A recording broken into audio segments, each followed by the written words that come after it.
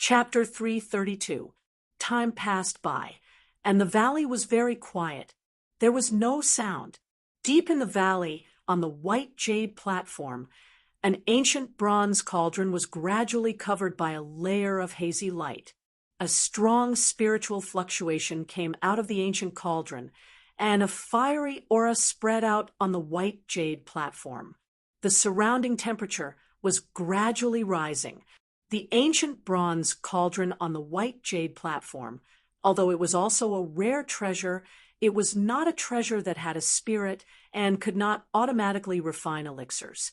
The reason why the ancient cauldron was abnormal was because of the person trapped in it.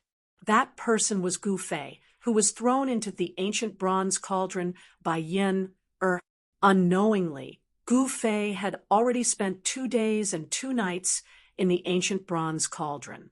During this time, Gu Fei was always in a deep state of meditation, and the mysterious arts in his body were constantly running. His body was like a bottomless pit, greedily absorbing the huge amount of spiritual energy contained in the spiritual liquid in the cauldron. His consciousness was in a state of half awake and half dreaming. He could only vaguely sense what was happening in the outside world. This kind of feeling was very unreal, as if he was in the clouds and fog, and could not be accurate. The spiritual energy in the ancient bronze cauldron was rising, and the rays of light were circling around Gu Fei's body. The ancient martial arts cultivation method was indeed extraordinary. Even if his body was extremely weak, Gu Fei could still use a little essence in his body to guide the spiritual energy in the cauldron into his body to expel the yin and ghost qi in his body. For 2 days, he used the spiritual energy in the cauldron to nourish his weak body and gradually wear down the yin and ghost qi in his body. This method seemed to be effective, and he succeeded in expelling a small part of the mysterious yin and ghost qi. Gu Fei found that although this method was effective, the speed of expelling the yin and ghost qi was extremely slow.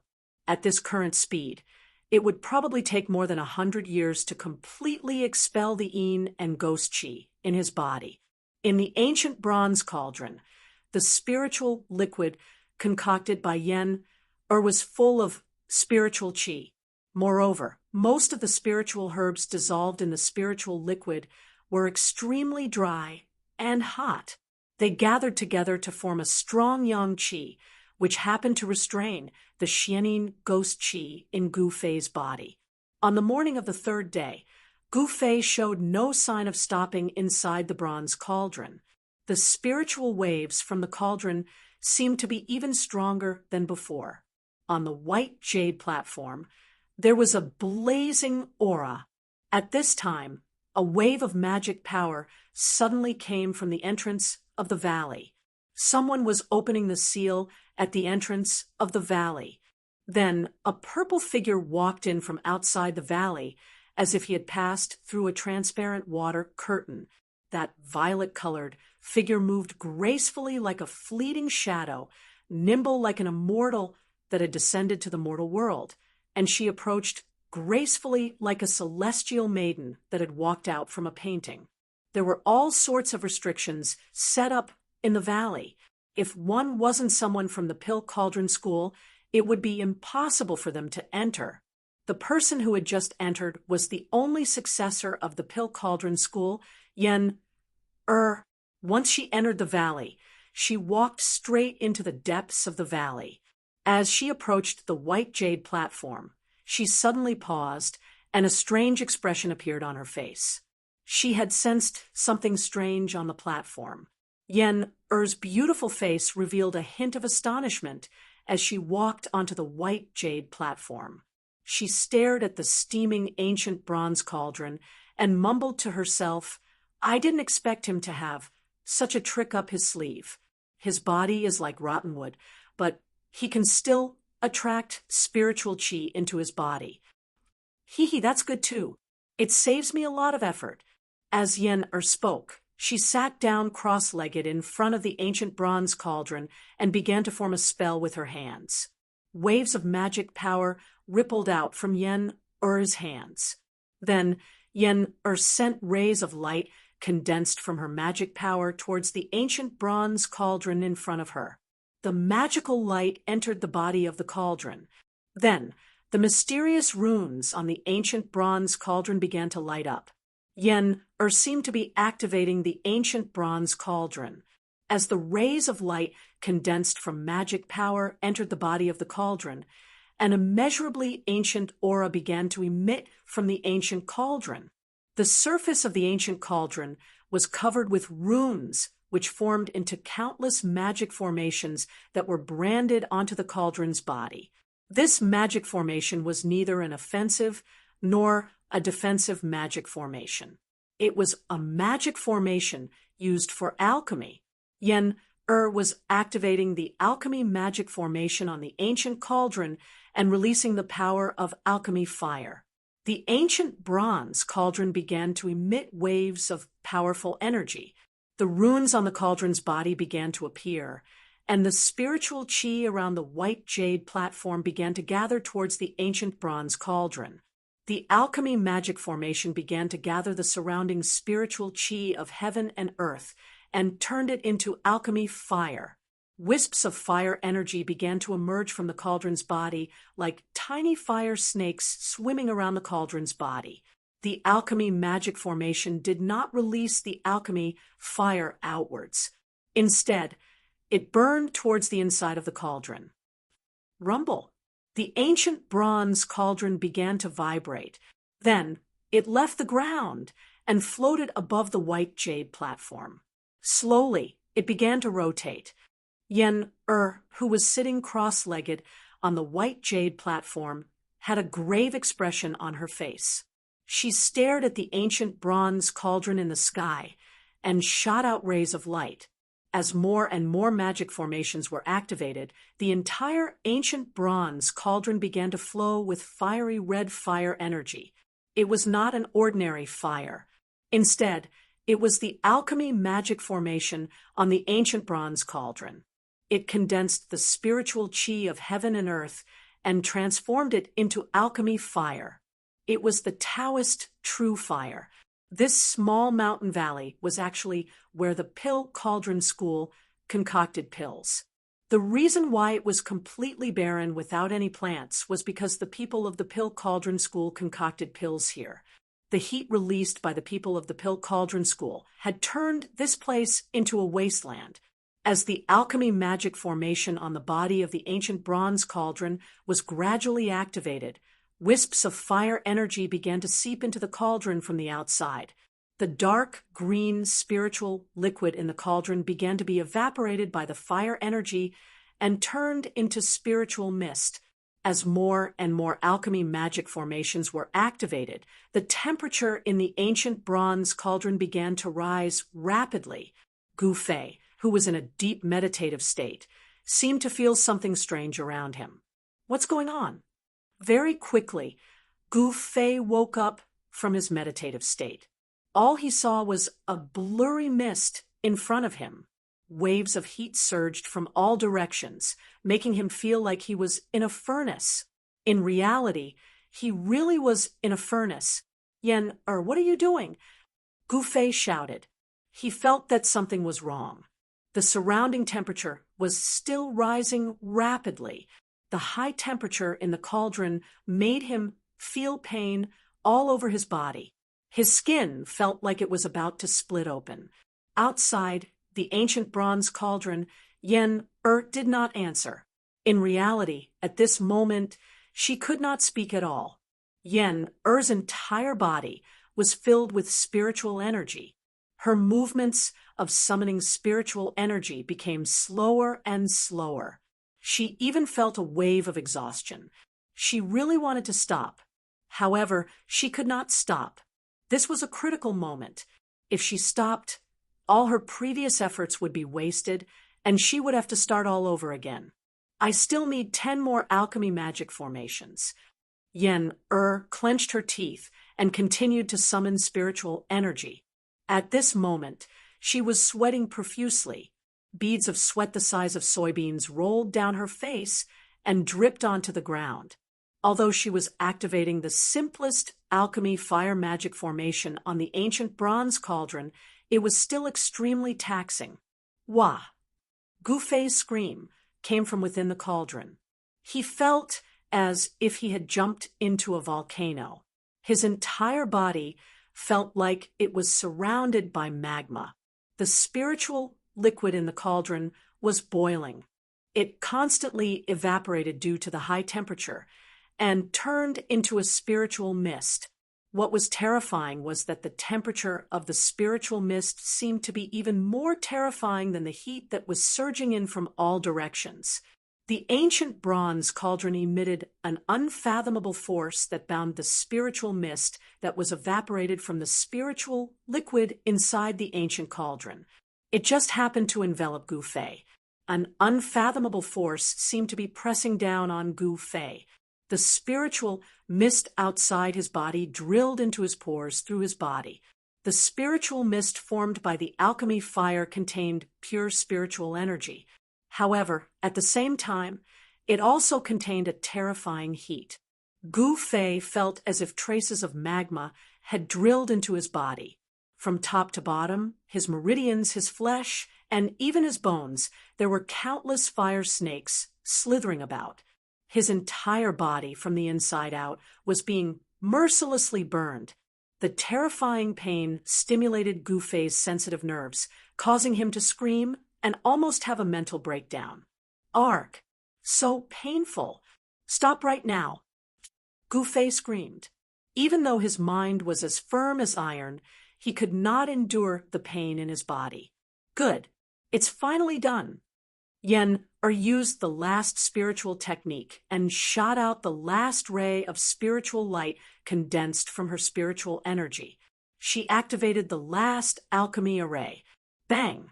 The entire ancient bronze cauldron was immediately covered in a ball of fire. The alchemy array began to operate. Spiritual energy from all directions converged and turned into raging flames. The entire cauldron turned into a huge fireball in the blink of an eye.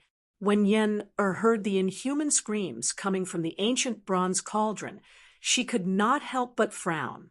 She thought to herself, "Didn't this guy say that he could endure any pain?"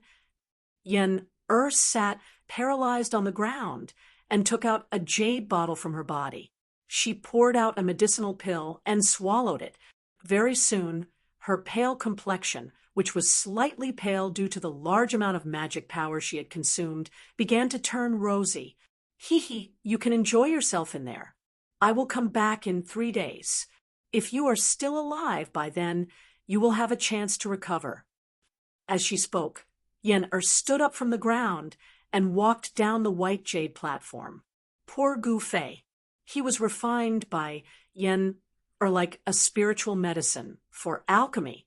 What was more frightening was that the ancient bronze cauldron produced a great force that bound him to the center of the ancient cauldron. Gu Fei, who was wrapped in layers of spiritual fog, could not die even if he wanted to. It was as if he was being roasted on a fire. He was enduring an inhuman pain that was 100 times worse than death by 1,000 cuts. Inside the ancient bronze cauldron, the spiritual mist surged violently.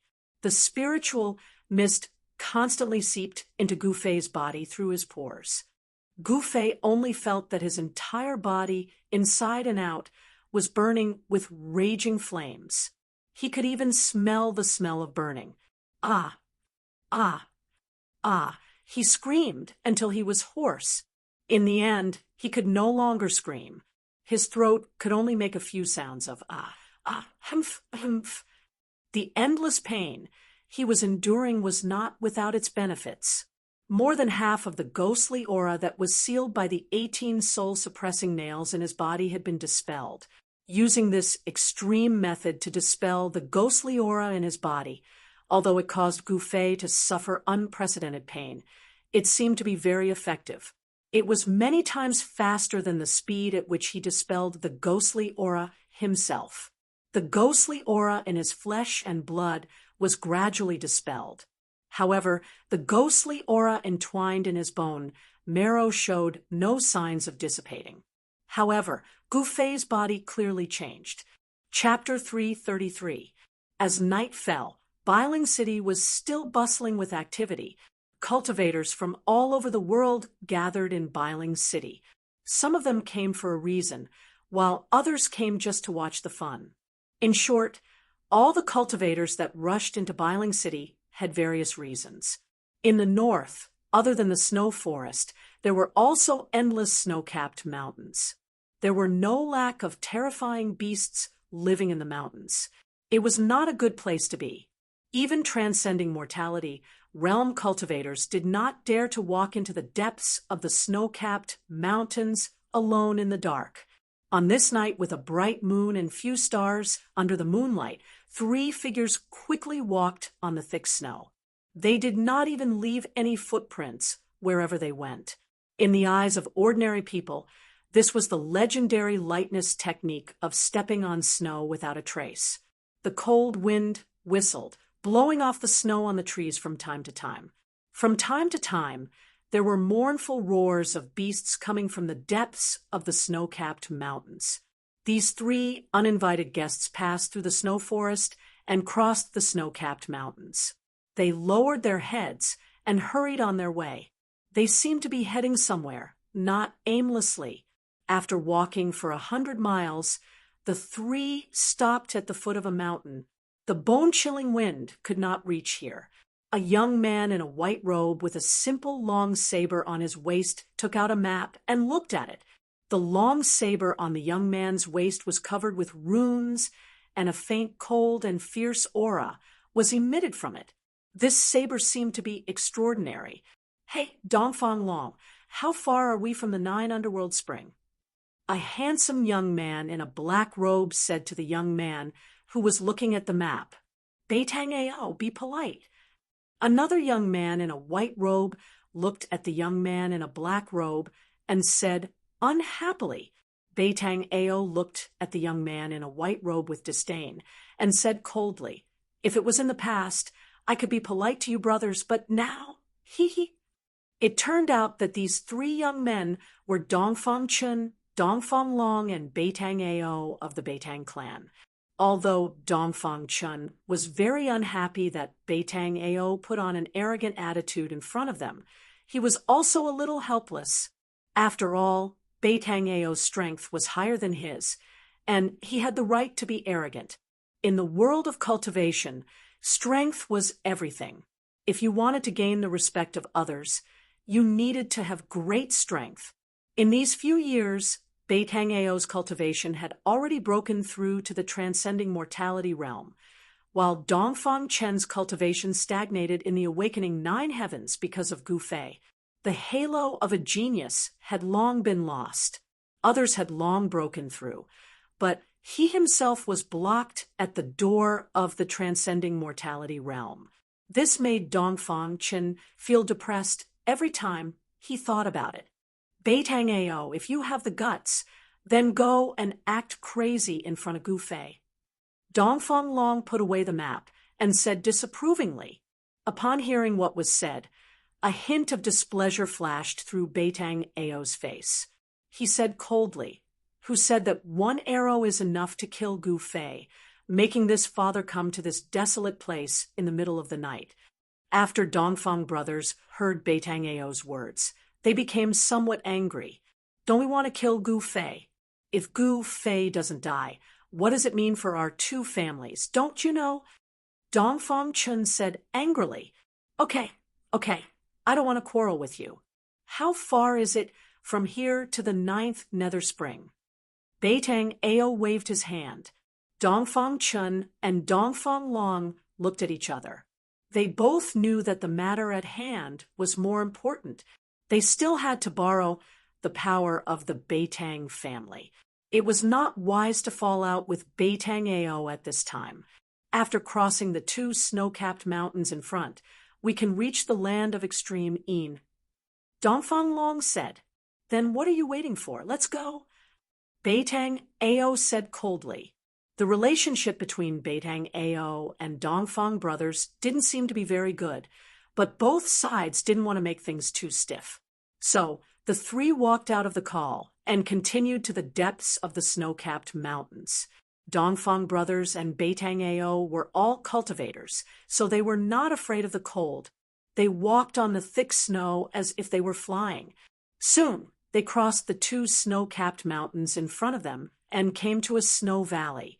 They stopped. They all felt a trace of uneasiness at the same time.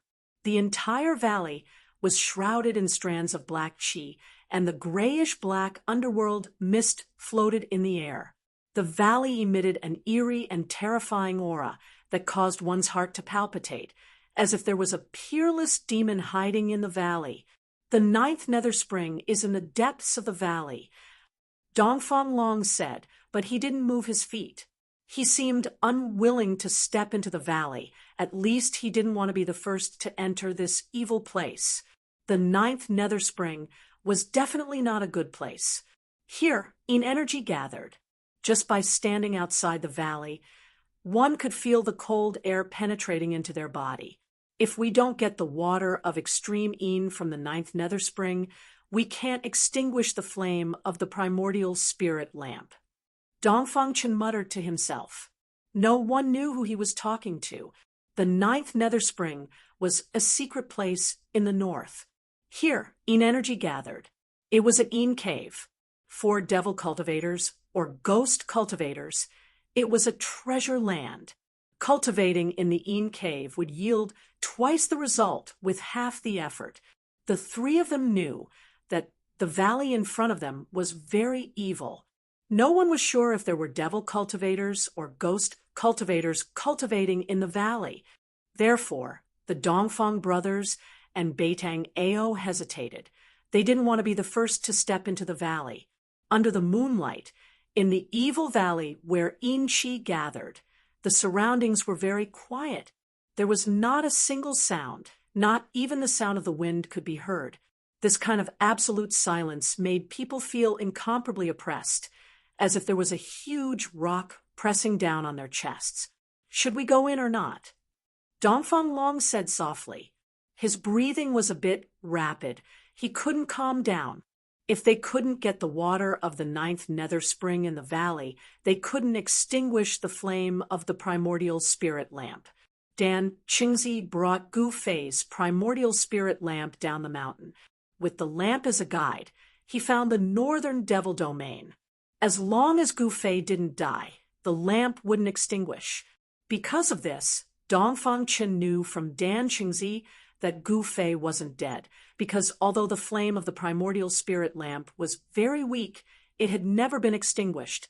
Dan Qingzi was still trying to find Gu Fei. If he found him, Dongfang Chen's secret would be exposed. The crime of murdering a fellow disciple was not small. What Dongfang Chen had done had already violated the rules of the sect and violated the great taboo of the supreme mystery sect. If it was light, he would be crippled of his cultivation base and expelled from the sect. If it was heavy, he would be executed. He would also shame the Dongfang family. This kind of thing must not happen. The water of the ninth nether spring was the place where the Yin cave was located. It was the place where the Yin energy was the densest. The water of extreme Yin was the only thing that could extinguish the flame of the primordial spirit lamp. The purpose of Dongfang Chen and the others was very simple. That was to obtain the water of extreme Yin and then secretly extinguish the primordial spirit lamp in Dan Qingzi's hands. They would let Dan Qingzi think that Gu Fei was dead. Once the primordial spirit lamp was extinguished, Dan Qingzi might give up looking for Gu Fei. During this period of time, he would find Gu Fei and then kill him. Everything would be solved. Since we're here, we can't go back empty-handed. Dongfang Chen said in a deep voice. His eyes suddenly became fierce and firm. He stepped forward and was about to step into the valley filled with Yin energy. If you don't want to die, leave quickly. At this moment, a cold voice suddenly came from behind Dongfang Chen and the others. The Dongfang brothers and Beitang Ao were shocked. Shua.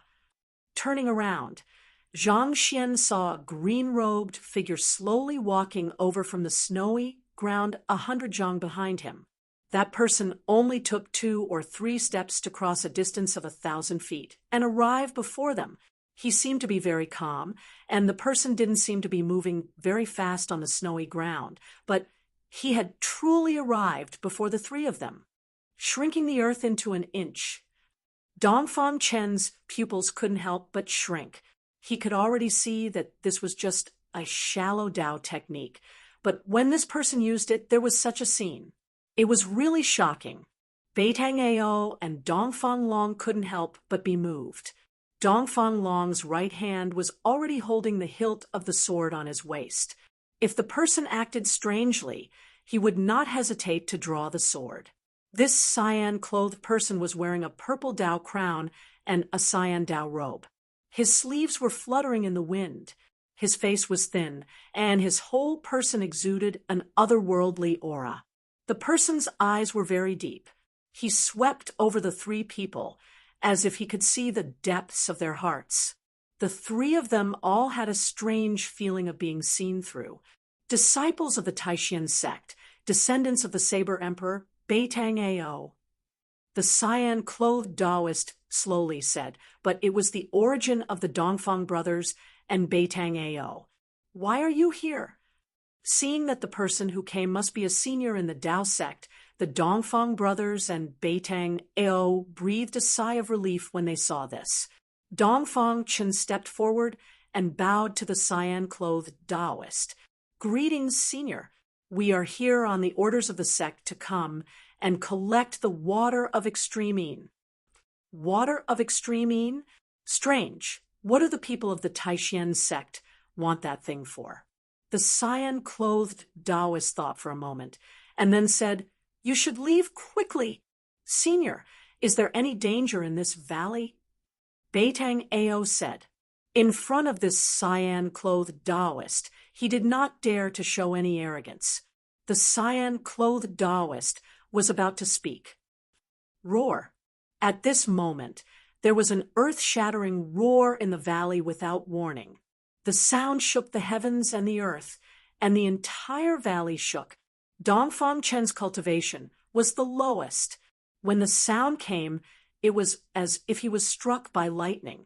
His body shook violently, and he opened his mouth and spat out a mouthful of blood.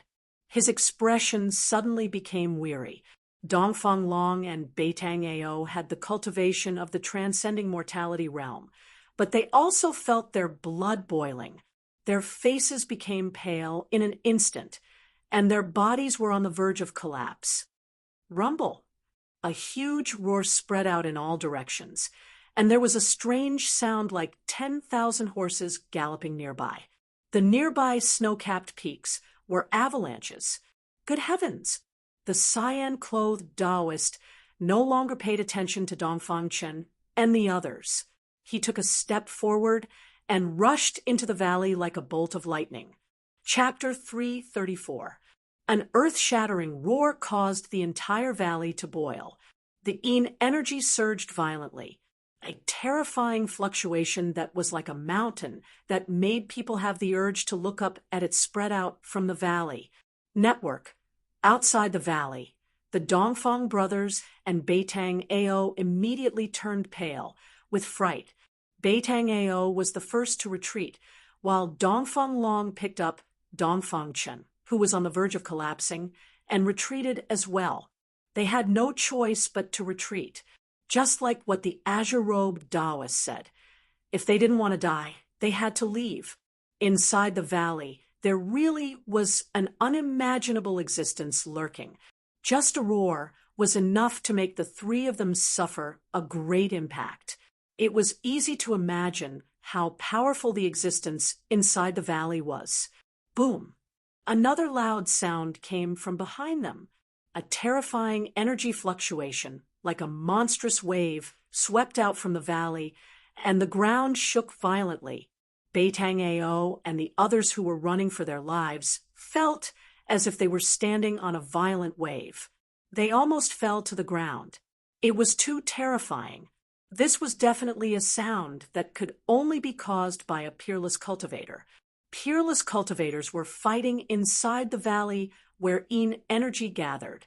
After running for dozens of miles, Beitang Ao and Dongfang Long finally stopped. They climbed up a mountain and gazed at the valley from afar. A battle between peerless cultivators was definitely a rare sight. They didn't want to miss it. Waves of muffled noises kept bursting out from the valley. Rays of strong light broke through the layers of energy and rushed out from the valley, illuminating the entire world. Vaguely, there seemed to be countless talismans surging inside the valley, constantly dispersing the surging energy and emitting an extremely powerful energy fluctuation. A huge demonic shadow loomed inside the valley, emitting an unparalleled ferocious aura. It constantly bombarded the countless talismans that emitted endless rays of light. The talismans drew in the energy of heaven and earth and unleashed an unimaginably powerful force, constantly bombarding the demonic shadow. That person is a powerful cultivator from the Shangqing sect, Dongfang Chen exclaimed. Dongfang Long had already put him down. The front of his shirt was stained with blood. The ferocious demon in the valley roared angrily, and the terrifying sound wave directly injured Dongfang Chen. In front of a peerless expert, the Dongfang brothers and Beitang Ao were as weak as ants. After all, Dongfang Chen was a disciple of the Taishan sect, and the Taishan sect was one of the three great Taoist sects.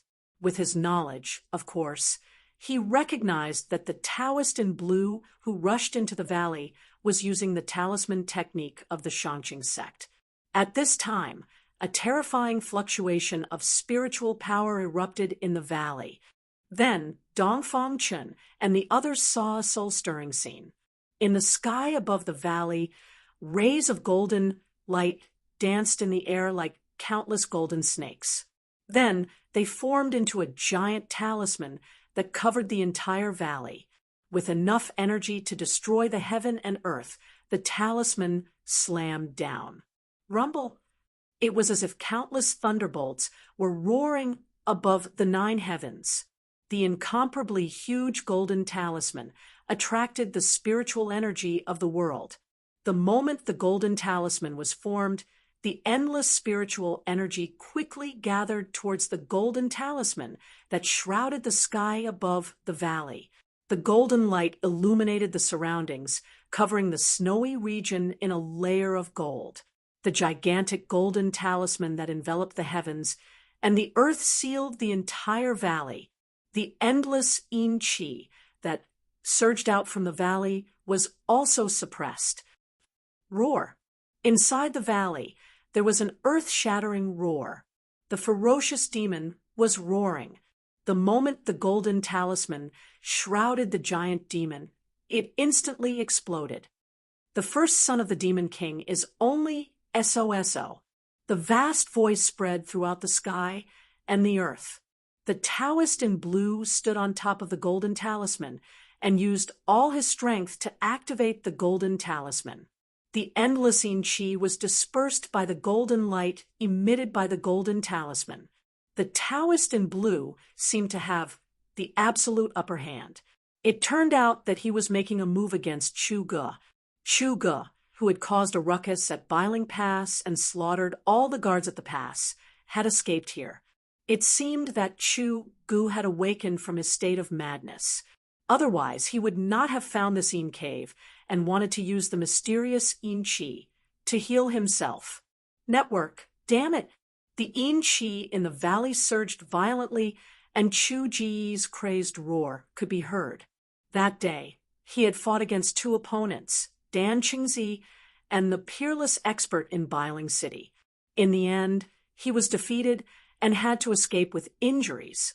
That day on the ancient stone bridge, in the abyss of immortals and demons, Dan Qingzi had stabbed him between the eyebrows. His mud pill palace, which he had painstakingly repaired, had been destroyed, and he had lost his mind. Chu Ji's demonic body, which had been modified by the blood of the gods and demons, had the ability to automatically recover. It was no weaker than Gu Fei's 5 elements martial body. After the battle with Dan Qingzi and the peerless expert, he had escaped to the snowy region. Chu Ji's mud pill palace had gradually been repaired, and he had regained his sanity. The golden talisman shrouded the area, and the entire valley shook violently. Boulders rolled down the mountain continuously. The endless heaven and earth spiritual chi in the surrounding area rapidly gathered and turned into rays of golden light that swam around the talisman. The golden talisman, formed by the endless spiritual chi, showed signs of becoming solid. The Yin chi in the Yin cave was gradually being pushed away. The Taoist in blue wanted to suppress this place where the Yin chi gathered by himself. Bang! At this moment, a ray of blood-red light that exuded an endless evil aura broke through the layers of Yin chi. With an unstoppable momentum, it struck the golden talisman fiercely. The golden talisman that enveloped the area immediately shook violently. The golden light that was emitting from the talisman dimmed. The sky demon blade, it is indeed extraordinary. The Taoist in blue from the Shangqing sect stepped on the talisman and continued to descend.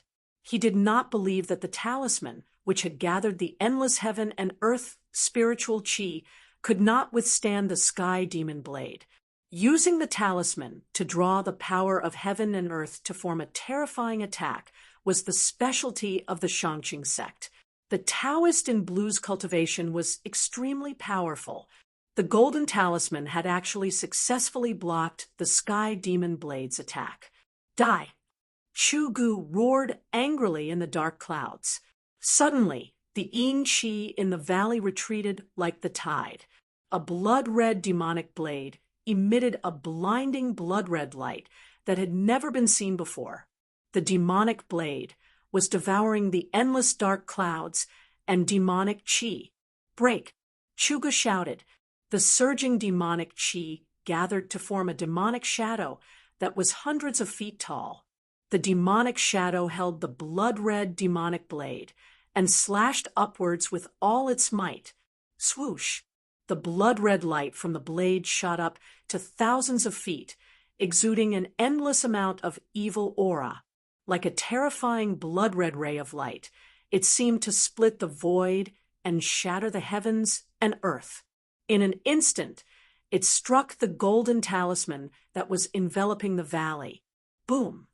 With a loud bang, golden rays of light shot out, and the sky was dyed red. The blood-red light from the blade cut through the golden talisman that was enveloping the valley and struck out from the valley. The 1,000-foot-long blade of light shot straight up into the sky. This slash had gathered an endless amount of dark clouds and devil chi, pushing the terrifying might of the sky demon saber to an unimaginable level. Even the golden talisman that had gathered an endless amount of heaven and earth spiritual chi was cut by this slash. The golden talisman that was cut did not collapse. Instead, it quickly shrank and entered the body of the Taoist in blue. The Taoist in blue suffered a great impact and spat out a mouthful of blood. Swoosh! Without any hesitation, the Taoist in blue turned into a golden ray of light and rushed out of the valley. In the blink of an eye, he disappeared under the night sky. After witnessing the earth-shattering battle between the peerless masters, Dongfang Chen and the others couldn't speak for a long time. It wasn't until the horrifying energy fluctuation in the world gradually calmed down that they recovered from the shock. This Dongfang Chen and the others knew that the green-robed Taoist from the Shangqing sect was defeated and the Nine Nether Spring was occupied by the terrifying demon in the valley. The demon was probably hiding in the spring and using the Yin Qi to cultivate. What should we do? Beitang Ao looked at Dongfang Chen and asked. Dongfang Chen stared at the valley that was surrounded by Yin Qi. After a while, he said, "What else can we do? We came here for nothing." They knew very well that unless the peerless masters from their clans came, they might be able to obtain the water of extreme Een. However, they could not invite the peerless masters from their clans. To be able to invite Boss Dongfang, Beitang Yu, and the other outstanding descendants of the two clans was already the limit of the power they could use. Just as Dongfang Chun and the others were about to retreat, they suddenly felt a light purple figure silently appear outside the entrance of the valley in front of them. Demon race. Chu Ji's voice came from the valley. Dongfang Chun and the others stopped in their tracks. They were very surprised. Another peerless master appeared. It seemed that many people were rushing towards the demon in the valley. One should know that peerless masters of the Royal Void Realm were rarely seen. However, tonight, near the valley where Yin Qi gathered, 3 peerless masters appeared one after another. Although the mountain where Dongfang Chun and the others were at was very far away. After all, the vision of a cultivator was extraordinary. They could still see the figure clearly. It was a young girl wearing a light purple dress. If this girl didn't have a pair of furry ears, she would simply be a human. Not only was this girl not human, but she was also a demon who could already transform. Demons who could transform were very terrifying. Not only did they have human-like intelligence, but they also had tyrannical strength. The Heavenly Devil Blade is indeed worthy of being called the #1 Devil Blade of the Devil Path. Chuga, your name is like thunder piercing the ears these days.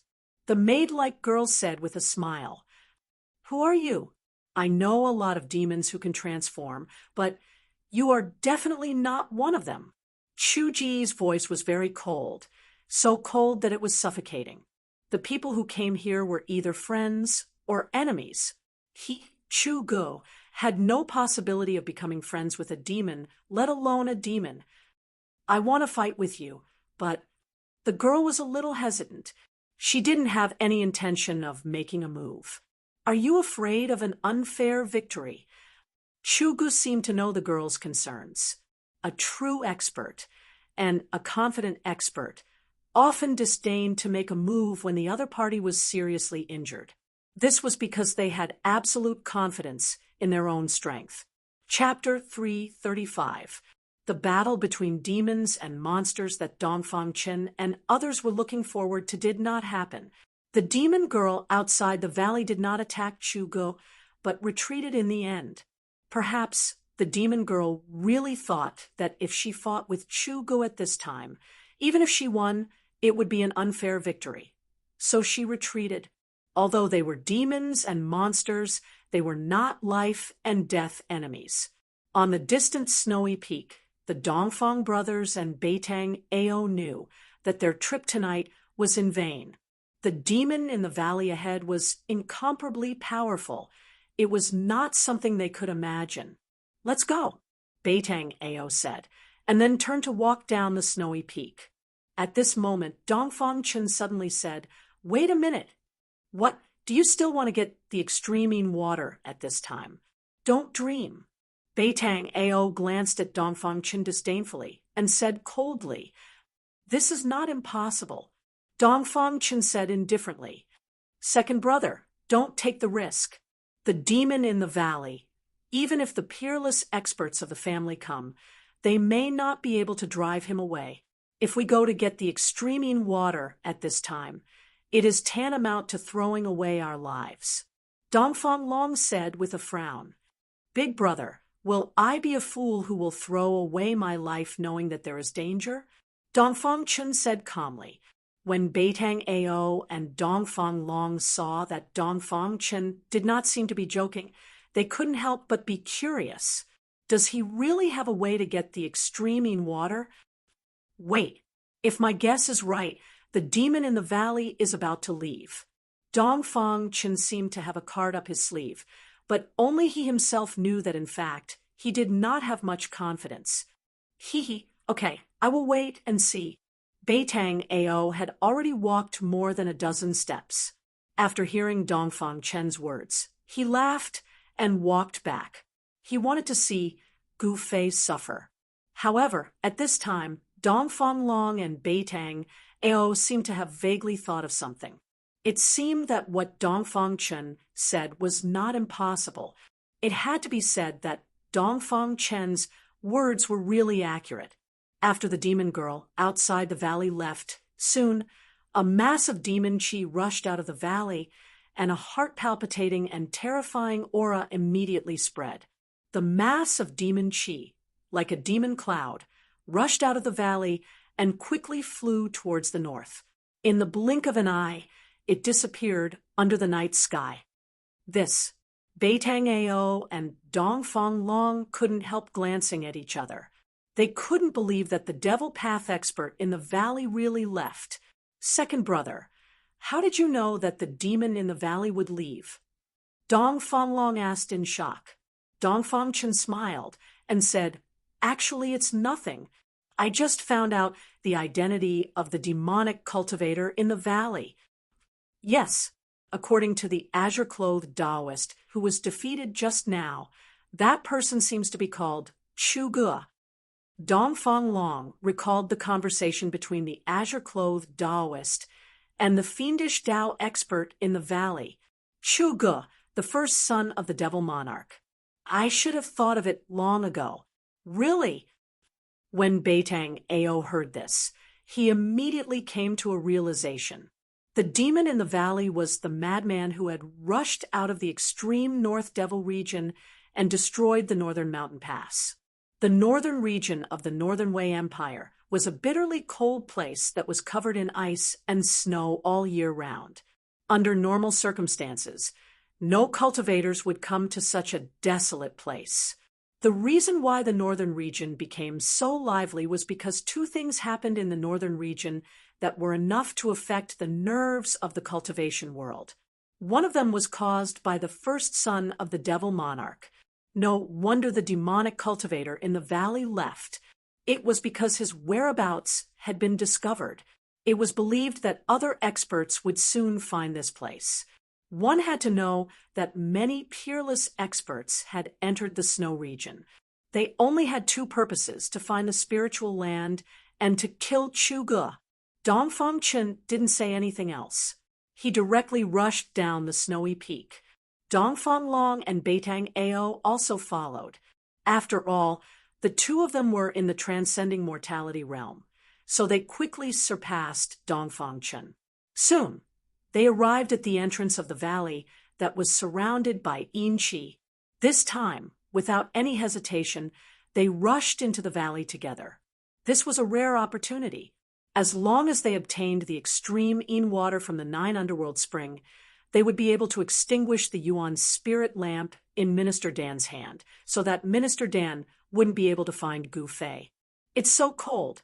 After going a few miles deep, Dongfang Chen felt that he was about to be frozen by the surrounding yin chi.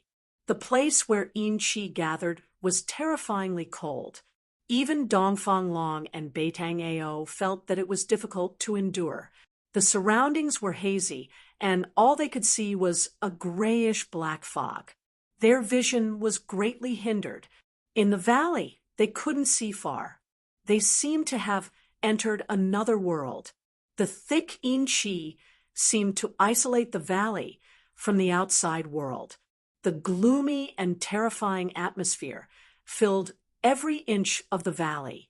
Second brother, you can go out, Dongfang Long said.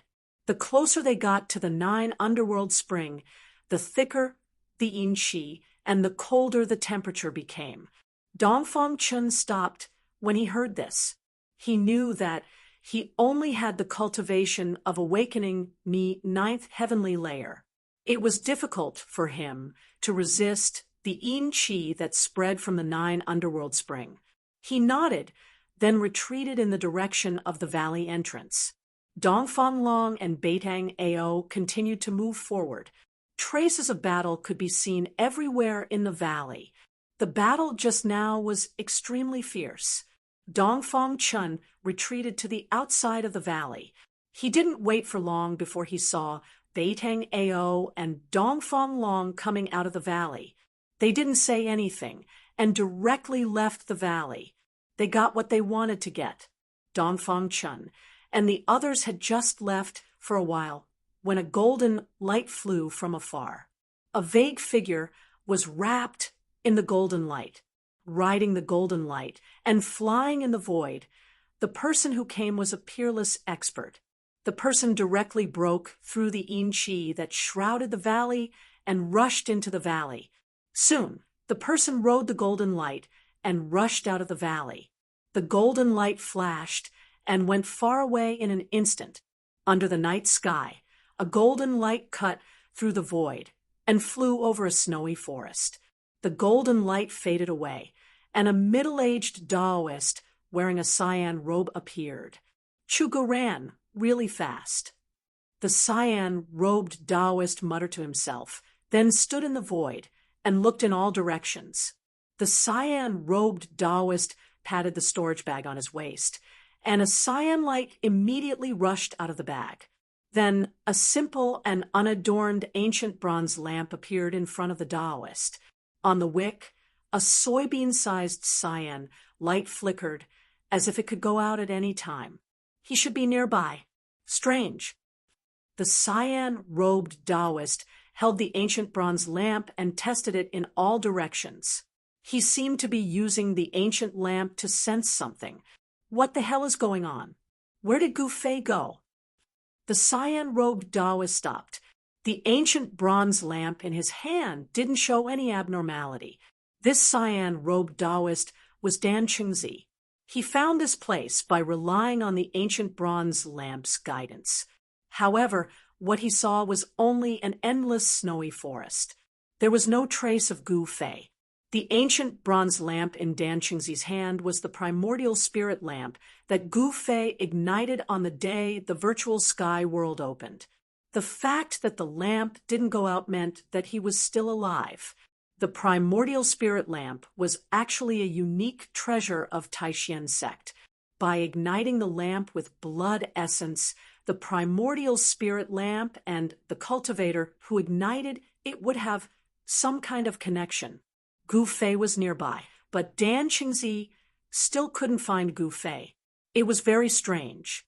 It seemed that someone had used great magic to conceal Gu Fei's breath, so the primordial spirit lamp couldn't sense Gu Fei's exact location. Dan Qingzi held the primordial spirit lamp in his hand and flew through the air, searching back and forth within 100 miles. In the vast snowy forest, only the cold night wind blew from time to time. After an hour, Dan Qingzi stopped. He was sure that Gu Fei was within a few hundred miles, but he couldn't find him. This was very strange. He couldn't figure it out. He thought that some great figure had used great magic to conceal Gu Fei's breath, but it didn't seem like it. Gu Fei seemed to have entered another world, and his whereabouts were unpredictable, just like when he was trapped in the virtual sky world. Dan Qingzi was helpless, so he turned into a golden rainbow and left the endless snowy forest. After Minister Dan left, ripples visible to the naked, I suddenly appeared in the air above a certain snowy slope in the forest. Then a white jade gateway seemed to appear out of thin air, standing tall on the snowy slope. The white jade archway was surrounded by spiritual aura and shrouded in a hazy glow. It was 15 feet high. At this time, a purple figure walked out from behind the archway. This was an extremely beautiful girl who possessed the spiritual wisdom of heaven and earth. She was like a fairy walking in the snow. She looked ethereal and distant. This was a truly otherworldly temperament. This girl in purple was Yen looked in the direction where Dan Qingzi disappeared and muttered to herself, "Who was that person? How did he find this place?" She pondered for a while and then withdrew her gaze. Who cares who he is? Even if he was a real immortal, it would be difficult for him to break into the Danding's paradise. I worried too much. As Yen spoke, she walked into the white jade archway. As if passing through a layer of transparent water curtain, Yen-er's figure disappeared in the air as if she had walked into another space. Then, The white jade gateway that stood on the snow slope that was surrounded by rays of light also disappeared. On the snow slope, it was as if nothing had happened at all. There were no traces left behind. 3 days later, Yen-Er came to the barren small valley again and climbed the white jade high platform in the depths of the valley. On the high platform, a huge fireball was burning. The terrifying heat emitted by the fireball seemed to distort the surrounding void. There was no sound coming from the fireball. Gu Fei seemed to have been refined in the ancient cauldron. Chapter 336. Above the white jade platform, heat waves billowed. The large fireball suspended in the air was like a sun emitting a dazzling light. The runes around the high platform were also flashing with a misty light. Countless runes were engraved around the high platform, releasing waves of magical power. A wave of power enveloped the entire high platform, binding the heat emitted from the fireball to the high platform. Yen-Er stood in front of the large fireball, and the surrounding heat waves did not seem to affect her at all. Vaguely, within the fireball, a large red cauldron could be seen looming. There seemed to be fire dragons lingering around the large cauldron, and the high temperature caused the void to distort. The alchemy fire array above the primordial chaos pill cauldron gathered spiritual energy from all directions, transforming it into alchemy fire. It was not an ordinary fire, but a Taoist alchemy true fire. Although it was the lowest level of alchemy fire, not even the 3 true fire, the high temperature it emitted was enough to melt ordinary iron. Old Gu, are you dead? If you're not dead, answer me. Yen-Er stared at the large fireball suspended in the air and said with a dignified expression, Gu Fei had been refined by the alchemy fire for 3 days and 3 nights in the primordial chaos pill cauldron.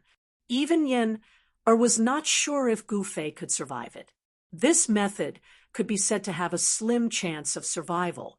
Gu Fei was likely to be refined to death by the alchemy fire, but in order to expel the Xianyin ghost qi from Gu Fei's body, it seemed that only this extreme method could be used. Although Yen-Er's voice was not very loud, it was mighty on the high platform. Her voice had a special penetrating power, and the person in the cauldron could definitely hear her voice. No one responded. There were no fluctuations coming from the giant cauldron wrapped in the fireball. Besides the raging fire, the ancient cauldron was silent. Gu Fei in the cauldron seemed to have been refined to death by the endless fire. He can't really be dead, right? Yen-Er could not help but change her expression. She could no longer maintain her calm. Yen-Er hurriedly formed a spiritual art and released magic power, stopping the alchemy fire array above the primordial chaos pill cauldron. The fire gradually sank into the red body of the cauldron, and the flames around the ancient cauldron began to dissipate. The spirit qi that gathered from all directions also dissipated in the void. The primordial chaos pill cauldron gradually stopped spinning and then slowly descended from the sky. With a bang, it landed in the center of the white jade platform. On the white jade platform, there was a huge Dharma array, and the primordial chaos pill cauldron landed right in the middle of it. The great flame on the cauldron had already been extinguished.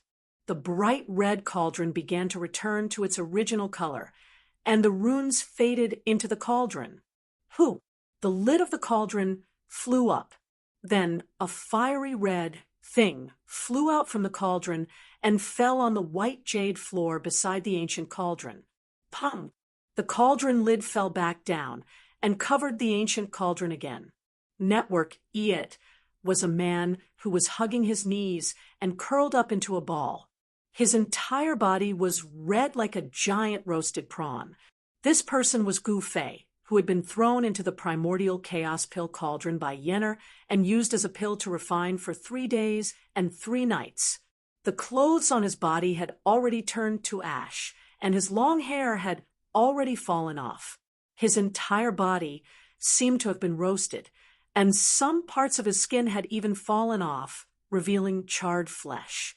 Gu Fei looked extremely miserable, but he was not dead yet. Yenner could sense an extremely weak life force from Gu Fei's body. It was hard to imagine what kind of terrifying torture Gu Fei had gone through in the past 3 days and 3 nights. However, there was no doubt that he had made it through. His will to live was very strong and could even be considered abnormal. No one could be refined in the cauldron for 3 days and not collapse. Good. Yenner heaved a sigh of relief and put down a huge stone in her heart. At the same time, she could not help but look at Gu Fei in a new light. Although his life force was very weak, he had ushered in a new life. Seeing the naked Gu Fei, Yenner's face couldn't help but flush red. She took out a set of clothes from her storage pouch and a jade bottle. She uncorked the bottle and poured out a green pill the size of a pigeon egg. A refreshing fragrance of plants immediately filled the air. Yenner held the elixir in her palm and used her magic power to turn it into a dark green mist. Then she controlled the mist to wrap around Gu Fei, who was on the ground. The mist from the green pill contained a huge amount of life energy. It was a huge amount of vitality refined from the spiritual energy of the plants. This vitality constantly seeped into Gu Fei's body. Gradually, Gu Fei's body changed. His red skin began to crack and fall off. The skin that fell off was as translucent as a top-grade jade, shining with a bright luster. The green mist that enveloped Gu Fei's body gradually thinned. Gu Fei's body was like a dry land that desperately needed the nourishment of rain. For Gu Fei, spiritual energy was like rain. After absorbing the spiritual energy from the pill, the weak fluctuation of life energy in Gu Fei's body began to grow stronger. At a speed visible to the naked eye, a new head grew out. The new head was no longer snow white, but black and shiny. After injecting all the mist from the pill into Gu Fei's body, Yenna left the white jade high platform. She knew that Gu Fei would wake up soon. After Yenna left, Gu Fei's body began to twitch slightly, and his breathing became rapid. The spiritual energy from the pill had filled his body with vitality. His eyelids were twitching, and his eyeballs could be seen moving under his eyelids. "I'm dying of pain," Gu Fei suddenly screamed. He opened his mouth and spat out a mouthful of turbid air. Waking up, he felt a breath stuck in his chest, and it was extremely uncomfortable. He could only desperately breathe in fresh air to relieve the suffocating feeling in his chest. After a long time, he calmed down. "Are you out?" Gu Fei slowly stood up from the ground. He looked around and felt that he was standing on the white jade high platform. The ancient bronze cauldron beside him was still emitting bursts of heat. Gu Fei looked down at his hands.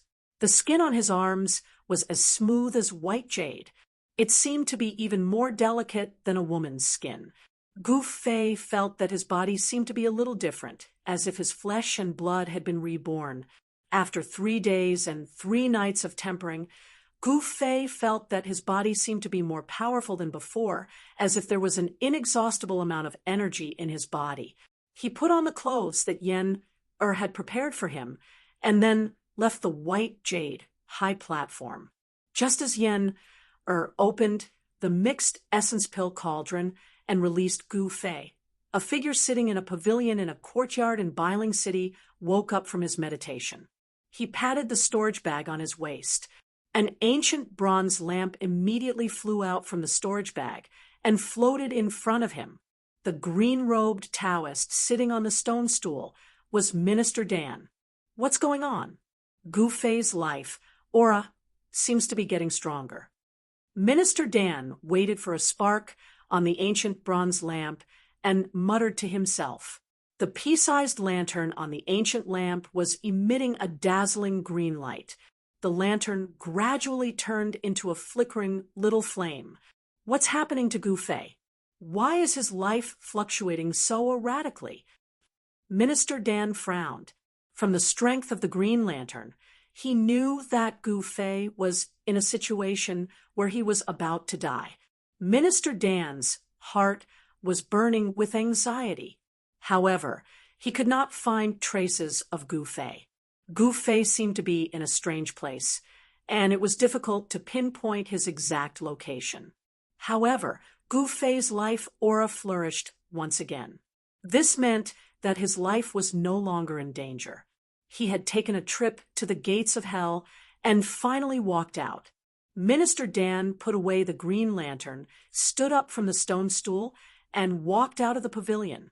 After a moment of deep thought, he soared into the sky and turned into a golden ray of light, disappearing into the horizon. It was noon, and the sun was high up in the sky. Biling City was bustling with activity. People who looked like cultivators could be seen walking on the streets and alleys. Minister Dan did not hide his tracks.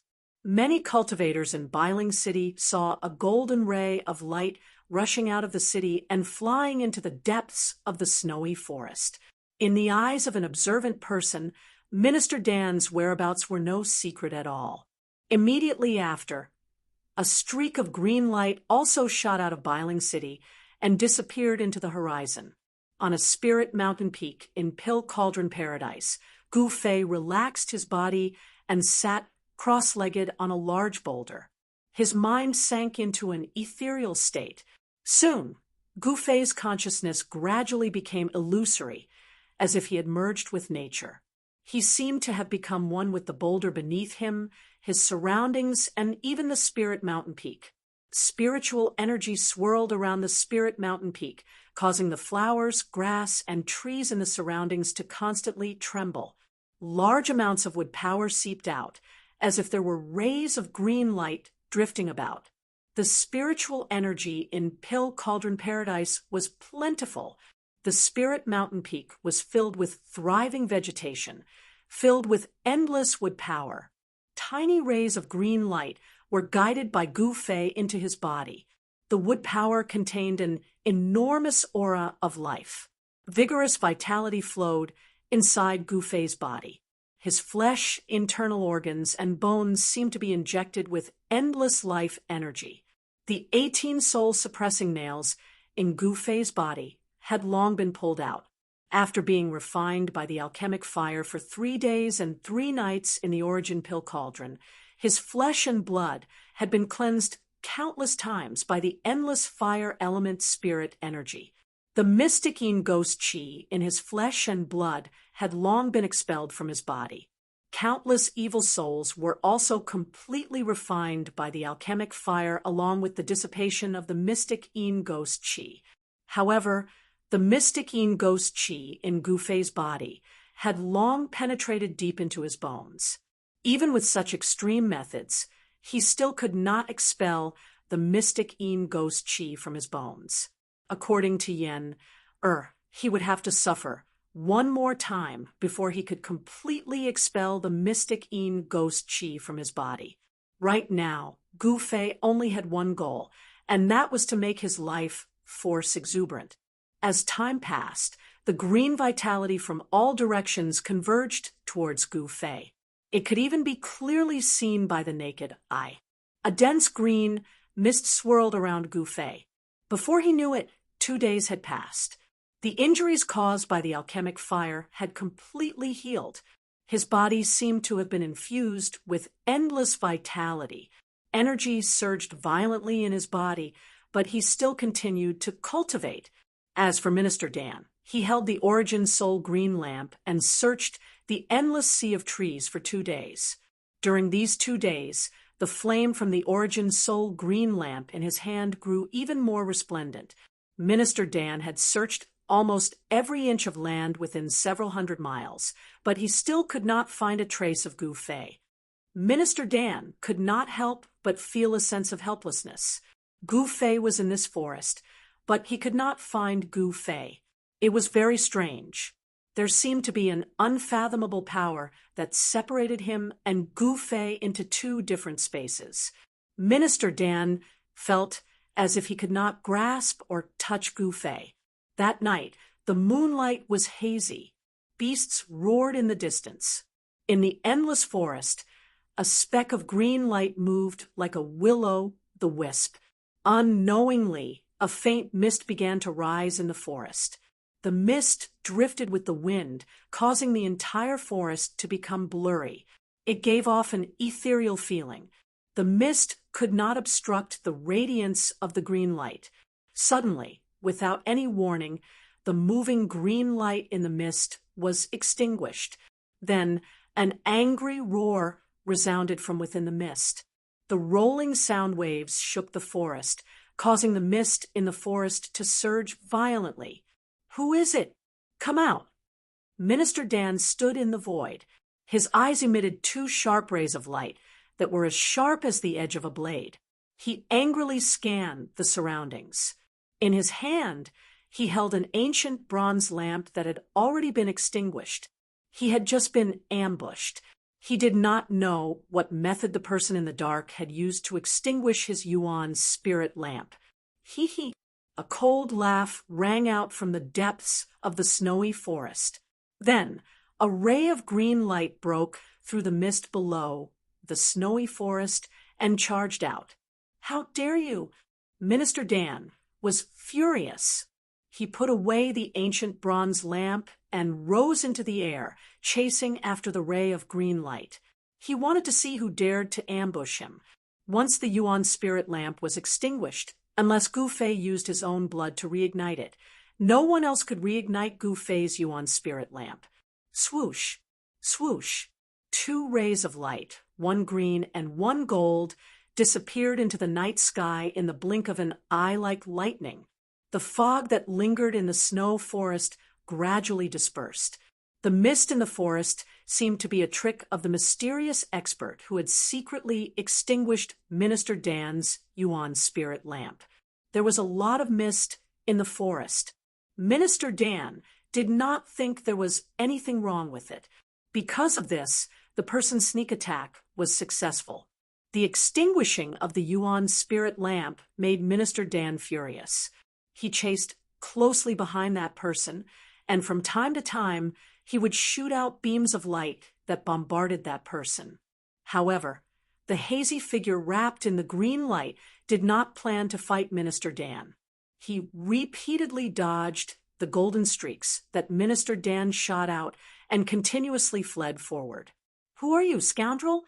If you have the guts, stop and fight," Minister Dan shouted. His voice reverberated in the air and traveled far. The person in front of him did not reply. He did not care about Minister Dan at all. The speed at which an unparalleled expert flew through the air was incomparably fast. In a short while, two rays of light rushed out of the forest and into the depths of the mountain. This book, Chapter 337, Under the Moonlight, the depths of the snow-capped mountains were no longer peaceful. Beams of strong light shot out, and terrifying energy waves spread out, causing all the nearby snow-capped peaks to experience avalanches. The birds and beasts that lived in the snow-capped mountains fled in shock. Peerless masters were fighting in the depths of the snow-capped mountains. One of them was the enraged Minister Dan. The battle did not last long before the depths of the snow-capped mountains gradually calmed down. A golden ray of light shot out from the depths of the snow-capped mountains and flew towards Biling City. One of the peerless masters did not come out from the snow-capped mountains. No one knew where he went. At dawn, a white figure walked into a courtyard at the back of the Yunlai Inn in Biling City. It was a handsome young man dressed in white. "Come in." The young man went straight to a room in the courtyard. Just as he was about to knock on the door, an old but calm voice came from inside. The young man respectfully pushed the door open and carefully closed it. The young man entered the room and saw that it was decorated in an antique style. A screen separated the room into two parts. The front was the living room, and behind the screen was the bedroom. The room was not gorgeous. The young man stood in front of the screen with his head down. He did not go into the back. He seemed to be very respectful to the owner of the room and did not dare to act presumptuously. "I know why you are here. Don't worry, the light has been extinguished." The old voice came from behind the screen. When the young man heard this, he could not help but reveal a smile on his face. "You can leave." The person in the room seemed to be a little annoyed. Yes, the white-clothed young man didn't say much. After he heard the man's words, he bowed towards the screen and left the room. "Second brother, what did the ancestor say?" After the young man left the courtyard, a young man with a simple long sword on his waist walked towards him. This person was Dongfang Long, and the person Dongfang Long called second brother was none other than Dongfang Chen. It's rare that the ancestor is willing to help. The matter has been resolved. Dongfang Chen seemed to be very happy. Dongfang Long nodded and said, "Very good. This has bought us a lot of time. The entire north is filled with our Dongfang clan and Beitang clan's eyes. As soon as Gu Fei appears, kill him. This time, don't fail again." Dongfang Chen said with a gloomy face. Dongfang Long nodded, and the two of them quickly left. In the Pill Cauldron Paradise, on the peak of a spiritual mountain, Gu Fei faced the rising sun and sat cross-legged on a large rock. For the past 2 days, it was as if he could not feel the passage of time. He seemed to have merged with nature, his body and mind condensed together with this spiritual peak, blending with heaven and earth. This was a miraculous state. He seemed to be able to hear the thoughts of the trees and flowers, understand the words of birds and beasts, and sense the pulse of the earth. He seemed to have truly blended into this vibrant world, as if he had become a part of it. The breeze gently blew, and the fragrance of all kinds of plants and flowers slowly rippled in the forest. The rising sun was not dazzling. Like water ripples, it shrouded the entire spiritual peak with a faint layer of golden gauze. Gu Fei stood up from the large rock, looking at the rising sun. At this moment, he felt incomparably calm. He also felt the vitality between heaven and earth. Gu Fei seemed to have a feeling of enlightenment in his heart. A touch of the morning glow cut through the dawn, and rays of golden light sprinkled on the mountain forest that was surrounded by spiritual energy. Infinite vitality rippled. Apes cried, tigers roared, birds chirped, and insects chirped. Gu Fei took a deep breath, and his whole body felt comfortable. As Gu Fei circulated his profound cultivation technique, his body became like a vast ocean that sucked in all the spiritual energy from the surroundings. The essence of the sun, the moon, the wood, and all the other energies that floated in the air were all gathered towards him. Streams of light, which were almost invisible to the naked eye, circulated inside Gu Fei's body, nourishing his body like sweet dew, covering his internal organs, bones, flesh, and blood with a layer of precious light. Sitting on the mountaintop for 2 days and 2 nights was not completely fruitless. His state of mind had been improved, and his body seemed to be filled with endless vitality. The essence of heaven and earth was like cold water, washing his flesh and blood over and over again. He tried to activate the pure essence of the sun that was released when the sun rose. He wanted to use the essence of the sun, the pure yang energy, to dispel the remaining ghost qi in his bone marrow. However, he seemed to have failed. The essence of the sun was not that easy to absorb, and the timing was very important. Obviously, Gu Fei did not grasp this fleeting opportunity. Standing on the top of the spiritual peak, Gu Fei breathed in and out the spiritual energy from all directions, pouring endless spiritual energy into his exhausted body. It wasn't until noon that the gathered spiritual qi drifted away. He stopped and sensed the surging energy in his body. He had to admit that the spiritual energy in the Pill Cauldron Paradise was really abundant. This place was indeed a treasure land for cultivation. When Gu Fei stopped operating the mysterious technique, a bone-piercing coldness came from the depths of his body, making him shiver involuntarily. It seemed that the ghost qi that had penetrated deep into his bone marrow was really hard to dispel with his own power. However, this was already good enough. After all, his body had regained its vitality, and the 18 soul-suppressing nails had been pulled out. His soul sense was no longer suppressed. Not only could the 18 soul-suppressing nails suppress the ghost qi in his body, but they also completely suppressed Gu Fei's soul sense inside his body, which made it impossible for him to open the space inside his body. Standing on the top of the mountain, Gu Fei carefully used his soul sense to communicate with the space inside his mud-pill palace. The purple vertical scar that had disappeared between his eyebrows began to appear on his skin. Gradually, the vertical scar emitted a misty purple light.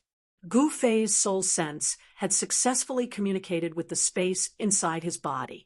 His real body did not enter the space, but a wisp of his soul sense had descended into the space inside. He was very worried that because of his body, the space that he had opened up would be destroyed and even turn into a piece of chaos. However, he seemed to have worried too much. A giant cauldron that emitted an endless aura, as if it had existed since the beginning of the world, was suppressing the center of the space. Traces of chaotic energy that were visible to the naked eye were guided by the mountain and river cauldron. Gu Fei found that not only did his space not collapse because of the decay of his body, but it was also gradually expanding. The mountain and river cauldron refined the chaotic energy and suppressed the space. At the same time, it was also continuously pouring energy into Gu Fei's space, causing the space to gradually expand. Of course, the growth of the space inside was very slow. It had been a long time since Gu Fei moved the mountain and river cauldron from the chaotic zone into the space inside his space. But Gu Fei found that his space had only expanded to about 60 meters in radius. When he was in the virtual sky world, the old turtle once said that the inner world was closely related to a cultivator's body. As one's strength increased, the inner world would also grow. The stronger one was, the bigger the inner world would be. However, if one's cultivation level regressed, the inner world would also collapse and shrink. According to Gu Fei's situation, when his body deteriorated to the extreme, his inner world would have collapsed long ago. Gu Fei's luck was really good. There was a unique mountain and river cauldron suppressing the void in all directions in his inner world. Even though Gu Fei was seriously injured and on the verge of death, his inner world still showed no signs of collapsing. The mountain and river cauldron could suppress the earth veins in all directions. It was definitely a treasure. Gu Fei found that the 5 or 6 spiritual plants planted in his inner world emitted a floral fragrance. Their branches and leaves were shrouded in a faint, misty glow. The spiritual plants didn't show any signs of withering. Instead, they were growing very well. The surroundings of the spiritual plants were green, and green grass grew on the ground. Gu Fei's inner world was no longer lonely and lifeless. After his divine comprehension retreated from the inner world, Gu Fei jumped down from the boulder and walked down the mountain. He wanted to find out what method Yen planned to use to dispel the mysterious ghost aura that had already penetrated into his bones. Minister Dan was very angry and also very depressed. Someone destroyed Gu Fei's green lamp, which made him furious and flustered, because without the guidance of the green lamp, it would be very difficult for him to find Gu Fei. The hopes of the elders of the sect were all on Gu Fei. Minister Dan was actually shouldering a heavy responsibility. After the trip to the virtual sky world, the elders of the 3 great Taoist sects didn't find any trace of the 9-colored longevity grass on the other disciples. In the virtual sky world, everyone saw that it was Gu Fei who took the 3 9-colored longevity grass. Because of this, the head of the Taishan sect and a group of elders used their great magical power and used the green lamp as a guide to keep an eye on Gu Fei's life and whereabouts. When the green lamp sensed that Gu Fei had left the virtual sky world, the higher-ups of the three great Taoist sects were alarmed. The Taishan sect immediately sent Minister Dan down the mountain to search for Gu Fei's whereabouts. Gu Fei became the disciple that the three great Taoist sects paid the most attention to. Of course, what attracted the higher-ups of the three great Taoist sects wasn't Gu Fei himself, but the things he had. In the evening in Biling City, a person came to the courtyard where Minister Dan was staying. Minister Dan respectfully invited this person to a side room, then stood to the side and waited on him carefully. Although he was already a peerless expert in the void-controlling realm, he still didn't dare to show the slightest disrespect in front of this person. How did it go? Taoist Chao Yang, who was sitting high in the hall, asked calmly. He wore a purple jade Taoist crown, 9 suns shining in the sky, and the golden crow burning sky robe. Martial uncle, Gu Fei is missing, and the green lamp of the 9-colored primordial spirit has also been extinguished. Although Minister Dan was a little hesitant, he didn't dare to hide anything in front of Taoist Chao Yang. What happened? When Taoist Chao Yang heard this, he couldn't help but raise his eyebrows, and an invisible momentum immediately spread in the room. Minister Dan suddenly felt as if his chest was suddenly pressed down by a 1,000-kilogram boulder. He felt like he was suffocating, and his breathing became a little rapid. His forehead was also covered in cold sweat. This book was first published. Chapter 338. As night fell, a bright moon appeared in the sky, sprinkling down cold moonlight that shrouded the icy and snowy northern land in a layer of light gauze. Network, swoosh. A figure suddenly appeared in the sky above an endless snowy forest in the northern land, as if it had teleported. This person wore a purple jade crown on his head and a golden crow sky-burning robe of the 9 suns' brilliant sky. There seemed to be flames flowing all over his body. He was Taoist Chao Yang of the Shaoyang Peak of the Taishan sect. Swoosh! A golden rainbow suddenly appeared in the distant sky, like a golden bolt of lightning cutting through the void and flying quickly toward Taoist Chao Yang. Gu Fei is nearby.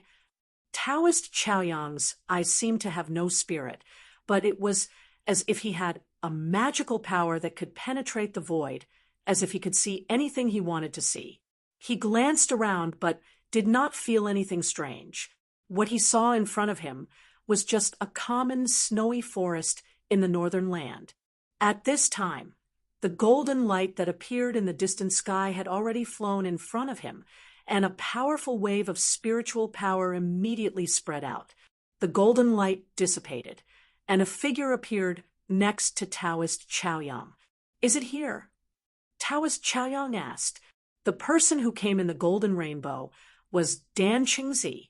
When he heard the question, he immediately replied, "Yes, but even with the spirit lamp in hand, I can't find Gu Fei." Before the spirit lamp was extinguished, Dan Qingzi had tracked Gu Fei more than once, but it was difficult to find any trace of Gu Fei.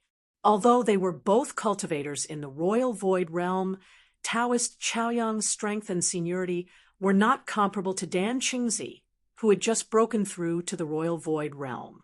Even among cultivators in the same realm, there were strong and weak ones. With Taoist Chao Yang's cultivation, it could be said that it was easy to kill a peerless cultivator like Dan Qingzi. Strange.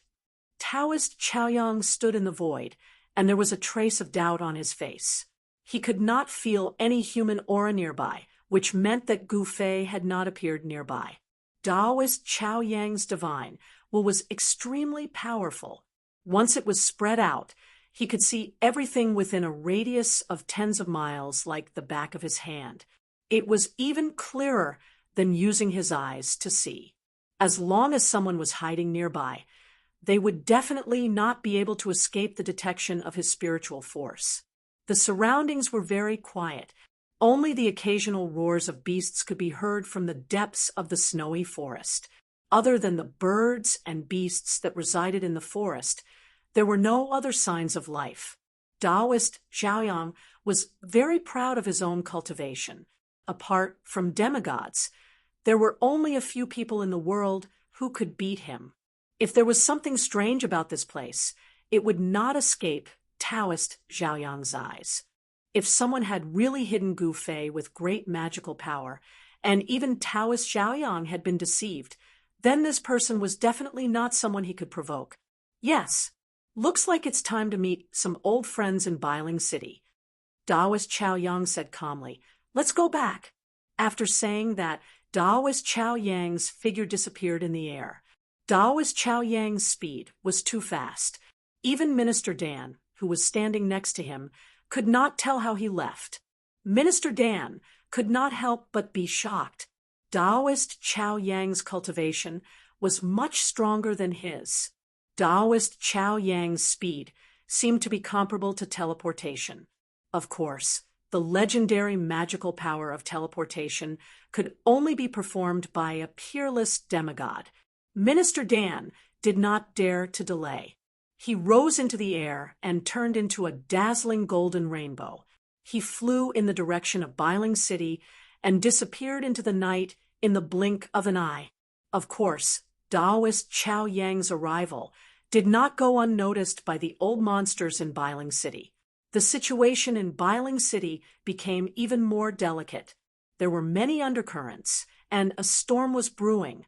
Compared to Biling City, the Pill Cauldron's grotto was quiet. There was no ice or snow here, and the temperature was warm. Several mountain peaks were filled with green. There was a small bridge that spanned over the flowing water, and flowers bloomed beside the stream. Cranes flew across the sky from time to time. A herd of spiritual deer chased each other on the grassland between the mountains. All sorts of spiritual herbs were planted on the cultivated slopes. The Pill Cauldron's grotto was definitely a blessed land for immortals. It was hard to imagine that there would be such a grotto in the snowy northern lands. This place was isolated from the rest of the world and was filled with spiritual energy. It was no wonder that even the old monsters who had not come out for a long time were alarmed. Unfortunately, this spiritual land already had an owner. The ancestors of the Pill Cauldron Gate had spent a lot of effort to set up a peerless formation to isolate this spiritual land from the rest of the world, forming a grotto. This grotto was independent from the world, but it was also closely connected to the world. The spiritual veins of the earth were the foundation of this small world. It was hard to imagine that with this grotto as the foundation, the Pill Cauldron's grotto still declined. Unless the peerless formation outside the Pill Cauldron's grotto was broken, the Pill Cauldron's grotto would never be revealed to the world. Even a powerhouse like Taoist Xiaoyang could not sense the existence of the grotto. In order to help Gu Fei get rid of the Xianin ghost qi that was entangled in his bone marrow, Yen had been busy with something for the past few days. She seemed to be making something. Gu Fei asked a few times, but Yen pretended to be mysterious and ran away. Network. Gu Fei had no choice but to find a place to circulate his mystic art and breathe in and out spiritual energy. He wanted to use the endless spiritual energy to temper his muscles and bones, using this method to get rid of the Xianin ghost qi deep in his bone marrow bit by bit. But soon, Gu Fei felt that his method did not seem to work at all. The uncomfortable feeling of coldness coming out from his bone marrow still happened a few times a day. Every time he did it, his body would feel cold, and his blood and qi seemed to be condensing. This was like a bone-deep gangrene. With his ability, there was no way he could get rid of the Xianin ghost qi deep in his bone marrow. One morning 3 days later, Yen found Gu Fei at the peak of a spiritual mountain. "Follow me." Yen aroused Gu Fei from his deep meditation. This was the first sentence she said to Gu Fei. She seemed to be a little excited. "Where to?" Gu Fei asked. "Just follow me. Of course, if you don't want to get better, you can continue to meditate here." Yen revealed a sly smile and walked straight down the mountain. "Wait for me." Gu Fei hurriedly chased after her. Although he had vaguely guessed why Yen came to find him, he still could not keep calm. One had to know that the Xianin ghost qi deep in his bone marrow would come out several times a day. That kind of feeling was not pleasant.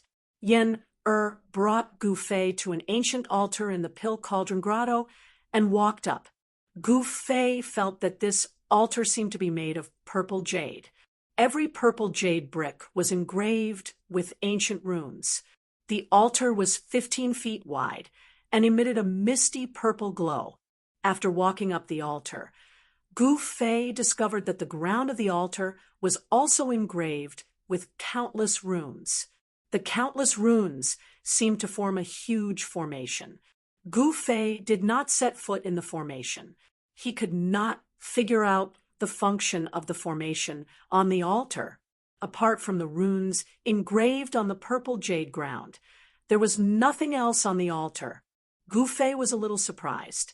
Why did Yen bring him here? He was about to ask, but at that moment, Yen signaled Gu Fei to stand in the center of the altar. Yen came to Gu Fei's side and took out a jade talisman from her storage bag. She handed it to Gu Fei and said, "Take it. It will be useful when we return." Gu Fei took the jade talisman and saw that both sides of the jade talisman were also engraved with runes. Moreover, Gu Fei felt that the runes on the jade talisman in his hand and the runes on the altar seemed to come from the same source. Yen's hands formed hand seals. Then, the ancient purple jade altar immediately emitted a strong energy fluctuation. The runes engraved on the entire altar gradually lit up. The ancient altar obviously contained an incomparably strong energy. Yen's hands continuously formed hand seals to guide this originally dormant power out. Rumble! The entire altar began to shake. Then, thousands of runes rushed out from the altar as if they had come to life. They formed a mysterious formation that enveloped Gu Fei and Yen who stood in the center of the altar. Gu Fei was shocked. This altar seemed to be a teleportation formation. Swoosh! There was a tremor in the void as ripples spread out from the center of the altar. Thousands of light talismans formed an array. The instant Yen and Gu Fei were enveloped, the two of them disappeared from the altar. Thousands of light runes dissipated on the altar. The runes engraved on the altar also gradually dimmed. The energy contained in the altar also quieted down. The space was twisting. Gu Fei felt as if he had stepped into a void tunnel. A strange feeling welled up in his heart. This feeling was not unfamiliar to him. There was no sky, no earth. It was as if he was walking in an endless void. He had no idea where he was going. Rays of light became the only thing in Gu Fei's eyes. After an unknown period of time, Gu Fei felt as if he was riding on the clouds, as if he was traveling at an extremely high speed. When the surrounding rays of light gradually disappeared, a gloomy void appeared in front of Gu Fei. He did not know when it started, but the surrounding space began to twist and ripples of energy spread out. Rumble! After a loud noise, a dazzling light suddenly burst out from the front. Gu Fei had to close his eyes. When he opened his eyes again, the dark sky flashed with strong lights from time to time. Boom! A thunderclap sounded in Gu Fei's ears. Silver snakes danced in the sky, and lightning lit up the heaven and earth. Gu Fei could not help but be shocked by the scene in front of him. He looked around and saw that he and Yen were standing on a small hill. Under their feet was a formation engraved on a rock with a circumference of 5 jam. The runes on the formation were very similar to the runes on the purple jade altar in the Pill Cauldron Wonderland. "What is this place?" Gu Fei asked. He felt that the heaven and earth were gloomy. Thunder rumbled and lightning flashed, illuminating the gloomy void from time to time. Apart from the small hill where he and Yen-Er were standing, there were lush weeds everywhere. Between the weeds, there were water droplets. This place seemed to be a swamp. "This is the Lightning Lake," Yen-Er said. Rumble. At this time, another earth-shattering thunder came from the sky. Although the sky was gloomy, it was strange that there was only thunder but no rain. Lightning Lake. Gu Fei couldn't help being startled. He knew of this place. It was a dangerous place, a place where the lightning energy of heaven and earth gathered. The Lightning Lake could be said to be one of the most dangerous places in the Tunglong continent. Gu Fei had seen descriptions of the Lightning Lake in his sex records. "We've been teleported to the Lightning Lake thousands of miles away," Gu Fei exclaimed. One must know that the Lightning Lake was not in the northern lands. Although it was within the borders of Northern Wei, it was at least 3,000 miles away from the northern mountain city. "Hee, that's right. You will be staying here for a few days." Yen-Er smiled. When she smiled, she looked like a little fox who had succeeded in her evil plan. Gu Fei couldn't help being stunned for a moment before he asked, "What exactly do you want?" Yen-Er's smile made his hair stand on end. "Let's go. Let's find a place with dense lightning." Yen-Er didn't answer Gu Fei. Instead, she walked out of the formation and looked at the sky from the small hill. She saw thick thunderclouds surging in the east and south. The lightning in the thunderclouds was denser and more frequent than the lightning in the other two directions. Most of the thunder came from these two directions, shaking the heaven and earth. "Let's go to the east. There's a grassland under the thunderclouds. It's just the right place," Yen-Er said, and rushed down the small hill. Like a purple smoke, she headed east. Gu Fei had no choice but to follow her. The swamp here was different from the deathly swamp inside the virtual sky world.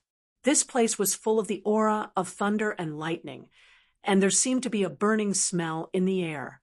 The death swamp in the virtual sky world, on the other hand, was lifeless and a paradise for the undead. Roar! Just as Yenna rushed to the grassland under the thunderclouds, an unforeseen event occurred. A low and deep roar seemed to come from the depths of the earth. Then, the grassland under Yenner's feet began to tremble as if something was about to rush out from the ground. Yen-Er quickly retreated. Pung! Bang! The grassland suddenly exploded. Soil splashed in all directions, and an unusual beast rushed out of the ground. "What's that?" Gu Fei, who was following closely behind Yen-Er, hurriedly came to a halt. He stared at the exotic beast that had rushed out from the ground in shock. The exotic beast was 4 to 5 meters long and had the appearance of a huge green lion. However, there was a single silver horn on its ferocious head. Roar! The unusual beast looked up to the sky and roared. Its voice shook the sky. A burst of crackling lightning came out of its body. At the same time, a fierce, murderous aura surged out of its body. Chapter 339. The Lightning Lion Beast was a ferocious beast in the Thunder Lake that could control the power of thunder and lightning. It had a violent temperament and was fond of fighting. Once it sensed any beast or human cultivator intruding into its territory, it would immediately attack.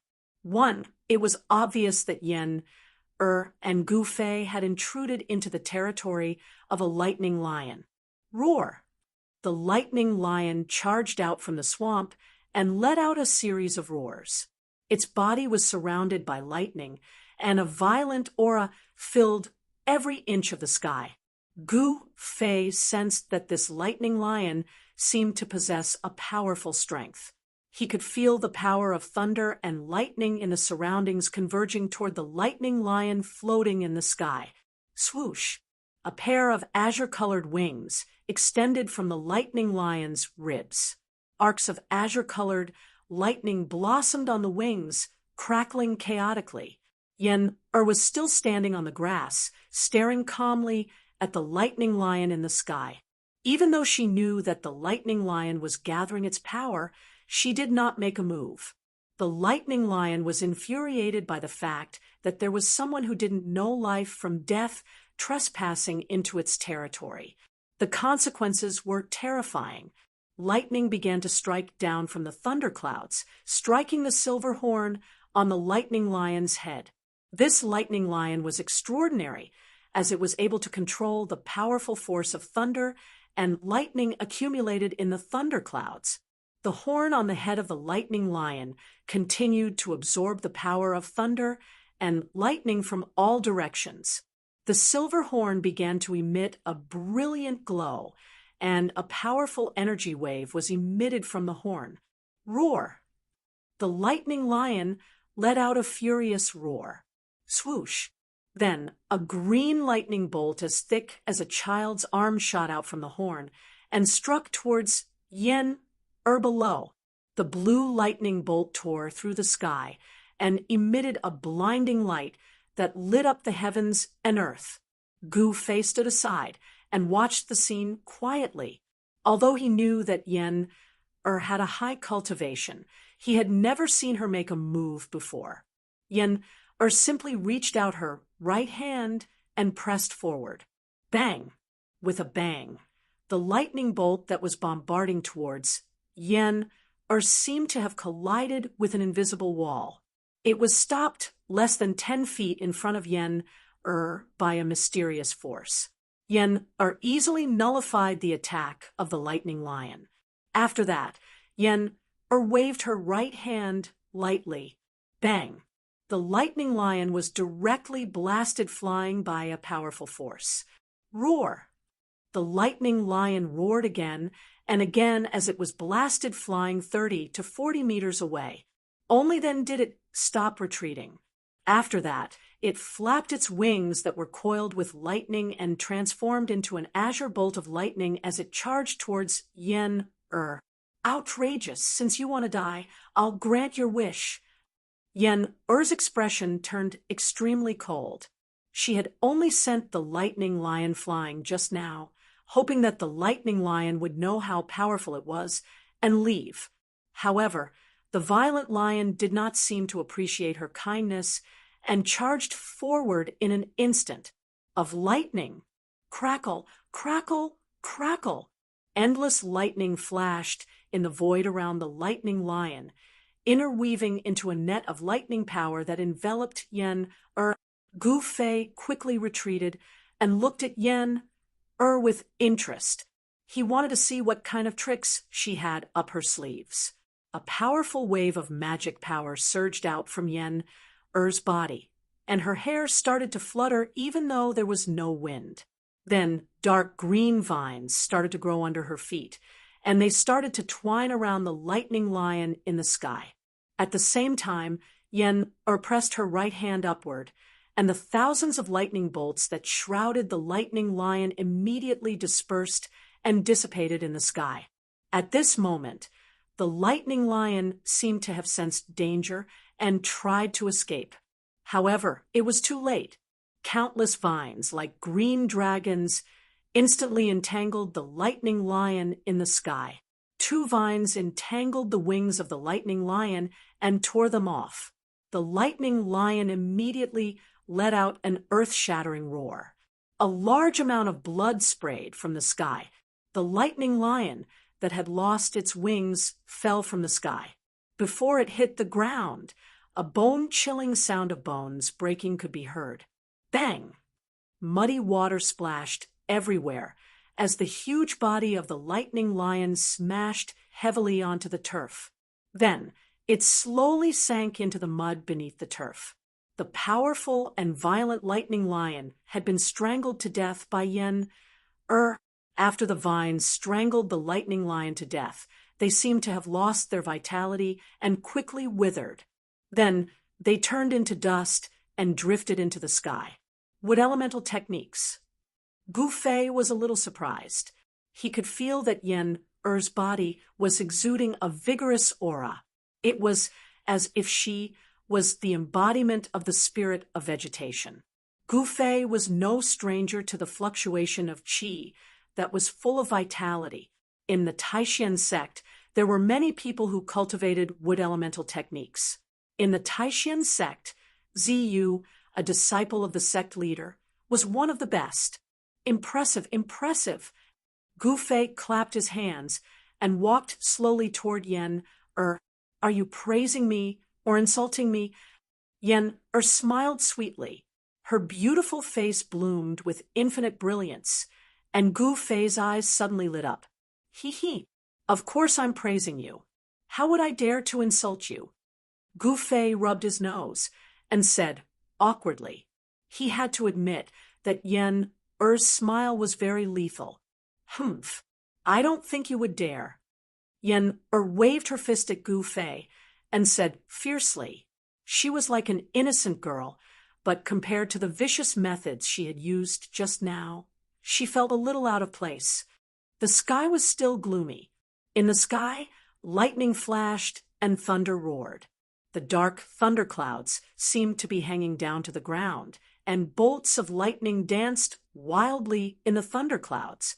The sound of thunder was endless, and from time to time there would be terrifying lightning striking down from the sky. Gu Fei and Yen-Er stopped joking. They came to a grassy area covered by thunderclouds, and Yen-Er took out a big thing from her storage bag. It was a huge lamp. Its four sides were covered with white cloth, and the top was also tightly sealed with white cloth. The bottom was empty, and on the iron frame at the bottom, there was an iron bucket filled with lamp oil, with a wick as thick as a child's arm immersed in it. There were talismans drawn on the white cloth around the huge lamp. Each talisman was emitting a faint spiritual energy. What's the use of this? Gu Fei asked. He didn't know what Yen-Er wanted to use this huge lamp for. This huge lamp has a name. It's called the Kongming lamp. As Yen-Er spoke, she took out a metal chain from her storage bag. This metal chain was at least 100 meters long. Kongming lamp, Gu Fei said. Yes, legend has it that in ancient times there was an almighty expert who was proficient in formations. His name was Zhuge Kongming. The Kongming lamp was created by him. Yen-Er said, I've never heard of him. Gu Fei said with some embarrassment, I also read about the Kongming lamp in the sex book collection.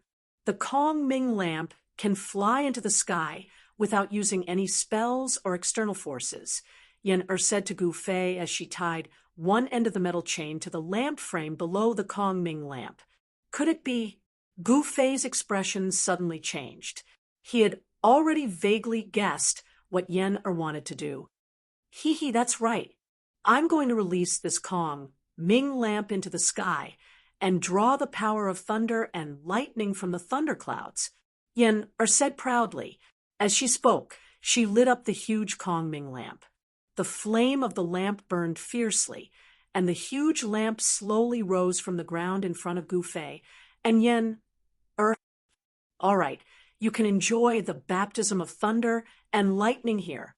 Yen-Er smiled slyly and suddenly used the fixed body technique on Gu Fei. Gu Fei suddenly felt his body stiffen, and he was fixed on the spot. Yen-Er tied the other end of the metal chain to Gu Fei's waist. Then she took out a large stone from her storage bag and another metal chain from her storage bag. She tied Gu Fei firmly to the large stone like a dumpling.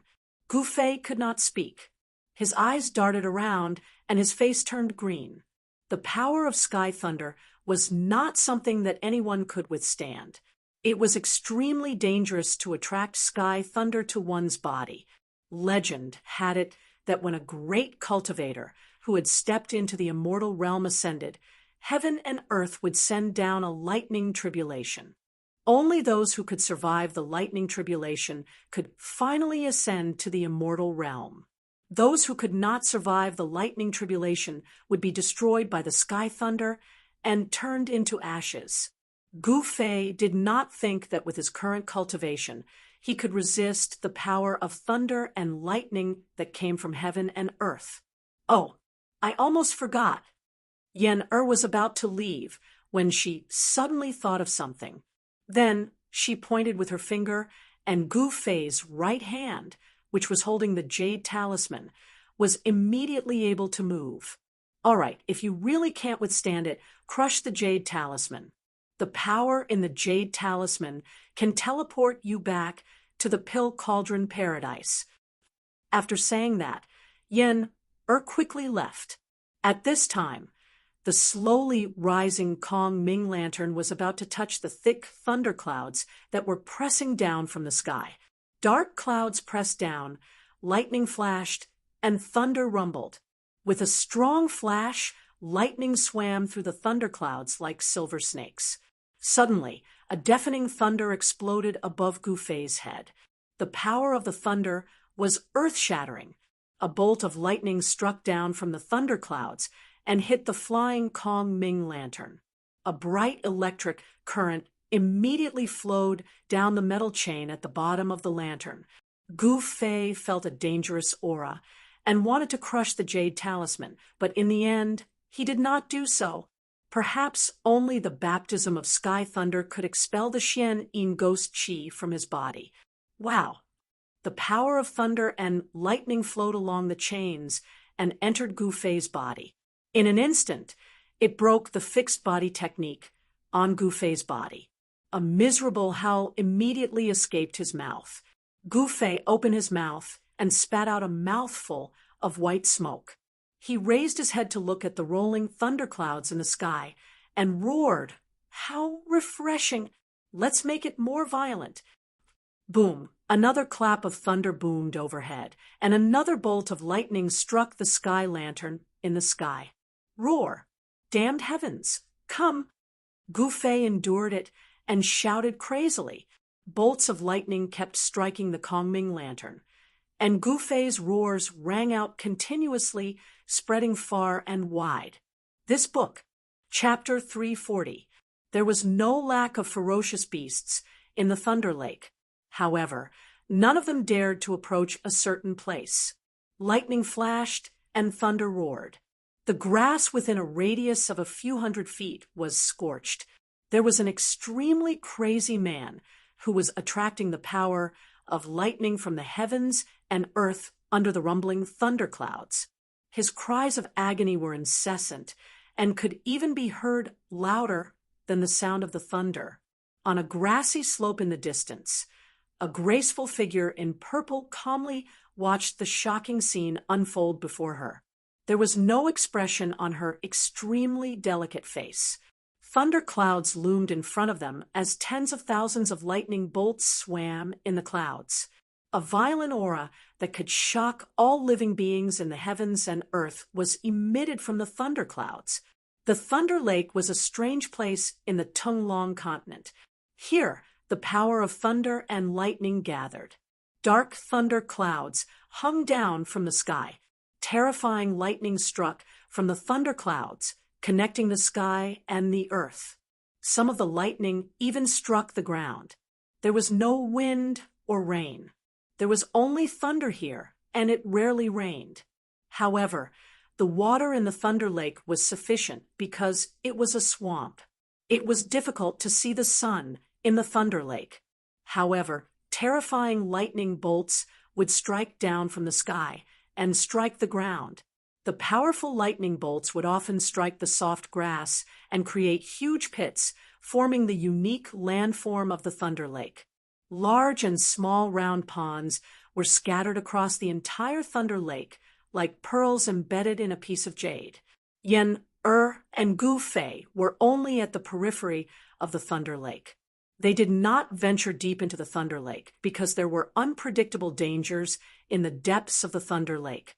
The power of lightning there was stronger, and the ferocious beasts there were stronger. Only cultivators with a high cultivation base could venture deep into the Thunder Lake. The reason why Gu Fei and Yen came to the Thunder Lake was to borrow the power of lightning to expel the Xian Yin ghost qi from Gu Fei's body. They were not here for an adventure. One should know that the Thunder Lake was one of the most dangerous places in the soaring dragon continent.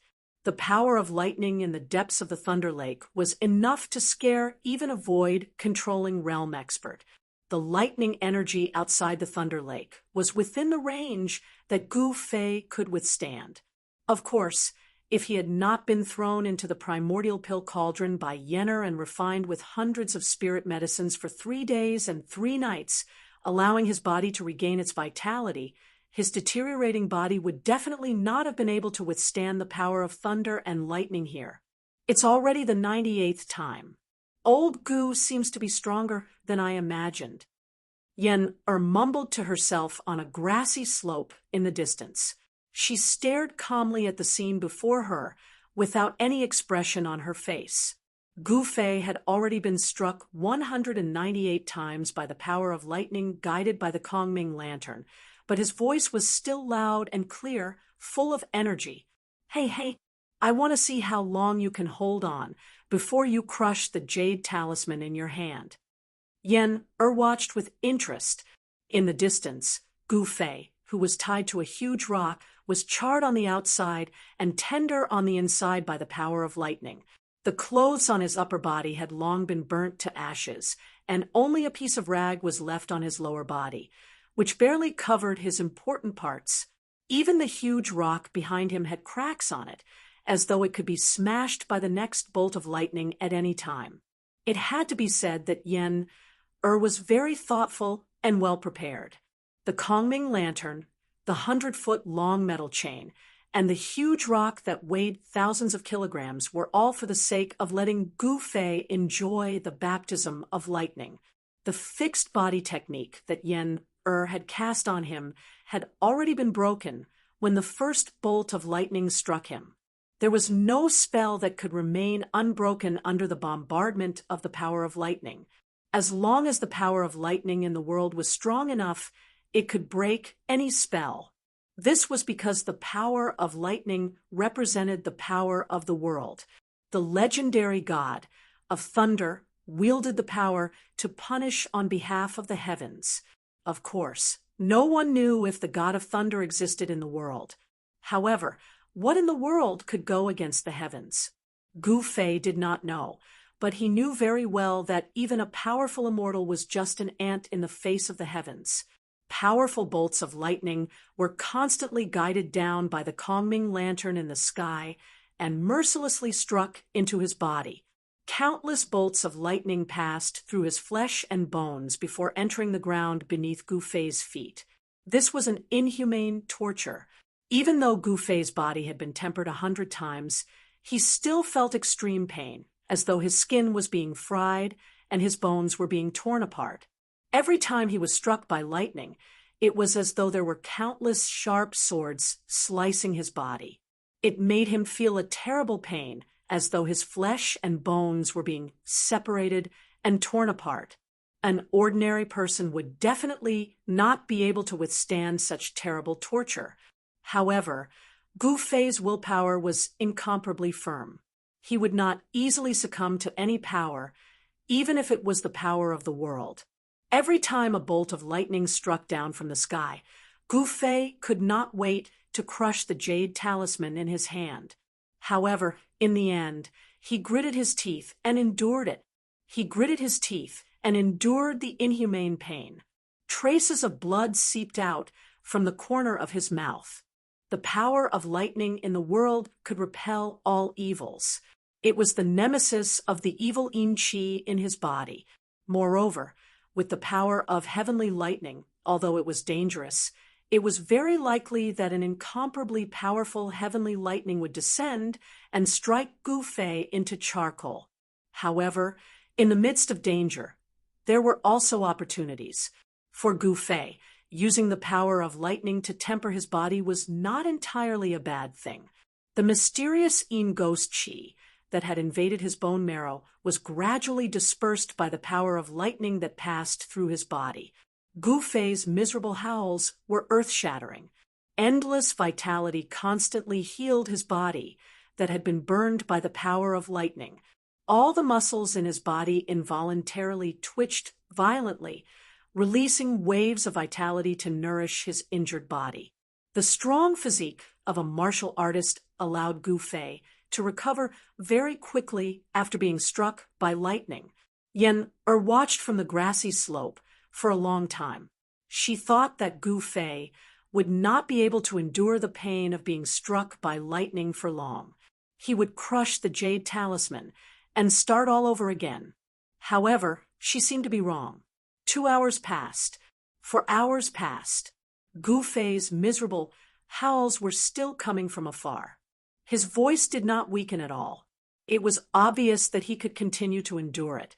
In the Thunder Lake, black thunderclouds covered the land. It seemed as though they would never dissipate. There was no sunlight or stars in this place. There was thunder, but there was no rain.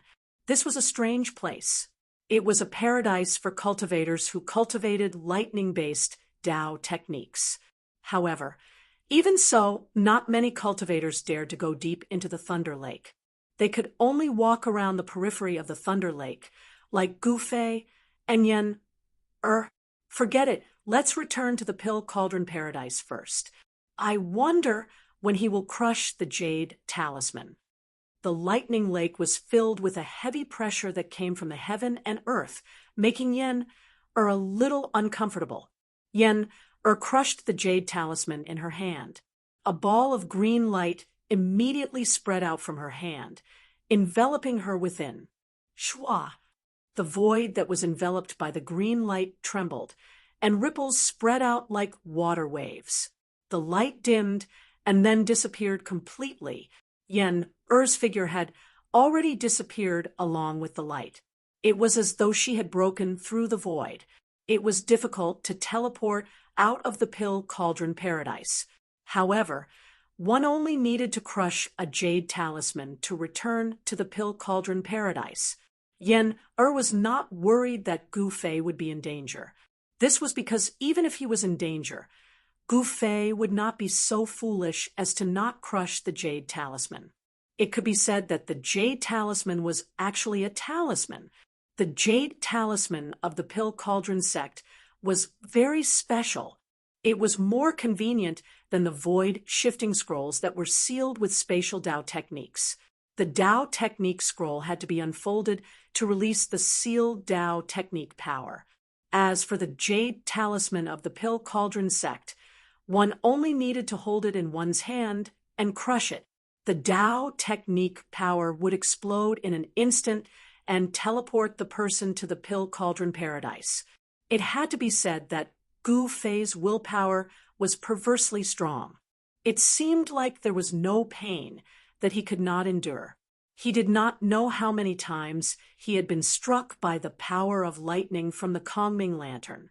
Gu Fei felt as if he had become numb.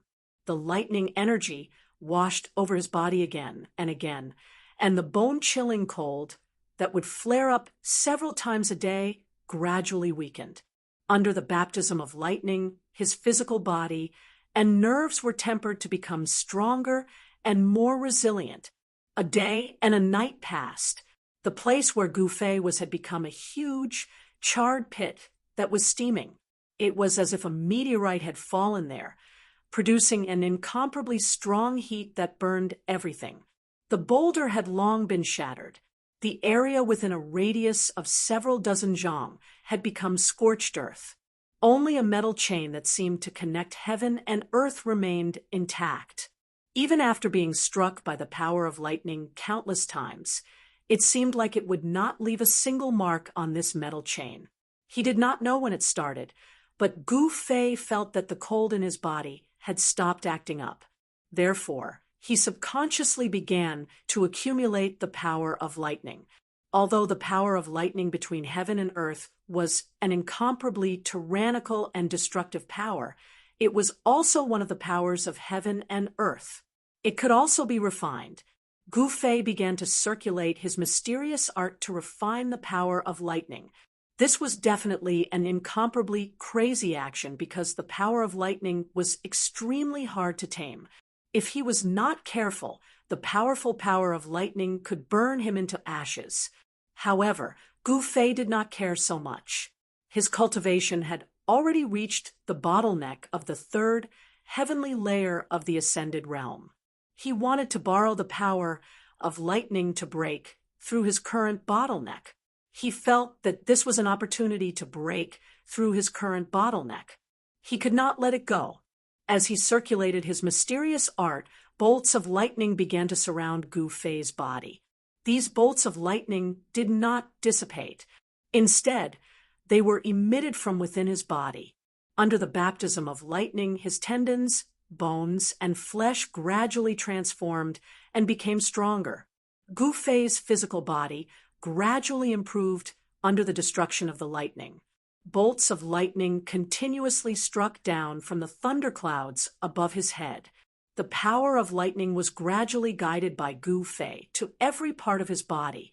Tiny snake-like currents flowed through his skin. Gu Fei seemed to have turned into a spirit of lightning. His body emitted strong rays of light, and thick arcs of lightning shot out from his orifices. As time passed, Gu Fei's figure was gradually covered by the lightning that shot out from his body.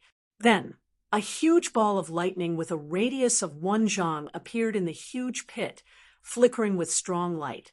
Shua! The teleportation array on the hill emitted a dazzling light. Strong waves of spiritual energy shook the void, and ripples that could be seen by the naked eye spread out. When the light dissipated, a purple figure appeared in the teleportation array. Yen-Er had come to the Thunder Lake from the Pill Cauldron Cave world.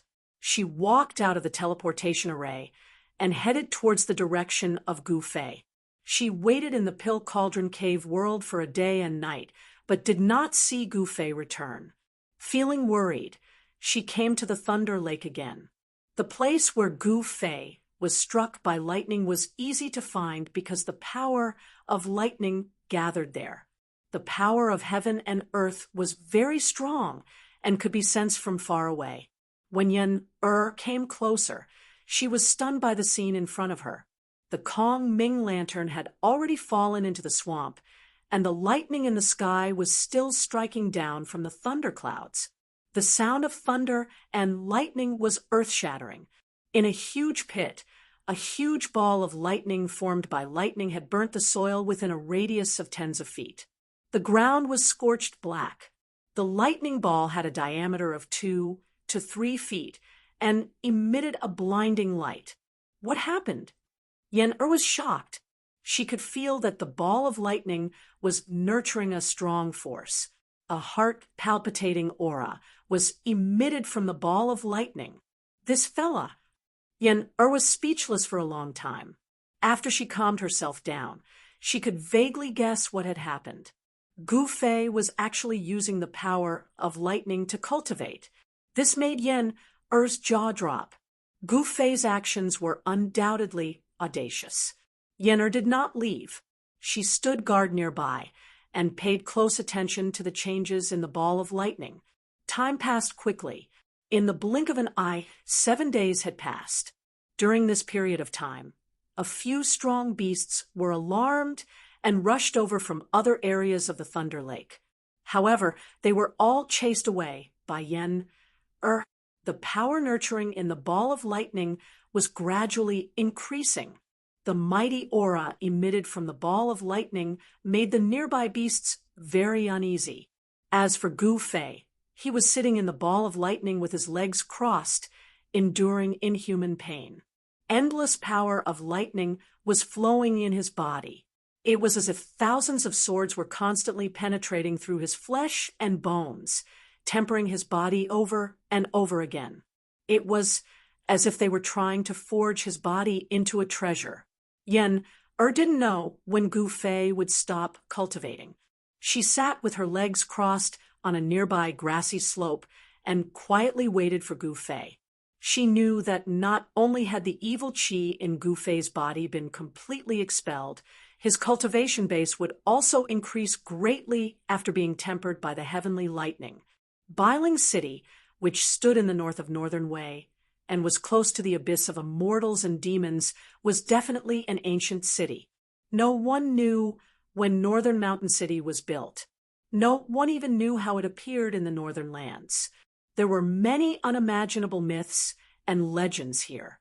Such an ancient city standing in the border between the extreme northern demon region and the central plains would definitely arouse people's imagination. Although Bailing City wasn't as grand as the Dragon Emperor City in the southern wasteland, it was still a famous city in the northern region. In the evening, two young cultivators in white clothes appeared outside the city gate of Bailing City. With a cultivator's keen sense, they could sense an ancient and vicissitude aura. Bailing City was like an indomitable giant that stood in the snowy north, guarding the land of the north. Senior brother, isn't it a bit rash for us to choose this place as our first stop for training? A handsome young cultivator with the appearance of a peerlessly beautiful woman asked. This young cultivator was like a beautiful woman dressed in men's clothing. His skin was so delicate that even women would be jealous of him. He was a young cultivator with the appearance of a girl. The other cultivator standing beside the young cultivator had an ordinary appearance. He was thin and had tan skin. He looked like a farmer in the countryside who went to work at sunrise and returned home at sunset. When the two of them walked together, one was so handsome that even women would be jealous of him, while the other had an ordinary appearance. This combination was a bit strange. What's there to be rash about? I heard that junior brother Dongfang Chen also came to the northern lands. The unassuming young cultivator said disapprovingly, "Junior brother Dongfang?" The handsome young cultivator couldn't help but reveal a strange smile. At this moment, two young cultivators in white clothes walked out of the city gate. The two of them looked similar. They both had sword-like eyebrows and starry eyes. They were definitely rare, handsome men. However, the two of them had a masculine aura that was unique to men, while the young man with the unassuming young cultivator had a feminine aura. Speak of the devil, and he will arrive. The handsome young cultivator couldn't help but be surprised when he saw the two young cultivators coming out of the city. He. Senior brother Li, senior brother Ziyu, please forgive me for being late to welcome you. Two young cultivators came out of the city. One of them walked up to the two cultivators outside the city gate. Hey, junior brother Dongfang, your cultivation. The dark-skinned young cultivator with an ordinary appearance looked at the young cultivator who came to greet him. His eyes flashed with a strange light. Little brother is stupid. It's been more than a year since I returned to the Dongfang family, but I still haven't broken through my current bottleneck. Sigh. Dongfang Chen's expression was a bit depressed and lost.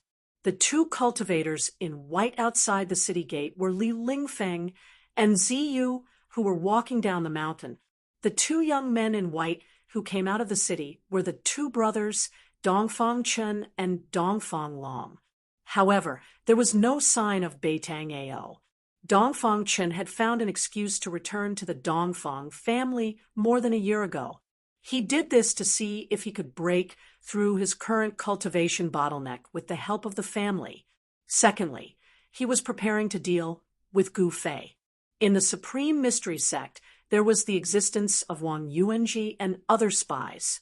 What happened in the sect, Dongfang Chen knew like the palm of his hand.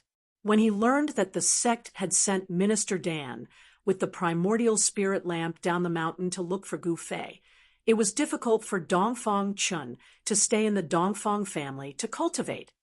Junior brother Dongfang, you're really well informed. There don't seem to be many people who know that senior brother Li and I have come to the north. Ziyu looked at Dongfang Chen meaningfully and said indifferently, "First publication of this book. Chapter 341. The people of the three great Taoist sects began to appear in the north.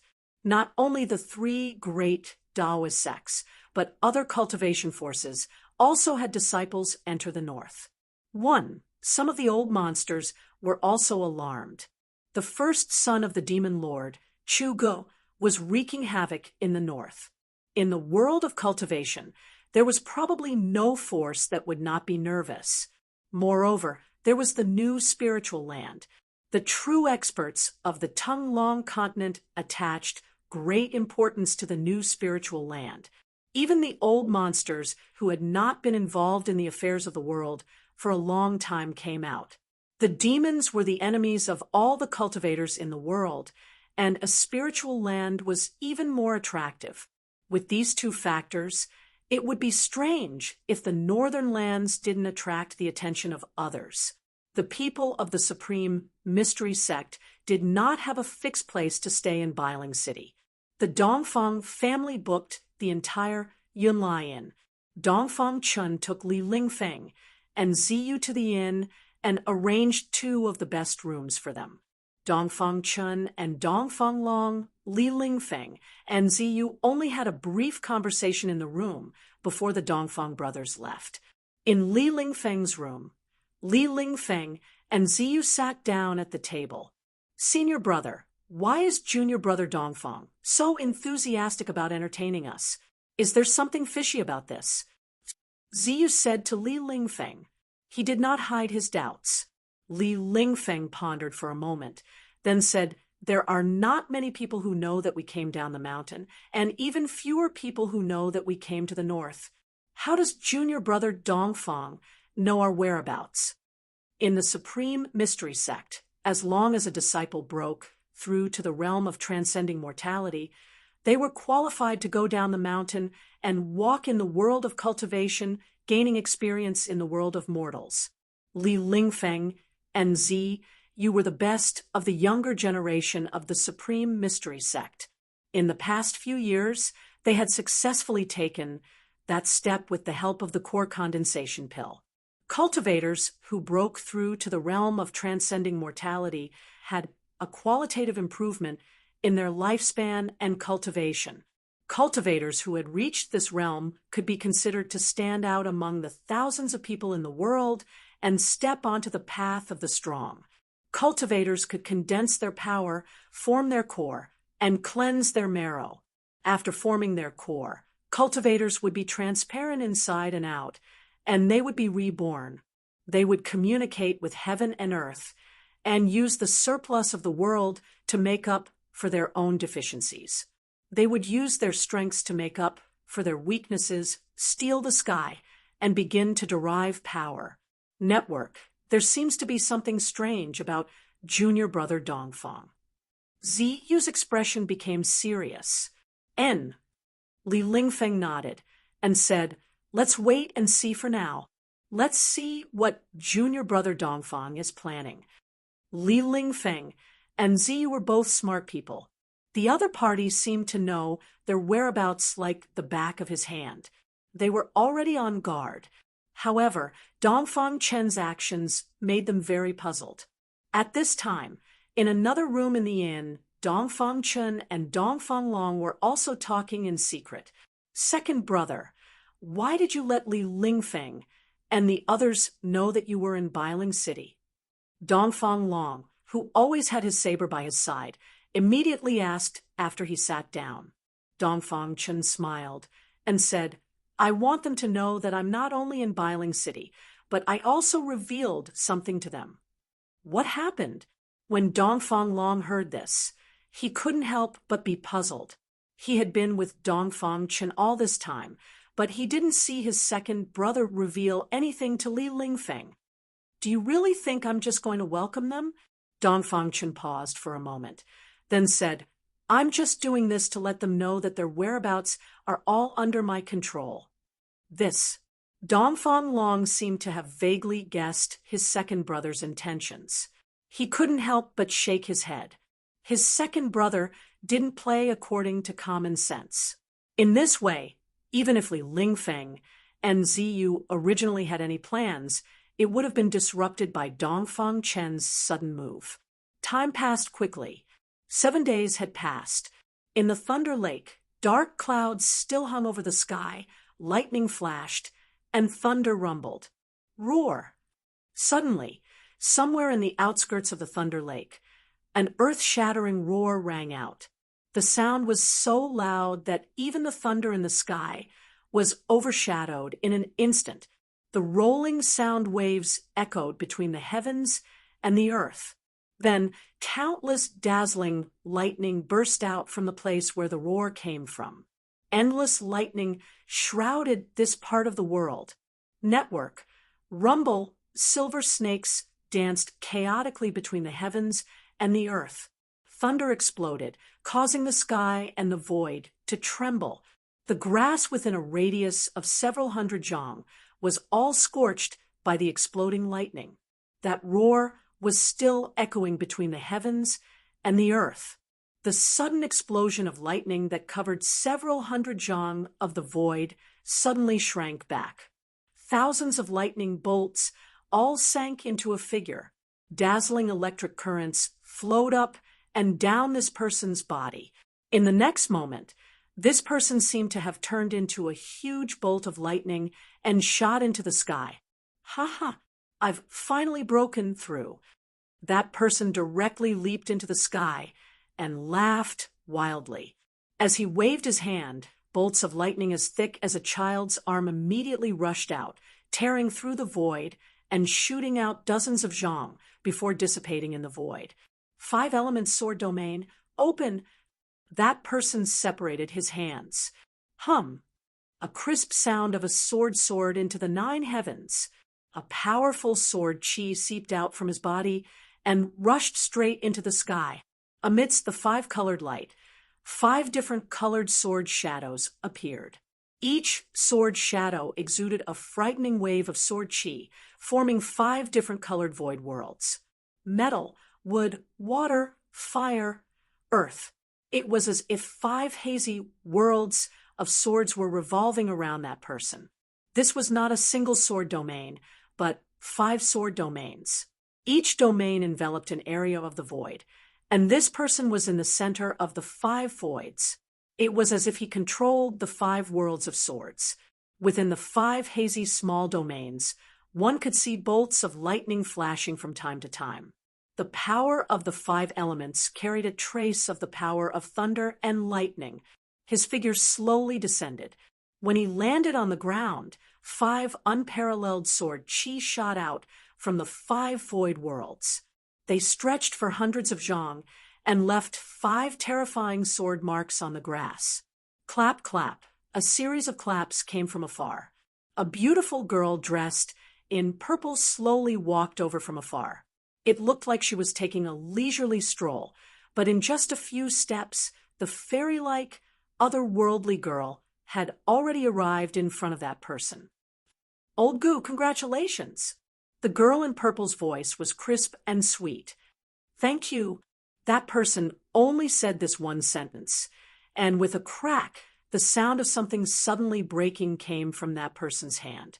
Then, a ball of green light burst out from that person's hand and instantly enveloped that person. The void cracked and shook, and the next moment, the dazzling green light instantly disappeared into the void. That person also disappeared with the dissipation of the green light. This guy runs really fast. The girl in purple couldn't help but be stunned. Then, she seemed to have thought of something, and her face flushed red. She then crushed a jade talisman in her hand, and a ball of green light enveloped her. Then, the green light disappeared with a flash, and the girl in purple's figure also disappeared into thin air. In the Pill Cauldron Grotto heaven, the sun was setting in the west. Gu Fei sat cross-legged on the peak of the spiritual mountain. After cultivating in the lightning lake for more than 10 days, not only did the Xian Yin ghost chi in Gu Fei's body dissipate, it also allowed Gu Fei's cultivation to reach a new level. Not only did the baptism of lightning strengthen his body, it was also a form of training for his state of mind. His divine sense had become much more condensed, and his spiritual sense had become stronger. He had successfully broken through the barrier of cultivation, and his cultivation had broken through from the third heavenly stage to the fourth heavenly stage of the ascended realm. Especially the cultivation of his mental energy, it gave him a completely different feeling than before. Of course, the tempering of his body was something ordinary people couldn't imagine. The power of lightning was like a sharp blade that continuously attacked his flesh and bones. The power of lightning was destroying Gu Fei's body, but the huge amount of life energy within his body was healing Gu Fei's injuries. Destruction, rebirth, destruction, rebirth, this cycle repeated endlessly. It was like a piece of divine metal that had been tempered thousands of times, getting rid of the impurities and leaving behind the essence. His flesh, tendons, and bones became more condensed and resilient. It was as though his body had truly undergone a rebirth. Gu Fei's fleshly body was advancing towards the imperishable realm. If he could continue cultivating like this, Gu Fei's body would become a true physical treasure. If he could cultivate it to the extreme, not to mention divine weapons, he wouldn't even be at a disadvantage against legendary divine weapons or saint weapons. This wasn't an exaggeration. The continuous transformation of his body would eventually be refined by Gu Fei into an incomparably powerful, undying warrior body. At that time, he would become an invincible cultivator. Gu Fei believed that with his current strength, he would have a high chance of winning if he met a cultivator at the eighth sky of the ascended realm. The baptism of lightning had elevated his mental and physical body. Even if he was at the fourth sky of the ascended realm, he would be able to fight against cultivators at the eighth sky of the ascended realm. Ordinary cultivators at the same level wouldn't be his opponent. Of course, there was no lack of geniuses in this world. Some people couldn't be measured by common sense. Yen Er, for example, had already reached the peak of the ninth sky of the ascended realm at such a young age. There were definitely many geniuses like Yen Er in the cultivation world. An opponent like this would be a terrifying opponent. Gu Fei knew that he still had a long way to go. After the ascended realm, there was still the void controlling realm, demigod realm, and entering saint realm. If he wanted to break through the barrier of life and death, he still had to pass through many heavenly motes. The Pill Cauldron Paradise was a mysterious place. Here, there were sunrises and sunsets, day and night, stars and the moon. This wasn't a projection, nor was it an illusion. All of this was real. The grand array around the Pill Cauldron Paradise isolated this part of the world from the outside world. It was difficult for the people outside to sense the existence of the Pill Cauldron Paradise, but the people inside the Pill Cauldron Paradise could see the sunrise and sunset. One had to admit that the methods of the ancestors of the Pill Cauldron School were too unimaginable. This was simply a divine ability that could move mountains and overturn seas. When night fell and the stars started to appear in the sky, Gu Fei stood up from the peak of the mountain and walked down the mountain, disappearing into the grass and trees.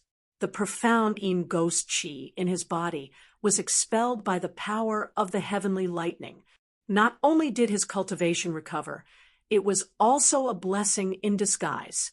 He broke through to the fourth sky of the ascended realm. Gu Fei couldn't sit still anymore. If he didn't take revenge, then he wouldn't be a gentleman. Furthermore, Gu Fei knew that he wasn't a gentleman. He was a person who would repay kindness and vengeance without hesitation. On a morning 3 days later, Gu Fei appeared outside the gates of the northern mountain city. Of course, he didn't appear with his real face. With his current cultivation, he could control the muscles and bones in his body and change his appearance. It wasn't a piece of cake. It was as easy as flipping his palm. Book. Chapter 342.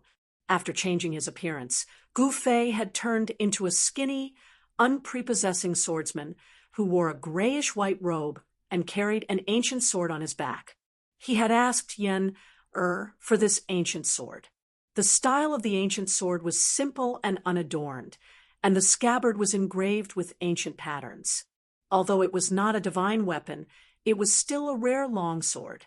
Gu Fei had suppressed his cultivation base to the 9th heavenly layer of awakening realm. Judging from the aura that Gu Fei exuded, it would be difficult to tell his true cultivation base if one was not a peerless expert of the void controlling realm.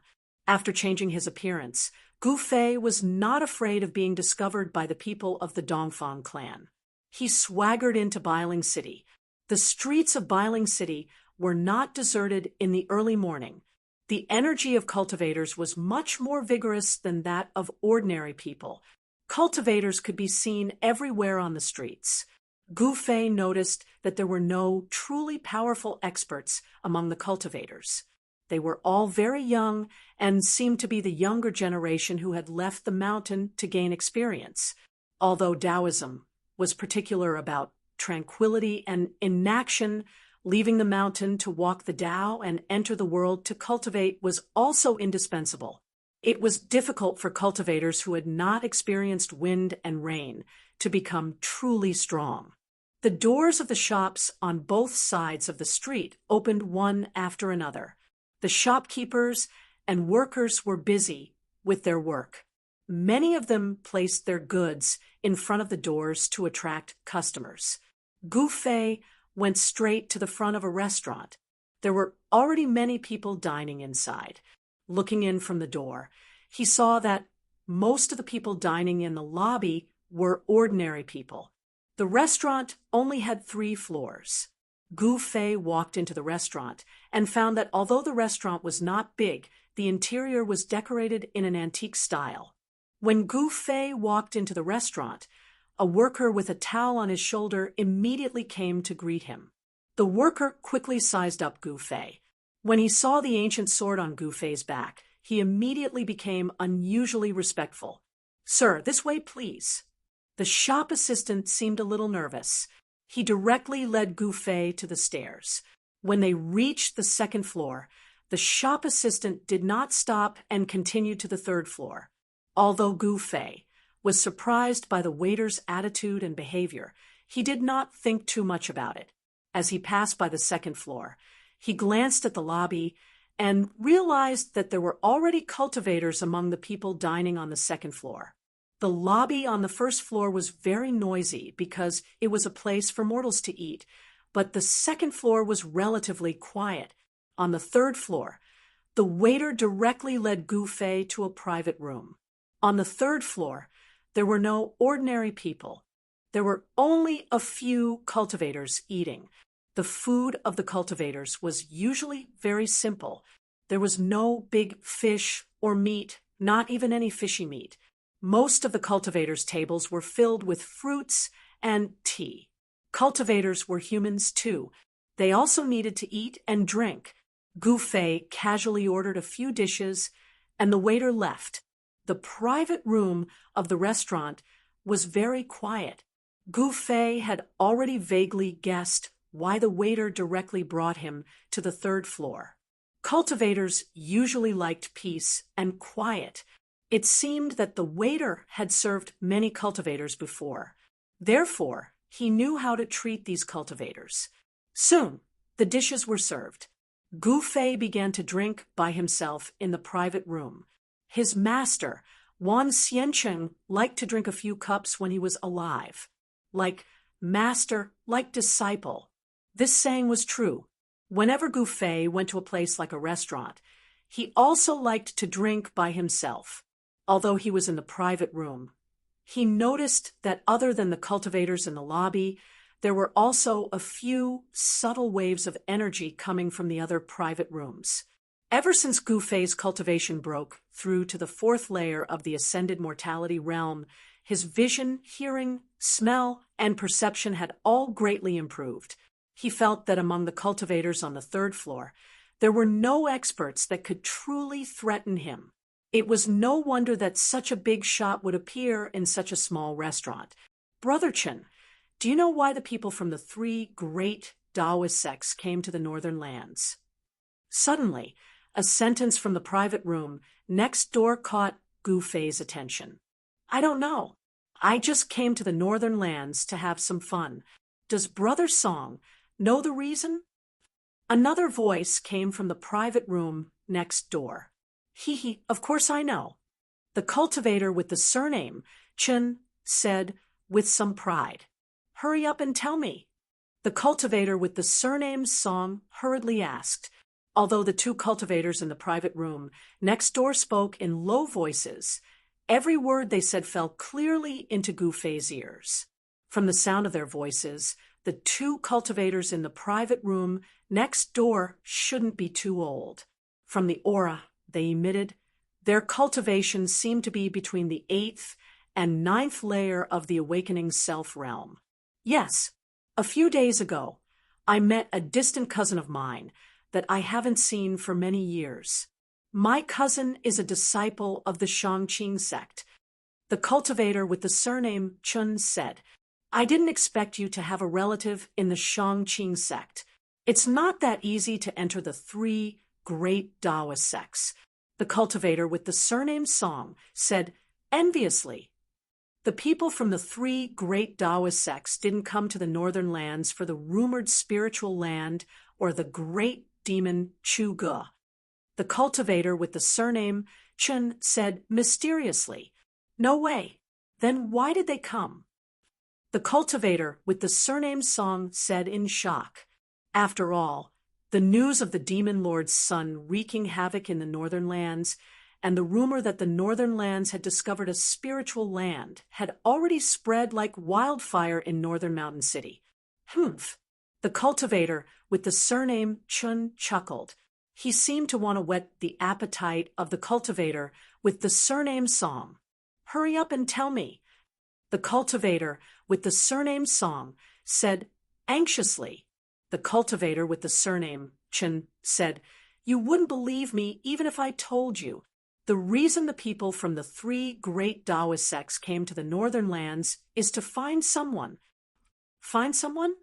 Who is it that the three great Taoist sects sent out experts to look for them? I heard that someone saw Taoist Chaoyang of the Supreme Mystery Sect in the city. The cultivator with the surname Song seemed to be very surprised.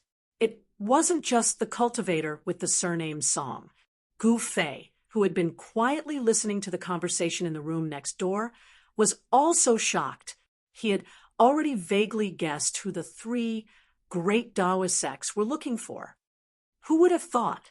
The people from the three great Taoist sects were all here for me. After hearing this, Gu Fei was no longer in the mood to listen.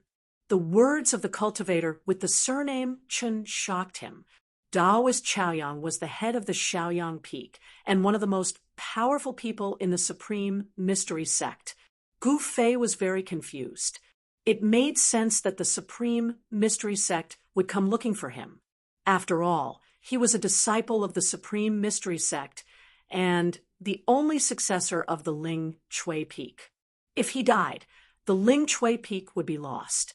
The sect leader, Taoist Xiantian, would definitely not want to see the Ling Chui Peak go extinct. Taoist Xiantian wanted to maintain the legacy of the 9 great branches of the Supreme Mystery Sect. But why did the Shangqing sect and the Guangqing Celestial sect come to the northern lands to find him? Gu Fei couldn't figure it out, and there was no one to answer his questions. However, the words of these two people couldn't be trusted. This kind of rumor was full of uncertainty. Perhaps it was just groundless rumors. I have to find a way to verify it, Gu Fei thought to himself. He was not an impulsive person. He had to plan before he acted. Only then could he minimize the danger he was in. As Gu Fei thought of this, he walked out of the room, paid the bill, and left the small restaurant. He didn't have any currency in the secular world, but that didn't mean he was going to dine and dash. The way he paid the bill was actually very simple. He threw a gem to the restaurant manager. When Gu Fei came out of the Pill Cauldron Grotto Heaven, He conveniently picked up a few gems and carried them with him. With those gems, not to mention a meal, they could even buy the entire small restaurant. Encountering such a forthright customer, the innkeeper of the restaurant was overjoyed. As long as he encountered a few more generous customers like Gu Fei, he would be able to enjoy his old age in advance. After leaving the restaurant, Gu Fei realized that he was being watched. Gu Fei sneered, then quietly wandered the streets, looking here and there. It was like this was the first time he had traveled far away, and he didn't know anything about the outside world. He realized that behind him, there really were two people following him. There were two people far behind him. Gu Fei couldn't help but feel a little strange. Logically speaking, the people from the Dongfang and Beitang families shouldn't have noticed his traces. He had already changed his appearance. Even if Dongfang Chun and Beitang Ao stood in front of him, they probably wouldn't be able to recognize him. Who are they? Gu Fei couldn't help but be a little curious. He pretended not to notice anything and slowly walked in the direction of the city gate. At this time, it was already late in the morning. The streets of the city were crowded with people shouting and hawking incessantly. There were even cultivators in 2s and 3s appearing on the streets. The secular world was so fresh to those cultivators who cultivated in the mountains or sects all year round. Of course, the novelty of the secular world for Gu Fei had long since disappeared.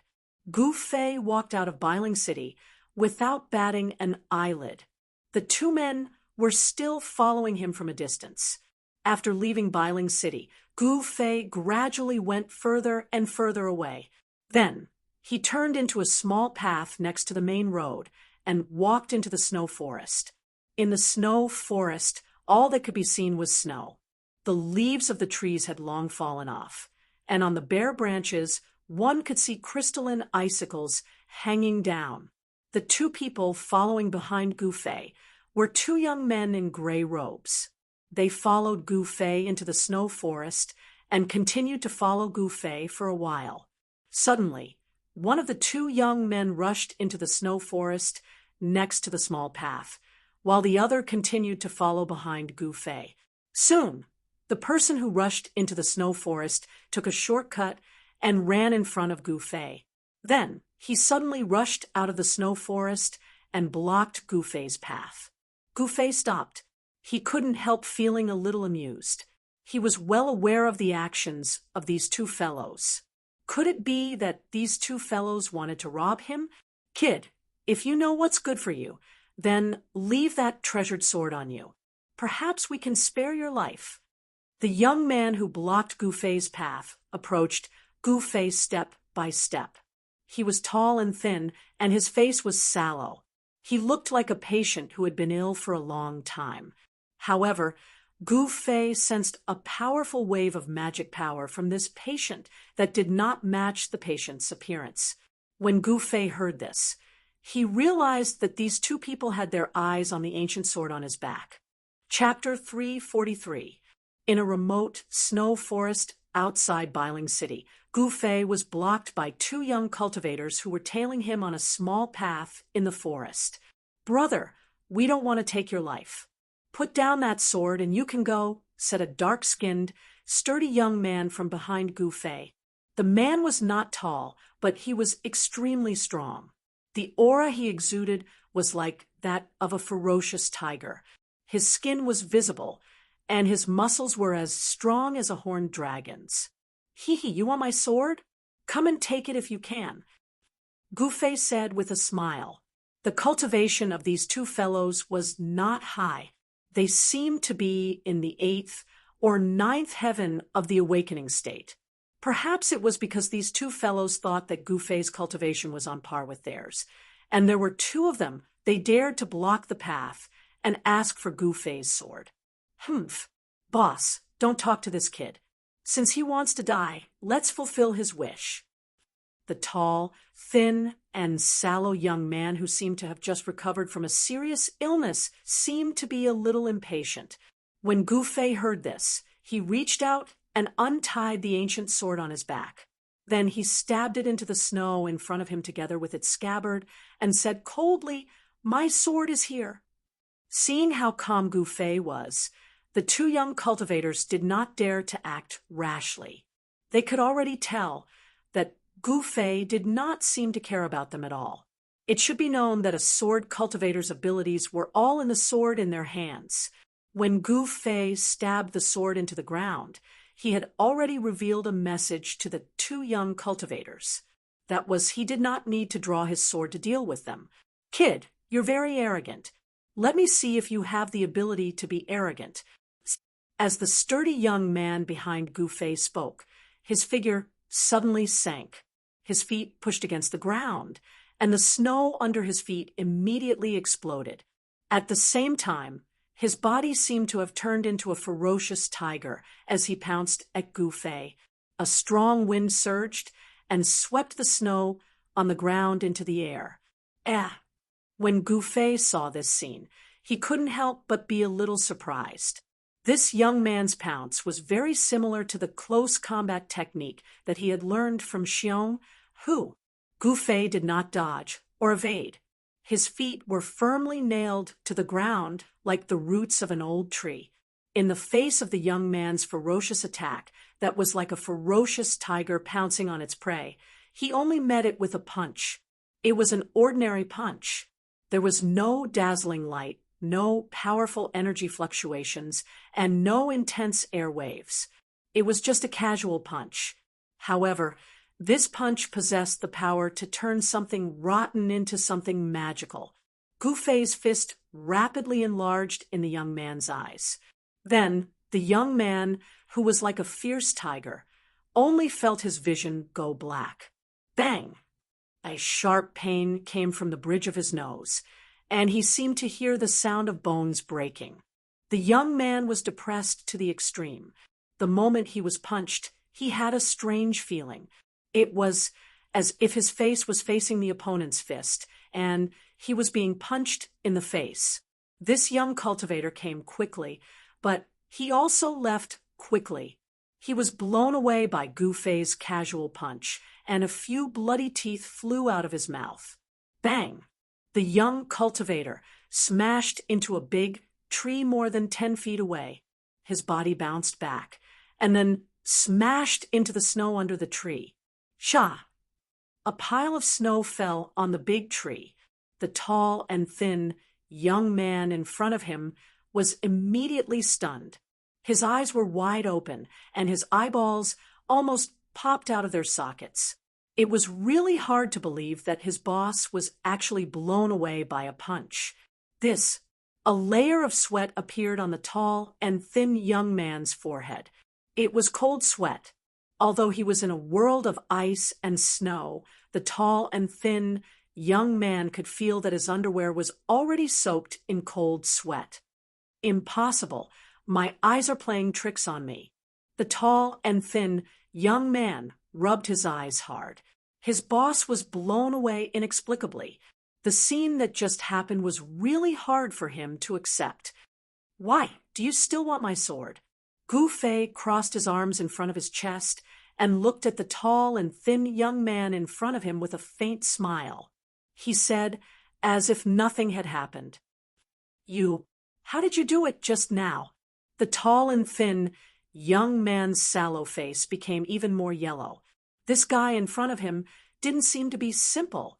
The sturdy young man was blown away by Gu Fei's punch and smashed into the snow. There was no more sound from him. It was unknown if he was knocked out by Gu Fei's punch or if he was killed. Gu Fei smiled and then said, "What you see with your eyes is not necessarily true. What you sense with your spiritual sense may also be fake. Do you think that my cultivation is only at this level? That is really a big mistake." The tall and thin yellow-faced young man finally realized that this guy in front of him was a tiger pretending to be a pig. "What do you want?" The yellow-faced young man said with a trembling voice. He was already ready to escape at any time. "I don't want anything. I just want to ask you a few things." Gu Fei said. With the cultivation of these two young cultivators, he disdained to take action. The tall and thin, yellow-faced cultivator seemed to have a chance to turn the situation around. He immediately sighed in relief and said, "Ask away, I will tell you everything I know." "Very good." Gu Fei couldn't help but secretly nod his head. This guy was not stupid and could judge the situation. Such people often lived longer than others. "Why do you want to take my sword?" Gu Fei didn't beat around the bush and directly asked. The yellow-faced young man hesitated for a moment, but in the end, he didn't dare to hide it and said the reason. We brothers recently obtained a sword scripture and wanted to cultivate it, but we lacked a good sword. So that's how it is. Gu Fei thought that these two must be vagrant cultivators or disciples of some small sect. They lacked cultivation resources and couldn't even find a good sword. "Where are the Dongfang and Beitang families staying in the city?" Gu Fei asked again. He had changed his appearance and entered the northern mountain city to find Dongfang Chen, Beitang Ao, and the others to settle the score. He was not interested in the sword scripture that the yellow-faced young man was talking about. When the sallow-faced cultivator saw that Gu Fei didn't pursue the matter of the sword manual, he inwardly let out a sigh of relief. He was very straightforward and said without thinking, "The Dongfang clan has booked a large inn in the city called Guest Cloud. As for the Beitang clan, they seem to be staying at the city lord's mansion." Guest Cloud, city lord's mansion? Gu Fei couldn't help but frown. Then he continued to ask, "How many of them came?" "I don't know how many of them came," the yellow-faced young man said. With his identity, he wasn't qualified to know the movements of the two families. "Yes," Gu Fei pondered for a moment, then asked, "I know that the people of the Supreme Mystery Sect have also arrived at Biling City. Where are they staying?" The yellow-faced young cultivator heard this, and his face immediately showed a look of embarrassment. He said, "The people of the three great Tao sects are very secretive. I don't know where the people of the Supreme Mystery Sect are." This guy didn't know anything, which made Gu Fei a little unhappy. However, with this guy's cultivation level, how much could he know? It was already rare for him to know where the people of the Dongfang and Beitang families were staying. "Okay, you can go." Gu Fei waved his hand. He didn't want to ask anymore. The things this guy knew were very limited. The yellow-faced young cultivator was immediately overjoyed. He ran to his boss, who had been sent flying by Gu Fei, and smashed into a pile of snow. He hurriedly carried his boss out of the snow and quickly left. "The people of the Dongfang family are at the inn, but the people of the Beitang family are at the city lord's mansion. The city lord of Biling City is definitely not a simple person," Gu Fei muttered to himself.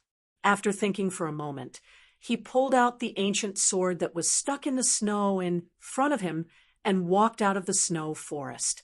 He decided to meet the people of the Dongfang family first. After returning to Biling City, Gu Fei didn't know where the inn called Guest Cloud was located, so he asked the passers-by. There was no resident in the city who didn't know the Guest Cloud Inn because it was one of the largest, best, and most luxurious inns in Biling City. After asking the passers-by, Gu Fei found out where the Guest Cloud Inn was. The Guest Cloud Inn was located in the prosperous area south of Biling City. Very soon, Gu Fei arrived at the south of the city and found the Guest Cloud Inn. He was not in a hurry. After looking around, he found that there was a tea house opposite the Guest Cloud Arrival Inn. He walked into the tea house and found a seat facing the street to sit down. He ordered a pot of fragrant tea and sipped it while paying attention to the movements in the inn opposite. He noticed that there weren't many people going in and out of the inn. Moreover, some cultivators who wanted to enter the inn were stopped by a few young cultivators in white robes. It seemed that only the disciples of the Dongfang family could enter. The Dongfang family's display of dominance was bound to cause dissatisfaction among the other cultivators. As expected, sounds of quarreling could be heard from outside the inn opposite. 3 or 4 young cultivators in green robes were arguing with the 2 disciples of the Dongfang family outside the inn. Others might be afraid of the Dongfang family, but we of Floating City aren't. You 2 watchdogs, get out of my way. The leading cultivator in green robes shouted. He seemed to want to attract the attention of the bystanders, so he deliberately raised his voice. Sure enough, the gazes of the nearby cultivators were immediately drawn to him. Floating City? When Gu Fei heard this, he couldn't help but be startled. He knew that this floating city seemed to be a mysterious force in the Tunglong continent. Just like the ghost palace of Plentiful City, ordinary people didn't even know where Floating City was. The people of Floating City seemed to rarely move about in the world of cultivation. I didn't think that even the people of Floating City would come to the north. Gu Fei thought to himself. He watched this scene with interest. He couldn't wait for someone to cause trouble for the Dongfang family. What did you say? Say it again, if you have the guts. The 2 disciples of the Dongfang family were obviously enraged by the words of the leading cultivator in green robes. One of the disciples pointed at the cultivator in green robes and shouted, looking like he would attack if there was any disagreement. What, are your dogs deaf? Can't hear? That's right. How can watchdogs understand human language? The leading cultivator in green robes said with a face full of disdain, Roar, you're courting death. The disciple of the Dongfang family was completely infuriated. He stretched out his right hand, and a cold light immediately rushed out, strangling the neck of the cultivator in green robes in front of him. Chapter 344. The people of Floating City rarely ventured into the world of cultivation. The 2 disciples of the Dongfang family outside the inn had no idea who the other party was. The words of the cultivator in green, who had a dispute with the Dongfang family members, were too harsh, completely infuriating the 2 disciples of the Dongfang family. One of the disciples from the Dongfang family directly attacked. With a wave of his hand, a cold light shot out towards the leading young cultivator. A chilling aura immediately filled the air outside the door of the inn. Humph! The green-robed cultivator sneered. He was not afraid of the sharpness of the blade, and immediately punched the incoming cold light away. His fist did not stop there, and in the blink of an eye, he was right in front of the Dongfang family disciple. Bam! His fist landed squarely on the disciple's chest. Crack! The bone-chilling sound of bones breaking could be heard. The disciple spat out a mouthful of blood and flew backwards. He fell directly into the inn behind. A series of chaotic sounds immediately came from inside the inn. It was obvious that the disciple of the Dongfang family, who was sent flying, had knocked over many tables. Hiss! The surrounding cultivators could not help but suck in a breath of cold air when they saw this scene. This person was truly audacious. He actually dared to directly attack and injure a disciple of the Dongfang family in their territory. One had to know that ever since the Dongfang family booked this inn, many cultivators had come looking for trouble, but all of them had been driven away by the Dongfang family. Could this young cultivator, who claimed to be from Floating City, be an exception? After hearing the news, more and more cultivators gathered there. Gu Fei, on the other hand, continued to sit quietly in the tea shop across the street, watching the scene with an expressionless face. After beating up the young, the old comes out. The experts of the Dongfang family should be coming out soon. Gu Fei thought to himself, he could use this opportunity to understand the situation of the Dongfang family. In fact, if it were not for the people of Floating City, Gu Fei would have personally tested the waters. He had a few jade talismans that he had asked for from Yen. As long as he crushed the jade talismans, he could instantly return to Pill Cauldron Paradise. It could be said that Gu Fei was not worried about encountering any danger because he had a life-saving talisman. Despicable. You dare wound a member of our Dongfang family? Do you know the consequences of offending our Dongfang family? Another disciple of the Dongfang family shouted at the cyan-robed cultivator with a fierce tone. Why wouldn't I? So what if I offended him? The azure-robed cultivator suddenly revealed an evil smile. Then, without any warning, he appeared in front of the disciple and sent him flying with a punch. All right, I'd like to see who dares to look down on my Dongfang family. At this time, a powerful energy fluctuation suddenly came from the inn. A man strode out of the inn. He stretched out his hand and caught the disciple who was sent flying. He then placed the disciple to the side. Immediately, someone helped the two disciples who were injured by the azure-robed cultivator away. The person who came out of the inn was a handsome young man in white robes.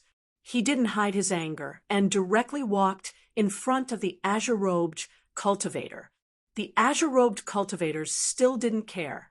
They coldly looked at the white-robed young man who walked out of the inn with disdainful expressions.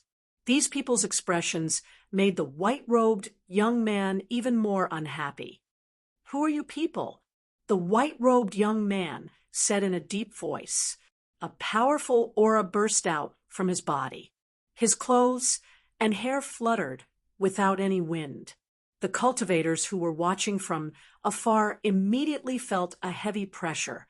Those with lower cultivations already felt uncomfortable, as if a huge rock was pressing down on their hearts. The white-robed young man who walked out of the inn was actually a young man in the transcending mortality realm. The surrounding cultivators couldn't help but be shocked. Oldly, has it been too long since the people of Floating City came out? It's been so long that the world doesn't even know of our existence. The azure-robed cultivator in the lead ignored the white-robed young man and asked another azure-robed cultivator beside him. The azure-robed cultivator called Oldly chuckled and said with disdain, "It seems that we need to come out more often." Yes, the feeling of being forgotten makes me very unhappy. The other azure-robed cultivator nodded. Floating City? The white-robed young man from the Dongfang family couldn't help but narrow his eyes. Why would the people of Floating City target our Dongfang family? The white-robed young man's expression couldn't help but become serious. The Floating City and the Valley of Fallen Souls were two very mysterious forces in the Tunglong continent. No one knew where they were located. Of course, no one was willing to provoke them either. So what if you're from the Floating City? If you don't want to die, then scram. The white-robed young man said in a deep voice. These people looked down on him, but how could he look down on them? The azure-robed cultivator in the lead couldn't help but change his expression. He coldly stared at the white-robed young man and said coldly, "Very well, it's your honor to die by the hands of I, Pan Hong." Swoosh. A few figures immediately dodged. Humph, this is also what I wanted to say. It's also your honor to die by the hands of I, Dongfang Yu, the white-robed young man said coldly. At this time, seeing that the situation wasn't right, the people around them immediately dispersed and retreated to the distance. Inside the inn, 3 or 4 young cultivators in the same white robes walked out one after another. These 3 or 4 white-robed cultivators each emitted a powerful aura. Without a doubt, these people were the experts of the younger generation of the Dongfang family. Gu Fei noticed that Dongfang Chen's figure was among them. When he saw Dongfang Chen, Gu Fei's pupils couldn't help but contract, and the teacup in his hand was crushed by him. Dongfang Chen. Gu Fei almost couldn't suppress the rising anger in his heart, and his eyes gradually became red. He remembered all of Dongfang Chen's actions, especially the scene in the virtual sky world that day. Gu Fei still remembered it vividly. Dongfang Chen almost trapped him to death in the virtual sky world. Gu Fei had never hated a person so much, and he had never wanted to kill a person so much. That person was Dongfang Chen. Dongfang Chen, just you wait. I won't kill you so easily. Gu Fei gnashed his teeth. He wanted revenge, ruthlessly revenge. Let's do it here, Pan Hong said. His expression also became serious. The strength of the Dongfang family couldn't be underestimated.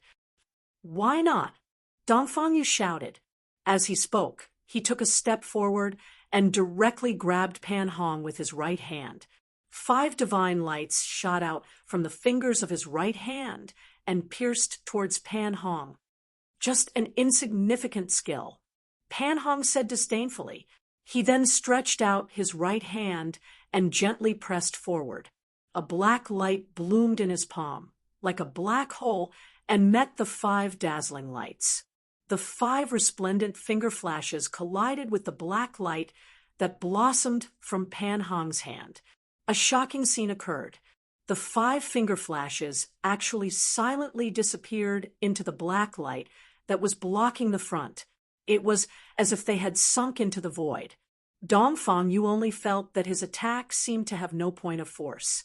This feeling was like a punch, with all his strength hitting the air. What kind of divine ability is this? Dongfang Yu was surprised. At this moment, the black light bloomed in Pan Hong's hand. After swallowing the 5 lights, it quickly spread out and shrouded Dongfang Yu. Pan Hong's face revealed a trace of disdain. This Dongfang Yu was not his opponent. He alone was enough to sweep away all the children of the Dongfang family present. This was not an exaggeration. This person from the Mist City did indeed have this strength. Gu Fei only needed a single glance to know that the outcome was already decided.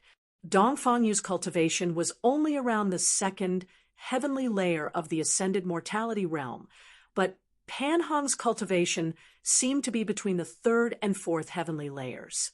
Sure enough, Dongfang Yu constantly shot out rays of dazzling lights. The magic power in his body surged violently. However, his divine light that seemed to be able to pierce through the void couldn't break through the black light curtain that enveloped Pan Hong. The rays of divine light that shot towards the black light curtain seemed to be devoured and disappeared without a sound. There wasn't even the slightest fluctuation. Anyone with a discerning eye could already tell that there was a great disparity between the two. Dongfang Yu was obviously not Pan Hong's opponent. Swish! The black light curtain that shrouded one side of the world suddenly accelerated and shrouded Dongfang Yu, trapping him in the black light curtain in an instant. At this moment, Dongfang Yu panicked. He desperately gathered his magic power and roared in anger, wanting to break through the black light curtain.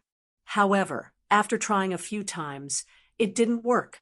At this moment, the few youths of the Dongfang family standing outside the inn couldn't stand it anymore. A young man around the age of 27 or 28 made a move. He opened his mouth and spat out a ray of light. Within the ray of light was a small bronze bell. After the simple and unadorned bell rushed out of the young man's mouth, it instantly grew to the size of a small mountain. It flew above Pan Hong's head and covered his head. Humph! Trying to win with numbers? Suddenly, a disdainful sneer sounded from the side. Then, a green figure rushed over from the side. He jumped up and directly punched the bronze bell that was surrounded by rays of light. Dang! A loud sound rang out. The sound of the bell was deafening, shaking the heaven and earth. Ripples that could be seen with the naked eye spread out from the ancient bell. The ancient bronze bell was actually smashed apart by a single punch. The vast sound of the bell caused the ears of the spectating cultivators to ring. Some of the weaker cultivators were even shaken by the sound waves, causing the blood in their bodies to boil. Their faces turned pale, and they hurriedly retreated further away. Chapter 345. The people of Misty City were powerful beyond compare. Pan Hong had trapped Dongfang Yu with unfathomable magical arts and divine abilities, but the performance of another young cultivator from Misty City was even more shocking.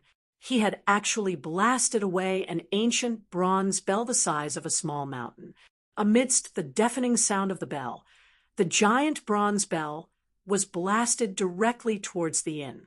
The Dongfang family disciple, who had attacked, felt as if he had been struck by lightning. His figure swayed, and a trace of blood flowed from the corner of his mouth. The ancient bronze bell was related to his aura. The ancient bell had suffered a great impact, and naturally he was also shaken. He desperately wanted to call back his magical weapon, but the power of the punch from the floating city disciple was too great. For a moment, the giant bronze bell the size of a hill had actually escaped the control of the Dongfang family disciple. The ancient bronze bell was wreathed in multicolored light and emitted a vast power fluctuation. If it had hit the inn, it would definitely have destroyed the entire inn in an instant. The crowd of cultivators watching from afar could not help but exclaim. On the opposite street, Gu Fei was still as calm as before. He knew that the real experts of the Dongfang family had not come out yet. If the young ones were beaten, the old ones would naturally jump out. Sure enough, just as the ancient bronze bell was about to hit the wall of the inn, there was a bang sound. The ancient bronze bell the size of a hill was blocked by an unfathomable power. It was as if the giant bell had hit an invisible wall, and ripples visible to the naked eye spread out. At this time, the young expert of the Dongfang family had already recovered. He hurriedly pointed at the ancient bronze bell, and the ancient bronze bell immediately flew back towards the young expert. The ancient bronze bell shrank as it flew towards the young expert of the Dongfang family. The young expert opened his mouth and swallowed it. It was obvious that this young expert of the Dongfang family was also a martial cultivator and had already cultivated to the realm where he could store magical weapons into his body. The magical weapons of martial cultivators were originally condensed and nourished by their own essential essence and magical power day and night. Martial cultivators with profound cultivation generally had the means to store magical weapons into their bodies. Unlike Gu Fei's weapon fusion refining technique, which could be fused into one's flesh, blood, and bones, the Dharma treasures that could be kept in one's body were not like those of Gu Fei. Instead, one had to open up a place in one's body, and then wrap the Dharma treasures with one's Dharma powers and true essence at all times, refining them into natal Dharma treasures that were closely related to one's body. Mist City's disciples, Pan Hong and the others, couldn't help changing their expressions when they saw their ancient bronze bell being blocked. Clearly, an expert had secretly taken action. However, Pan Hong didn't stop because of this. The black light that enveloped Dongfang Yu was still shrinking, and no one could see Dongfang Yu's figure for a long time. The goal of Pan Hong and the others was very clear, and that was to establish their might. However, everyone could hear Dongfang Yu's exclamations and angry roars coming from the black light screen. The black light screen was very mystical. It seemed to be able to devour and block any kind of power. Dongfang Yu was enveloped by the black light screen that Pan Hong had shot out. He had no strength to fight back at all, and it looked like he would not be able to hold on much longer. The other young experts of the Dongfang family wanted to rescue Dongfang Yu, but those people from the Misty City were glaring at them like tigers watching their prey. Once they made a move, those people would definitely make a move as well. For a moment, both sides were in a stalemate, and no one dared to act blindly without thinking. At this moment, a cold snort that made people's hearts tremble rang out from the inn. A terrifying pressure immediately spread out from the inn, so heavy that it made it hard for everyone to breathe. A black-haired, middle-aged man slowly walked out of the inn. This middle-aged man had a ruddy complexion and a head full of jet-black hair that draped neatly behind him. However, his eyes were filled with the vicissitudes of life, which clearly didn't match his age. The old one has come out. In the tea shop across the street, Gu Fei secretly sized up this middle-aged man. He inwardly speculated that this was definitely a terrifying expert. The middle-aged man's entire body emitted an obscure aura. However, this aura made people feel as if it was surging violently. It was as dignified as a mountain, and it was bottomless. "Enough," the middle-aged man indifferently said, before casually waving his hand.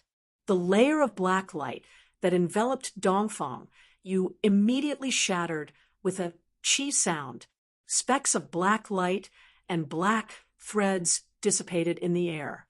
With his technique broken, Pan Hong's figure swayed, and he took a step back. His face was flushed red, as if he was drunk. "Senior brother." The Misty City disciples couldn't help but be startled, and they all took a step forward. The black light screen exploded, revealing Dongfang Yu inside. He was already exhausted on the ground, and the ground around him was completely shattered, with cracks spreading in all directions. "Greetings, ancestor." The Dongfang family disciples hurriedly bowed towards the middle-aged man with abnormal respect. "I didn't think it would be an old monster." In the tea shop across the street, Gu Fei's heart trembled, and he inwardly rejoiced that he hadn't made a move. According to his original plan, if the Misty City disciples hadn't clashed with the Dongfang family disciples, he would have done the same thing as Pan Hong and the others. He would have gone up to look for trouble and test the Dongfang family's strength. The crowd of cultivators watching from afar also began to whisper, what kind of concept was ancestor? This middle-aged man was definitely a peerless expert that was rarely seen. "Greetings, senior." Pan Hong and the other Misty City disciples also withdrew their arrogant attitudes and solemnly bowed towards the middle-aged man. In the world of cultivation, all cultivators only valued one thing, and that was strength. The weak would not be valued and would even be looked down upon. However, the strong would receive everyone's respect. The people of Misty City finally couldn't bear the loneliness and want to come out into the world? The middle-aged man coldly said, emitting an invisible pressure that caused people's hearts to palpitate. Pan Hong's forehead was already covered in a layer of cold sweat. He didn't expect that there would be a peerless expert of the ancestor level in the inn. "Senior must be joking. My Misty City isn't hidden from the world, so why would I want to come out into the world?" Pan Hong said in a tone that was neither servile nor overbearing. A look of admiration flashed through the middle-aged man's eyes as he secretly nodded. This junior didn't seem to be simple. He said, "I can't be bothered with the matters of your Misty City, but if you want to use my Dongfang family to establish your might and think that we are easy to bully, then you are gravely mistaken. I will remember senior's teachings. When I return, I will definitely pass on this message to my masters so that they can understand senior's intentions." Pan Hong said, "Impudent! How dare you?" The young experts of the Dongfang family couldn't help but berate Pan Hong's rudeness. Pan Hong's words actually contained a hint of threat, which made the Dongfang family furious. The middle-aged man smiled and said disapprovingly, "The disciples of Misty City are indeed extraordinary. If the disciples of Misty City were all like you, it wouldn't be impossible for Misty City to become the overlord of the Central Plains." The middle-aged man's words carried a deeper meaning. Pan Hong and the disciples of Misty City couldn't help but change their expressions. They knew that the middle-aged man was clearly praising them, but he was actually saying it for the surrounding cultivators to hear. "Overlord of the Central Plains. Don't even think about it. For thousands of years, who knew how many amazing characters had appeared in the cultivation world, but no one had ever been able to unify the cultivation world. Wouldn't the middle-aged man's words push Misty City to the top of the storm and become the target of public criticism? Although Misty City was powerful and ambitious, it didn't dare to openly challenge the entire cultivation world. Senior, we will take our leave. I hope that we can spar with the experts of the Dongfang family in the future.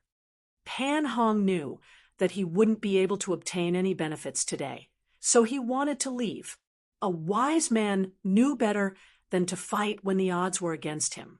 This ancestor-level old monster could probably squash them to death with a single finger, and it wouldn't be any more than they were dead. Very well, you are welcome to spar, but I hope that something like today won't happen again, the middle-aged man said indifferently. He seemed to have some misgivings and didn't want to make things difficult for the disciples of Misty City. Pan Hong quickly left with his junior brothers. They didn't seem to want to stay in Bailing City any longer, so they headed straight for the city gate. The surrounding cultivators quickly made way for them. The middle-aged man also turned around and walked into the inn. The commotion disappeared just like that. The surrounding cultivators gradually dispersed. I didn't think that such a terrifying expert would come from the Dongfang family. I'm afraid the northern lands are about to fall into chaos. An old cultivator in the tea shop sighed. Gu Fei wasn't the only one in the tea shop opposite the inn. Several cultivators were also chatting in the tea shop, talking about what had just happened in low voices. Old Sue, don't say any more. An expert of that level isn't someone we can talk about. Be careful that the people of the Dongfang family hear us and cause trouble, a middle-aged cultivator opposite the old man whispered. That's true. The old cultivator called Old Sue nodded and didn't say another word. Gu Fei realized that the cultivation of these two cultivators wasn't high. They hadn't even broken through the awakening self-stage. The path of cultivation was like 10,000 people crossing a single log bridge. Those who could achieve anything were few and far between, especially those who were rogue cultivators. This was especially true for some rogue cultivators.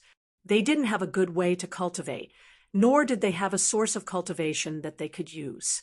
Those who could become successful were few and far between. Judging from the clothes of these two cultivators, they should be rogue cultivators. Gu Fei paid for the tea and walked out of the tea shop.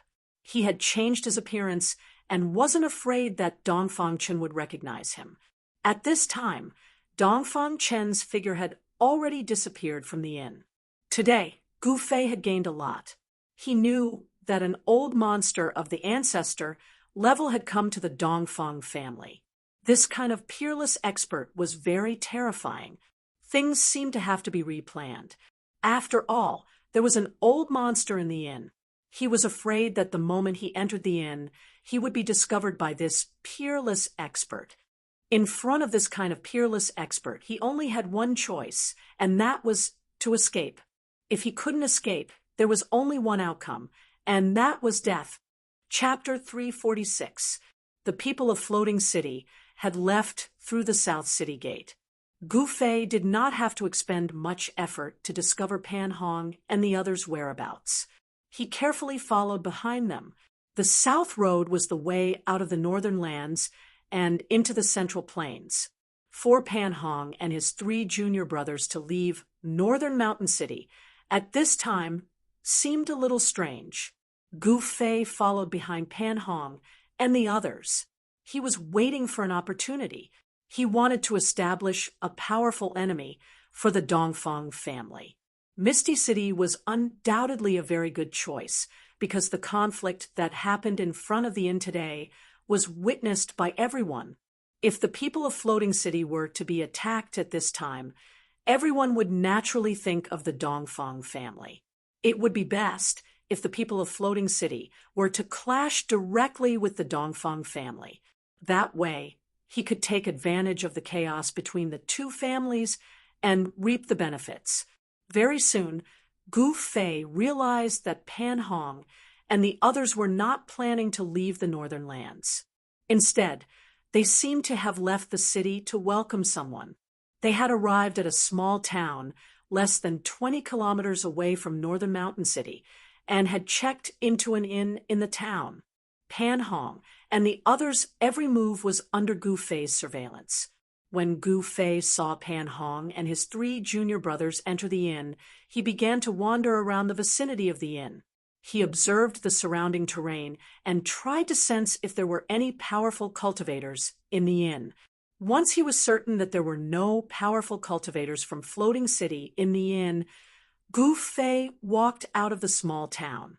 He found a spot in the nearby snowy forest that was away from the wind and sat down cross-legged. He was recuperating his spirit as he waited for the arrival of night. Time trickled by, and the surroundings were silent. Only the occasional sound of human voices and other noises could be heard from the small town in the distance. Gu Fei sat cross-legged behind a large rock in the snowy forest. He was as still as a stone statue and no longer showed any signs of life. Several hours passed, and the sun gradually set in the west. Just as the last ray of sunlight disappeared beneath the horizon, Gu Fei opened his eyes. Gently shaking off the snowflakes on his body, he silently stood up from behind the boulder. Gu Fei's eyes were like cold stars, exceptionally bright in the gloomy snow forest. "It's time to meet those fellows from Floating City," Gu Fei muttered to himself before looking up at the sky and striding out of the forest. This small town was not far from Northern Mountain City, and it was also the only way to leave the northern lands and head to the Central Plains. Hence, even though it was already night time, it was still bustling with activity, and the streets were still filled with people. The figure of the cultivator, riding the strange beast, appeared above the town. There were only 2 decent-sized inns in the town. Because of the recent events in the northern lands, cultivators from all over the world had flocked to the northern lands. The 2 inns in the town were now overcrowded. Gu Fei entered the inn where Pan Hong and the others were staying, then sat down in a corner and ordered a few dishes. He was in no hurry to attack Pan Hong and the others. When others saw Gu Fei's appearance, they knew that he was a cultivator. Hence, even though he had taken a table by himself, no one dared to sit with him. Moreover, he did not hide his identity as a cultivator. With the ancient sword on his back, he only needed to release a slight wave of sword energy, and it was enough to intimidate ordinary cultivators. With Gu Fei's cultivation base at the 4th sky of the Ascended Realm, he could clearly sense the aura of Pan Hong and the others upstairs. Cultivators and mortals belonged to 2 different worlds. Cultivators usually kept a low profile, unwilling to have too much contact with mortals. They would not easily reveal themselves in front of mortals. Gu Fei sensed that Pan Hong and the others were eating in the private room upstairs. Gu Fei's cultivation base was higher than Pan Hong and the others, so Pan Hong and the others had no idea that they were being watched. Gu Fei's meal lasted for half an hour. After he was full, he paid the bill and went upstairs. On the 2nd floor, he went straight to the private room where Pan Hong and the others were. "That friend is here to visit. Why don't you come in for a while?" Just as Gu Fei arrived at the door, Pan Hong's voice was heard from the private room. "Humph." Gu Fei did not reply. He sneered, and the powerful aura of the Ascended Realm suddenly exploded from his body. Pum! With a bang, the wooden door of the private room exploded, turning into thousands of wood shavings that shot into the private room. A few exclamations could be heard from the private room. A few figures quickly moved to avoid the shards of the wooden door. Gu Fei strode into the private room. "You're courting death." Pan Hong's voice rang out once again in the private room. A black light suddenly burst forth in the private room, and the thousands of broken wood shavings immediately disappeared without a trace, as if they were swallowed into the void. Not even a speck of dust fell. At the same time, the black light quickly condensed into a large black hand. It emitted a powerful wave and grabbed towards Gu Fei, who was striding into the private room. Gu Fei! Gu Fei moved his finger like a sword and pointed it forward. Chi! A dazzling five-colored sword radiance shot out and pierced forward. The chilling sword aura immediately filled every inch of the void in the private room.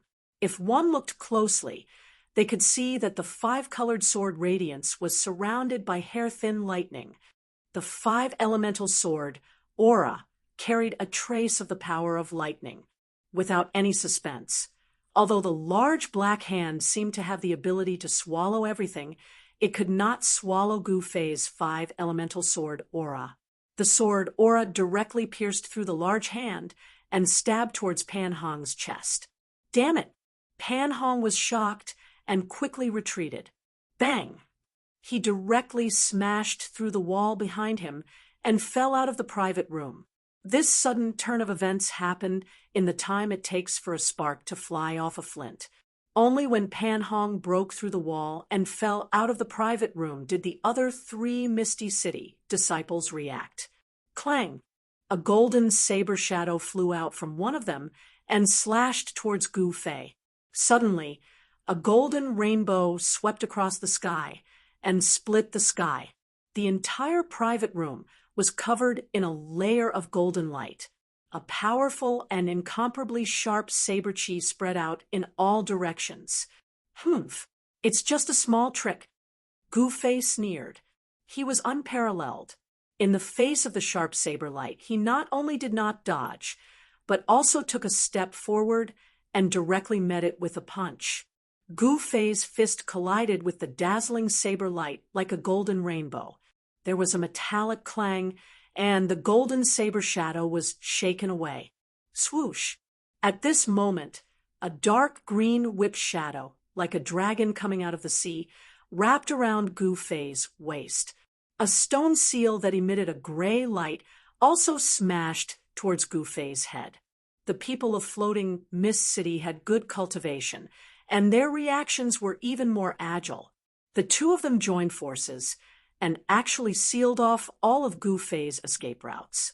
Good, Gu Fei growled. He stretched out his right hand and grabbed the dark green whip shadow. At the same time, he punched upwards with his left hand. Bang! His fist fiercely hit the stone seal that was smashing down. Boom! With a loud bang, the stone seal was sent flying by Gu Fei's punch.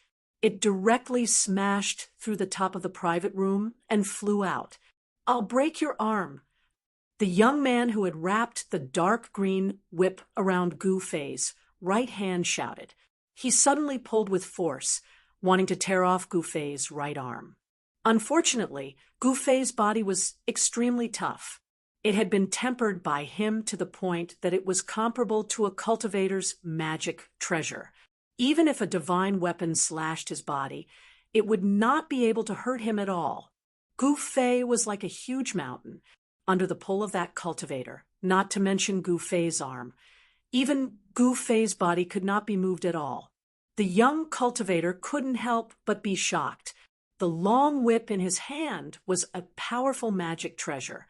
As long as it was wrapped around something, he only needed to pull and pull to break it in two. The entire whip was like a sharp blade. Shameless boasting. Gu Fei shouted. He pulled with his right hand and directly pulled the cultivator over. Then he punched the cultivator in the chest and sent him flying. Who are you? At this time, Pan Hong, who had been forced through the wall by Gu Fei, had already jumped in from the outside.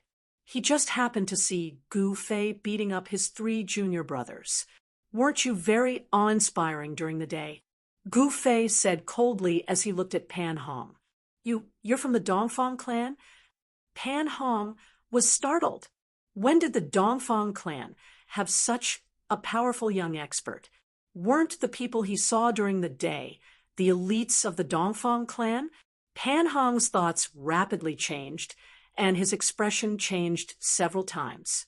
The powerful aura exuding from his opponent caused him to feel a great pressure. "If you have the guts, then come with me." As Gu Fei spoke, he directly rushed out of the roof that had been smashed by the stone seal, and then headed towards the snowy forest outside the small town. At this time, their fight had already alarmed the people in the inn. The noise they made was too loud. Not only did they break through the wall, but even the roof of the private room was broken.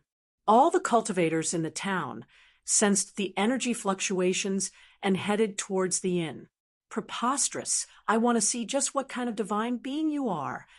Pan Hong was infuriated, and he too leapt out. In just a few short exchanges, his 3 junior brothers had been defeated, and this made him furious. The other 3 young cultivators also put away their magic treasures and chased after them. Among the 3, only the young cultivator who used the whip was punched by Gu Fei and suffered internal injuries. The other 2 cultivators used magic treasures to attack Gu Fei, so they weren't injured. As for the other cultivators, other than a few who were at the transcending mortality stage and above, none of them were willing to follow because they didn't have the ability to protect themselves. If they were to be caught in the crossfire, they would be out of luck. After everyone left, the inn owner saw that his inn was almost destroyed by those people. He wanted to cry, but no tears came out. Boom! With a loud sound, the entire snowy forest shook. Gu Fei and Pan Hong moved quickly in the snowy forest and fought fiercely. Large areas of the snowy forest collapsed, and the snow on the ground was swept up into the sky. It had to be said that Pan Hong was very strong. Among the young cultivators, he was definitely one of the best. However, it was a pity that he met Gu Fei. The battle didn't last long. Pan Hong's spells and divine abilities were broken one after another, and he was completely suppressed by Gu Fei. His 3 junior brothers hurriedly went forward to fight with Pan Hong against Gu Fei. The green whip shadow soared into the sky. As if it had turned into a green dragon, it crazily attacked Gu Fei. The golden saber chi traversed hundreds of feet, constantly slashing towards Gu Fei. A huge stone seal the size of a small mountain emitted a misty gray brilliance, bombarding towards Gu Fei. Chapter 347. Bam! Gu Fei sent the mountain-sized stone seal flying with a punch and pointed with his finger. Chi! Then he swept away the green whip with a whip kick and sent the golden divine saber flying. He displayed great combat strength that made people's hearts palpitate. "Master of the Void, I am supreme. Destroy, destroy, destroy." Pan Hong bellowed. A vast amount of energy surged out from his body. 2 balls of chilling black light erupted from his hands, as though 2 black holes had appeared in his hands. 2 balls of black light instantly spread out and shrouded Gu Fei. The terrifying fluctuation of the void seemed to be able to annihilate everything in its path. Snow and trees, as long as they were shrouded by the 2 balls of black light, disappeared in an instant as if they had vanished into thin air. Not even a speck of dust was left behind. Humph! Sword breaks all things. Kill! Kill! Kill! Gu Fei was like a reincarnated god of war. His long hair danced wildly. As he shouted, a 10-meter-long 5-colored sword radiance burst out of his hands. Like 2 5-colored rainbows, they pierced through the 2 balls of black light. Rumble! The earth trembled, and the trees fell. 2 rays of dreadful sword chi instantly pierced into the 2 masses of black light that were spreading out. The other 3 ethereal city cultivators hurriedly dodged to the side. No one knew better than them how terrifying their senior brother's magical powers were. If they were shrouded by the black light, they would be annihilated in the void in an instant. Not even a speck of their remains would be left. What Pan Hong cultivated was a forbidden magical ability of floating city, a black demonic light that could obliterate everything. Even the magical treasures of martial cultivators would be obliterated. Unfortunately, Gu Fei's five-elemental sword Qi was almost tangible and carried a trace of the power of thunder and lightning. The power of thunder and lightning could intimidate all things and was difficult to destroy. Even though it shot into the black light curtain, it was not destroyed. The two forces collided violently. The terrifying light curtain formed by the two balls of black light shook violently and was actually shaken. The pitch-black light was like the light of death from hell, but it could not destroy the power of the five elements. Gu Fei's five-elemental sword Qi blocked the light curtain of death that enveloped him. Boom! With a loud bang, the void violently trembled. Then, ripples visible to the naked, I spread out as the two black light curtains that had enveloped the void exploded. Terrifying energy fluctuations swept out in all directions. The earth violently undulated like waves. Large swathes of trees fanned outwards. The accumulated snow on the ground was swept up high into the sky. The three young cultivators who had already escaped were also inevitably affected, and they cried out in alarm as they fled even further away. Roar! Pan Hong roared angrily as he flew backward. Two five-colored sword rainbows with traces of thunder and lightning power pierced through the power of his forbidden divine ability and chased after him like two bolts of lightning. Pooh! Pooh! With two soft sounds, the two five-colored sword rainbows instantly pierced through Pan Hong's shoulders. Blood splattered everywhere. In the air, it was impossible for him to dodge. Senior brother! When the three young experts from Ethereal City saw this, they couldn't help but be shocked. One of them hurriedly leaped forward and caught Pan Hong, who was falling from the sky. The other two young cultivators controlled the golden divine saber and stone seal to slash at Gu Fei, who was chasing after them. Humph! Weren't you very arrogant during the day? Why aren't you arrogant now? Gu Fei sneered. Facing the fierce attacks of the two young experts, his expression remained unchanged as he strode forward. Bam! The stone seal that was surrounded by gray light was punched away by Gu Fei. With the point of his finger, the golden saber Qi that spanned hundreds of meters immediately collapsed in the air, turning into specks of golden light and dissipating in the void. Gu Fei was unparalleled and displayed his unparalleled combat strength. With every step he took, the earth shook. Bam! Bam! The two young cultivators who attacked Gu Fei coughed out blood and flew backward.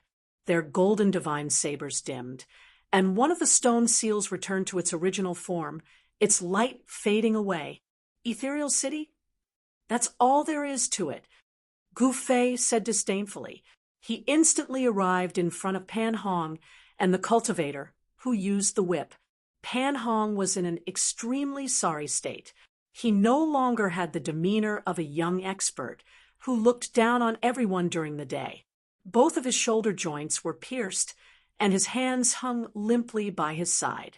Blood flowed out of the wounds, and he had lost the ability to move his arms. Pan Hong stared at Gu Fei and said coldly, "I have to admit that you are very strong. However, in Ethereal City, my strength is only above average. There are many people stronger than me." "Is that so? Then call the experts of your sect to come find me. Of course, the result will not change. They will all be defeated by me," Gu Fei said coldly. "I'll fight you to the death." The young cultivator who was supporting Pan Hong let go of him and fiercely swung the whip in his hand. The whip immediately turned into a dark green dragon and swooped towards Gu Fei. "A little spark dares to compete with the bright moon?" Gu Fei chuckled disdainfully and pressed his right hand forward. A dazzling golden aura immediately surged out of his palm and rushed forward. With a casual palm, He attracted the power of metal in all directions and shook the heaven and earth. The golden aura surged like a golden wave. The dark green dragon was instantly annihilated in the golden wave of energy. Pan Hong and the young cultivator were directly sent flying 200 to 300 feet away and vomited blood. All of you remember that my Dongfang clan isn't one to be bullied. Gu Fei left behind an afterimage on the spot after he spoke these words, and then he vanished on the spot. Damn it! The Dongfang family. After a long while, Pan Hong and the junior brother, who had been sent flying by Gu Fei, supported each other and stood up from the ground. In the battle with Gu Fei, the 4 young cultivators of Floating City were all defeated by Gu Fei. Pan Hong's eyes were about to spit fire. To him, Gu Fei's contempt was even more infuriating than his defeat. The cultivators who had followed the trail from the small town and were watching the battle from nearby witnessed the battle. Soon, news of the battle began to spread. Senior brother. After the other 2 young cultivators found the magic treasures that had been sent flying by Gu Fei, they gathered towards Pan Hong. Everyone could not help but feel a wave of dejection. Gu Fei's strength made them feel a sense of helplessness. Humph! We are only the vanguard to scout ahead. When the experts of the sect arrive, the Dongfang family will pay the price for what happened tonight. Pan Hong said coldly. Gu Fei had achieved his goal. What he needed to do now was to wait and see how things would develop. Just as the old ancestor of the Dongfang family had predicted, the people of Floating City wanted to reappear in front of everyone as experts. But now, Gu Fei had taught them a harsh lesson. If the people of Floating City did not get back at him, people would say that they were afraid of the Dongfang family. For an ambitious sect that wanted to make a name for itself in the cultivation world, this was simply a blow to the head. If they did not do something, Floating City would lose all face. Gu Fei returned to Bailing City that night and found a small inn near the Yunlai in where the people of the Dongfang family were staying. The night passed uneventfully. Other than sitting cross-legged in the guest room and cultivating, Gu Fei paid close attention to the movements of the Dongfang family. Early in the morning, Gu Fei, who had changed his appearance, began to wander around. He had changed his appearance again and suppressed his cultivation to the 5th or 6th layer of the awakened heaven. He did not carry the ancient sword on his back, but left it in the guest room. To him, that ancient sword was dispensable. Last night, when he fought with Pan Hong, he did not draw it at all. He did not walk the path of a sword immortal. His sword was in his heart, his body, and the surging 5 elemental Yuan Qi all over his body. After being struck by lightning for more than 10 days in the Thunder Lake, Gu Fei's 5 elemental Yuan Qi had fused with a trace of the power of thunder and lightning. He felt that his strength seemed to have undergone some kind of change. However, it was only a feeling. He did not know why he had such a feeling. The disciples of the Dongfang family rarely went in and out of the inn, so Gu Fei did not see Dongfang Chen again. Time passed quickly, and it was dusk again. Gu Fei, who had changed his appearance again, sat in the tea shop opposite the Yunlai Inn in an ostentatious manner and sipped tea as if nothing had happened. Of course, although he looked like he was sipping tea, he was actually paying attention to the movements on the opposite street. Suddenly, he noticed a few cultivators coming from the direction of the city gate. The few cultivators headed straight for the guest cloud arrival inn. When Gu Fei saw the appearance of these cultivators, he couldn't help but feel anger rising in his heart. Among the cultivators, he found a familiar figure, the burly middle-aged man who shot him with an evil bow shrouded in ghostly aura outside Biling Pass, and almost killed him, as well as the middle-aged man with a strand of silver hair on his forehead and a black saber on his back, were among them. These guys. Gu Fei couldn't help but clench his teeth. These people were too despicable. They were a bunch of sanctimonious bastards. One must know that these people were from the older generation, but they disregarded their status and ganged up on a young cultivator like him. This was too much and could not be forgiven. Gu Fei thought that with his cultivation at the fourth sky of the ascended realm, he should be able to fight against these people. However, he wouldn't act rashly, but if he did, he would kill them in one strike. He didn't feel any guilt killing these people because they wanted him dead, so they had to be prepared to be killed by him. He couldn't be lenient to his enemies. There was an old saying that was right. Being kind to your enemies was being cruel to yourself. Gu Fei would never make such a low-level mistake. After watching those people enter the inn, Gu Fei was still leisurely sipping his tea. A few batches of people from the Dongfang family came back one after another. Their expressions were very solemn, and they didn't talk much. They all walked into the inn in silence. It was a peaceful day, and nothing happened.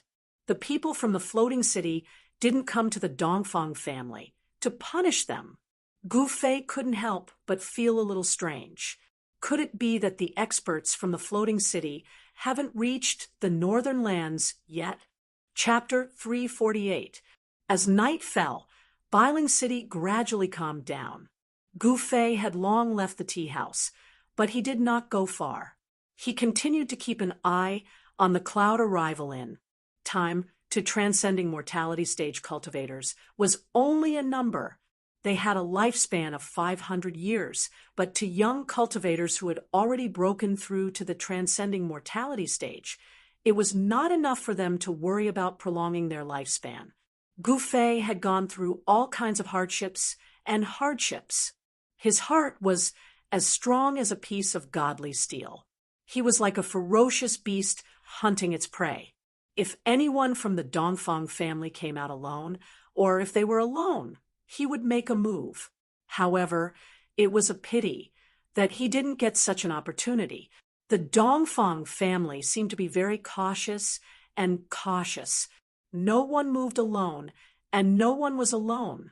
In Bailing City, where powerful cultivators gathered and the situation was complicated, the Dongfang family would undoubtedly protect themselves. After a day and a night, Gu Fei did not find a worthy opportunity to make a move. When it was late at night, Gu Fei quietly sat on the roof of a pavilion a few hundred meters away from the inn.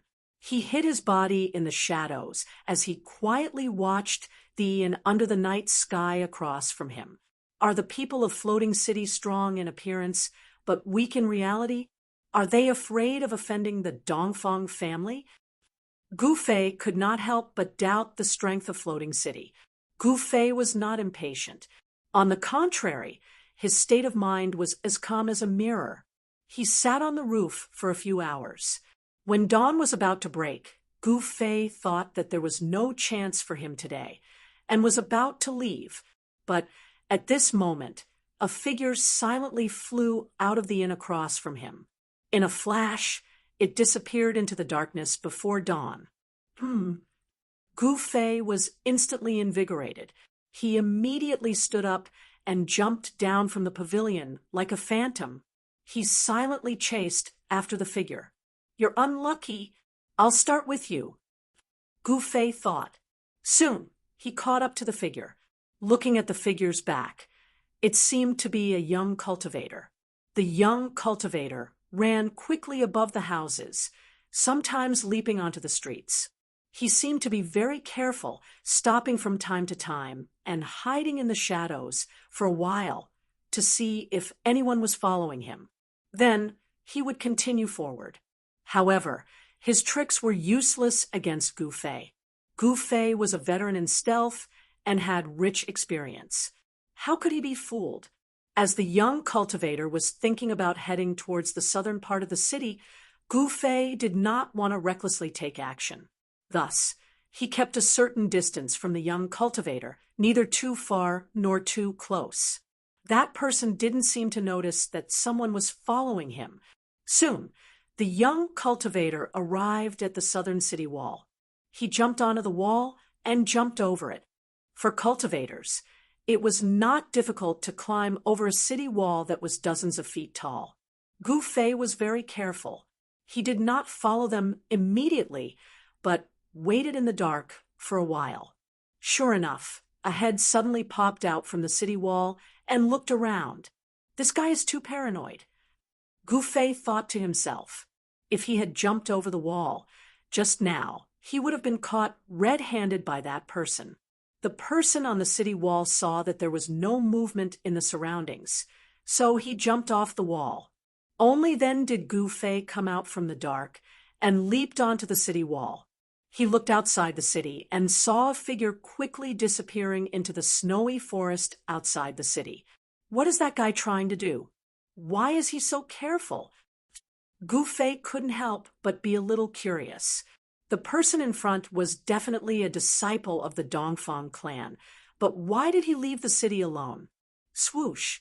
Gu Fei jumped down from the city wall and landed on the ground like a feather without making a sound. After he landed, he immediately used his extreme speed 8 steps movement technique and rushed into the snowy forest, leaving no traces in the snow. That person's cultivation doesn't seem to be low. Gu Fei noticed that there were no obvious footprints in the thick snow in the forest. After walking for about a mile in the snow forest, a pavilion appeared in the snow forest. Gu Fei carefully walked towards the pavilion. From a distance, there seemed to be 2 figures standing in the pavilion. When he was only 20 to 30 meters away from the pavilion, he was shocked.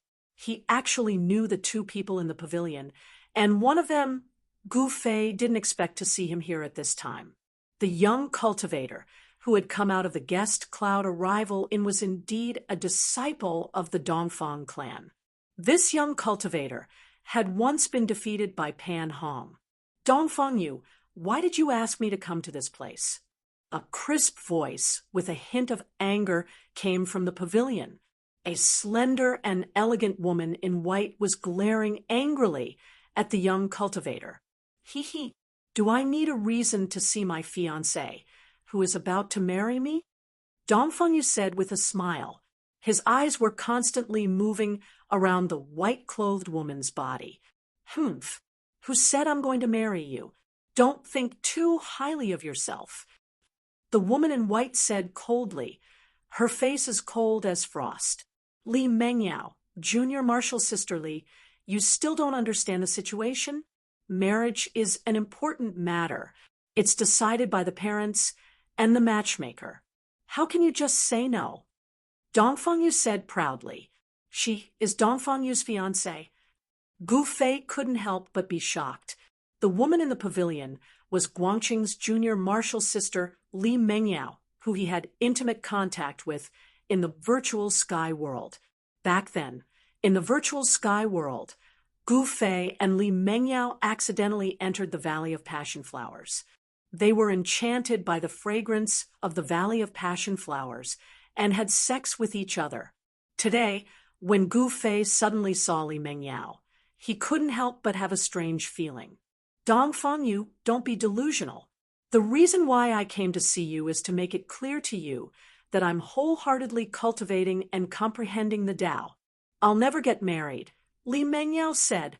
Dongfang Yu smiled frivolously, then said ambiguously, Mengyao, don't reject me. Those who cultivate and comprehend the Tao are not allowed to get married. In this world, who knows how many immortal couples there are who cultivate and comprehend the Tao together. Dongfang Yu, you... Li Mengyao couldn't help but be angry. She pointed at Dongfang Yu with her trembling hand. Outrageous! You want to marry my woman? The conversation in the pavilion passed into Gu Fei's ears. Gu Fei couldn't help but be furious. Gu Fei didn't want to listen anymore, so he walked out from the darkness. Dongfang Yu immediately sensed something strange. He turned around abruptly and shouted in Gu Fei's direction. Who is it? Li Mengyao also looked at Gu Fei's direction cautiously. She was very surprised that someone was nearby, and she didn't notice it at all. There was only one possibility, and that was that this person's cultivation was higher than hers, much higher. Swoosh! Gu Fei took one step forward, leaving an afterimage on the spot, and directly appeared outside the pavilion. His movement was so fast that it was like teleportation. Dongfang Yu and Li Mengyao, who were inside the pavilion, were shocked again. Swoosh! A green light flashed, and a 1-foot-long green spear rushed out from Dongfang Yu's body. It shot towards Gu Fei, who was outside the pavilion like a green lightning. Dongfang Yu! Li Mengyao quickly shouted. She wanted to know the situation before making a move. You should know that the northern land right now was definitely not peaceful. She didn't know how many cultivators had entered the northern land. Dongfang Yu was really too rash. He rashly attacked someone. If the opponent's cultivation level was lower than his, it would be fine, but if the opponent was an expert, the consequences would be unpredictable. At this time, Gu Fei had moved all the muscles in his body. Not only did he change his appearance, but he also changed his figure. Li Mengyao didn't know that the person who suddenly appeared in front of her was the person who had the most intimate contact with her in the virtual sky world. Dongfang Yu had already made his move, so the result couldn't be changed. A grim smile appeared on Gu Fei's face. He stretched out his right hand and caught the green spear that was shooting towards him. In an instant, he forced himself in front of Dongfang Yu and punched Dongfang Yu's chest. The clear sound of bones breaking immediately rang out. Dongfang Yu let out a blood-curdling scream and flew out of the pavilion while vomiting blood. Bang! He smashed into the snow outside the pavilion. Everything happened too quickly. Gu Fei's movement technique was extremely fast. In just a single exchange, he had already heavily injured Dongfang Yu. If it wasn't for the fact that he wanted to spare Dongfang Yu's life, Gu Fei's punch would have killed Dongfang Yu. Li Mengyao couldn't help but be stunned. The opponent's attack was extremely ruthless, and his cultivation level seemed to be extraordinarily high. She couldn't help but be greatly shocked. She immediately opened her mouth and spat out a sword light to protect herself. "You're courting death." Gu Fei deliberately lowered his voice. He then grabbed the green spear and took another step, directly passing through the pavilion towards Dongfang Yu. "Be lenient," Li Mengyao exclaimed. Although she hated Dongfang Yu very much, she couldn't just watch him die and watch him be beaten to death. Gu Fei turned a deaf ear to her and directly arrived in front of Dongfang Yu, who was rolling in the snow. He stretched out his left hand, grabbed the clothes in front of Dongfang Yu's chest, and lifted him up from the ground. "Excuse me." A light shout came from behind. A sword light rushed out from the pavilion like a dragon coming out of the sea and slashed towards Gu Fei's waist. Gu Fei didn't want to fight with Li Mengyao. After grabbing Dongfang Yu, he disappeared from the spot. When he reappeared, he was already 20 feet away. Swoosh! The sword light swept across in an instant. Several big trees were immediately cut in half and fell down from the sky. Snowflakes suddenly flew in the snow forest, making it a mess. Taking advantage of the chaos, Gu Fei carried Dongfang Yu like a dead dog and rushed into the depths of the snow forest. Li Mengyao wanted to chase after him, but after chasing for a few hundred feet, she lost the trace of Gu Fei. Gu Fei carried Dongfang Yu and quickly went through the snow forest. Soon, he got rid of Li Mengyao's pursuit and entered the depths of the desolate snow forest. He carried Dongfang Yu and came to a piece of snowland. Then, he threw Dongfang Yu on the snowland. Cough, cough. Dongfang Yu coughed up a mouthful of blood, then gasped for breath, and said, Who the hell are you?" Gu Fei's punch was extremely heavy. With just a single punch, it had already shattered Dongfang Yu's sternum. The force of the punch even penetrated his internal organs and caused serious injuries to Dongfang Yu. "Who am I? Hasn't your Dongfang family been looking for me?" Gu Fei said coldly. Then, the muscles on his body began to return to their original position, gradually revealing his true appearance. You. Dongfang Yu's eyes gradually widened, as if he had seen a ghost. In his excitement, he spat out another mouthful of blood with a wah sound. Do you know who I am now? Gu Fei said with a chuckle. After Dongfang Yu saw who the person in front of him was, he was scared out of his wits. He was almost scared to death. His already pale face became even paler. You're Gu Fei. Dongfang Yu's entire body was ice cold. He collapsed powerlessly on the snowy ground. First publication of this book. Chapter 349. Although Dongfang Yu hadn't really seen Gu Fei, it didn't mean that he couldn't recognize Gu Fei, because all the young masters of the Dongfang family had seen Gu Fei's portrait. The person who has enmity with you is Dongfang Chun. If you want to take revenge, you should look for him. Why did you attack me? Dongfang Yu still had a glimmer of hope. However, when he saw the incomparably cold smile on Gu Fei's face, he knew that he didn't even have a glimmer of hope. Dongfang Chen? I will look for him, but now. Gu Fei grinned at Dongfang Yu, who was paralyzed on the snow. His snow-white teeth were so conspicuous in the dark, but in Dongfang Yu's eyes, it was like the smile of a devil. What do you want? Dongfang Yu panicked and hurriedly struggled to shrink back. However, as soon as he moved, he suddenly felt a sharp pain in his chest, causing him to involuntarily groan in pain. Gu Fei took a step forward, looked down at Dongfang Yu, and sneered. What do you think? Then he grabbed the short spear that was surrounded by green light, and with a poof sound, he fiercely stabbed it into Dongfang Yu's right thigh. Wah! Dongfang Yu screamed, and blood suddenly splashed from his thigh. Blood dripped down, and in just a short while his clothes were soaked. The short spear that was surrounded by green light was the magic tool that Gu Fei snatched from Dongfang Yu. It was extremely sharp and directly pierced through Dongfang Yu's thigh, nailing him to the snow. I just want to collect some interest from the Dongfang family first. Gu Fei's words were extremely cold. He didn't have any pity for the people of the Dongfang family. Roar! Those who go against the Dongfang family will absolutely not have a good ending.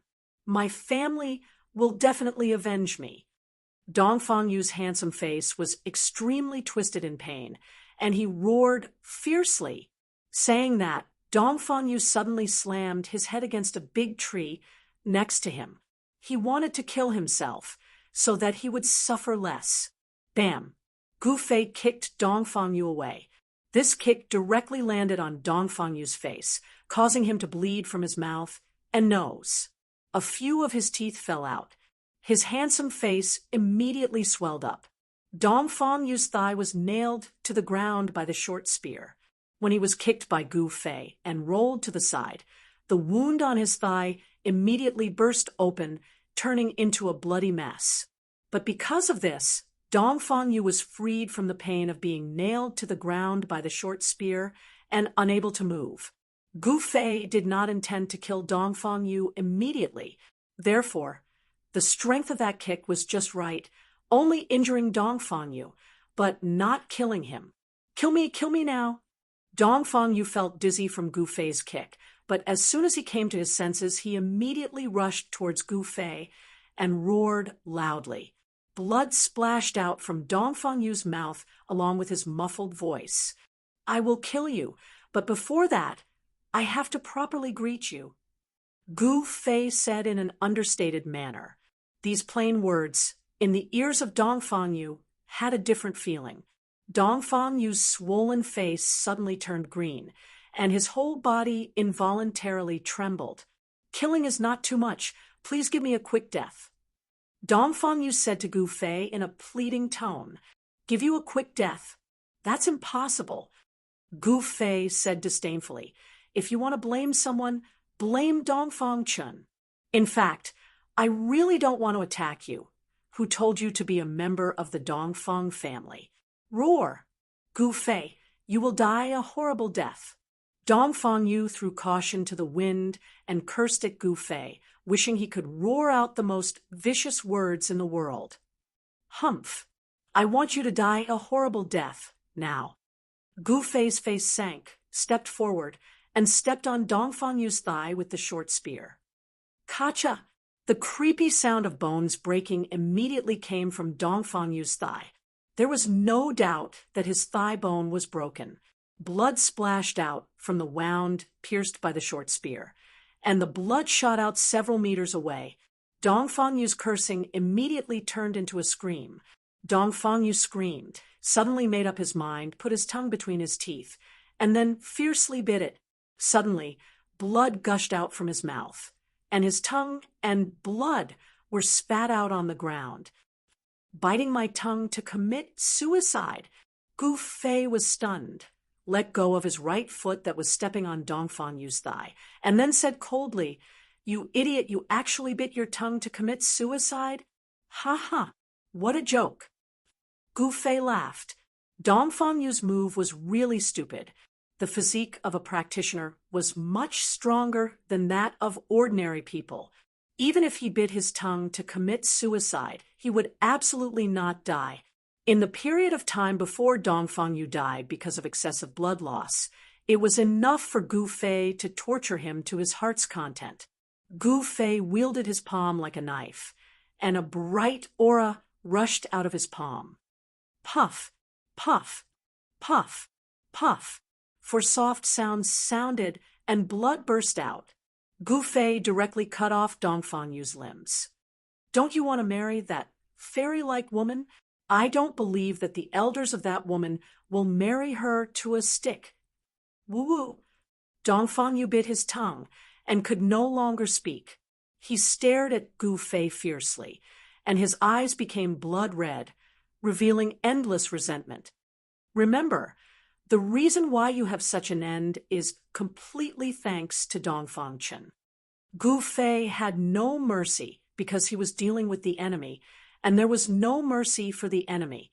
Just when Gu Fei was about to continue to torture Dongfang Yu, a long roar suddenly came from the distance. Woo-woo! When Dongfang Yu heard that long roar, he suddenly became excited. He wanted to shout and tell the people in the distance that he was here, but unfortunately, his tongue was gone, and he couldn't shout. Hearing the roar, Gu Fei couldn't help but frown. He looked in the direction of the roar and muttered to himself, "So fast. Should I kill or not?" Gu Fei immediately looked down at Dongfang Yu, who had turned into a bloody person. His expression changed several times. He raised his right hand and put it down again. In the end, he didn't directly kill Dongfang Yu. However, before leaving, Gu Fei stepped on Dongfang Yu's crotch. Dongfang Yu's eyes suddenly bulged, and the sound of balls breaking came from under Gu Fei's foot.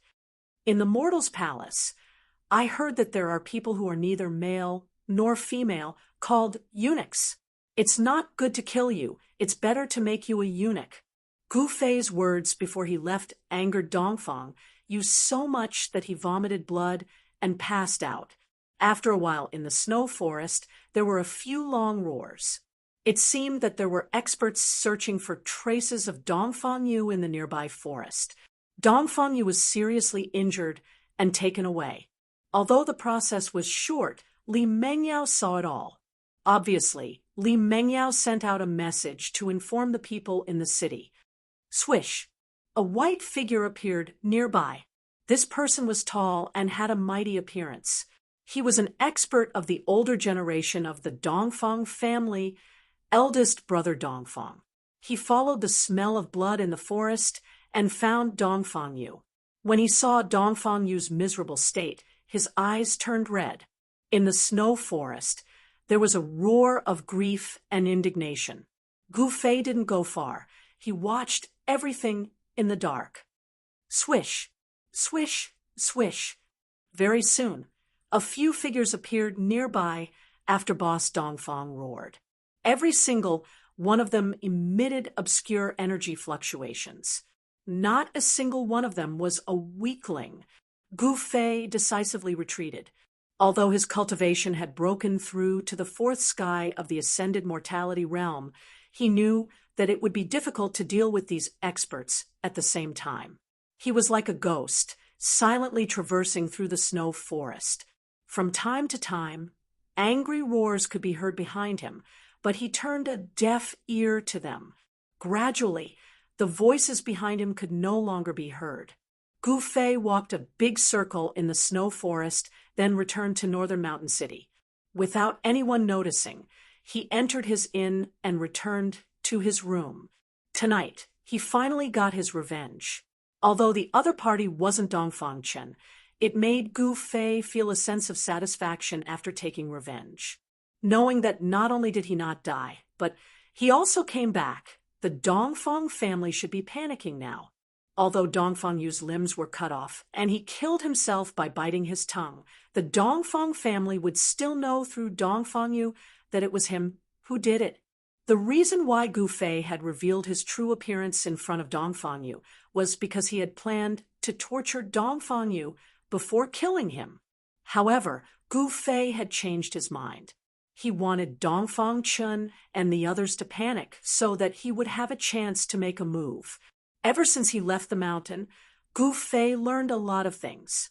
His heart became harder, and his methods of dealing with enemies became more ruthless.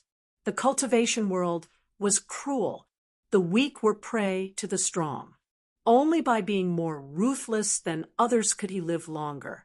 Dongfang Chen wanted to put him to death again and again, completely disregarding the friendship between him and his fellow disciples. There was nothing more to say. The hatred between Gu Fei and Dongfang Chen had reached an irreconcilable point. Either he dies or I die. After returning to the inn, Gu Fei sat cross-legged on the bed and closed his eyes to rest. Ever since his cultivation broke through to the transcending mortality realm, Gu Fei rarely slept. The time he rested was the time he meditated. Closing his eyes to adjust his breath instead of sleeping was the most basic difference between a cultivator and an ordinary person. A cultivator in the transcending mortality realm was gradually breaking away from the habits of ordinary people. When Gu Fei returned to the inn that was booked by the Dongfang family, in the distance was boiling. In the darkest period before dawn, the guest cloud inn was brightly lit, and from time to time, there were people from the Dongfang family coming in and out of the inn. The attack on Dongfang Yu really made the people of the Dongfang family panic. They didn't know who was against them. Of course, they had a suspect, and that was the Misty City. However, those who knew the inside story were even more terrified because they were about to face a disaster. Book Chapter 350. In the Dongfang family, there weren't many people who really knew about the grudges between Dongfang Chen and Gu Fei. Only a few people from Dongfang Chen's branch knew. 1. The Dongfang family was a big family with several branches. It was a big force in the cultivation world. Unfortunately, the Dongfang family wasn't as united as it seemed on the surface. The various branches fought openly and covertly, all wanting to rise to the top.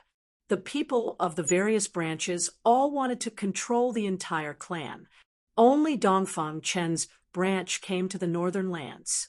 The other branches of the Dongfang family didn't appear in the northern lands. Dongfang Yu was one of the few young experts with the most potential in this branch. His cultivation had already reached the second sky of the ascended mortality realm.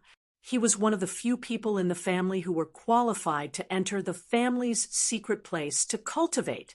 Unfortunately, he was crippled by Gu Fei. Not only did Gu Fei cut off his hands and feet, even his balls were crushed by Gu Fei, turning him into a eunuch.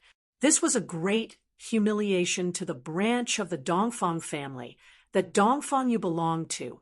As a result, Biling City was in an uproar. Before the sun rose, the people of the Dongfang family began to move.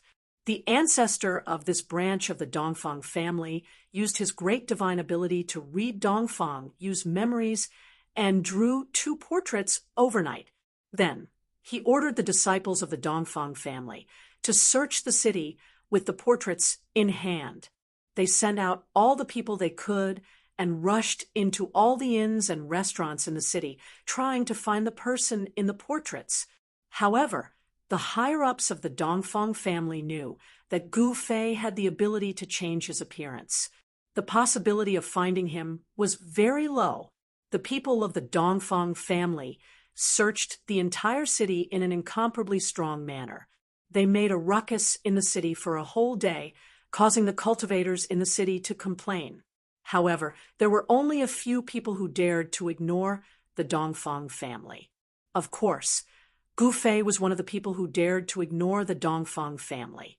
As a cultivator, he had already cultivated to the extent that he could move his muscles and bones at will. Although there were limitations to changing the shape of his body, and he couldn't really change the position of his bones, there was no limit to changing his appearance. He moved the skin and flesh on his face and changed his appearance. In the eyes of others, Gu Fei, who had changed his appearance, looked like a sturdy, fair-skinned young man.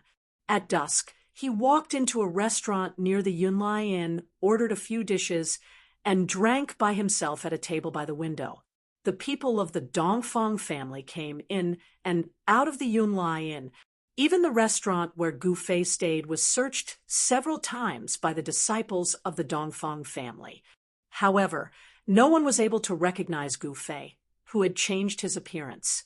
Gu Fei was right under the noses of the Dongfang family members, but the Dongfang family members were still searching for Gu Fei throughout the city, apart from the city governor's mansion. The Dongfang family could be said to have turned the entire Bailing city upside down. However, no one would have expected Gu Fei to be drinking alone near the inn they were staying at. The Dongfang family was a place with a high status in Bailing City. Even the Dongfang family didn't dare to step into it easily.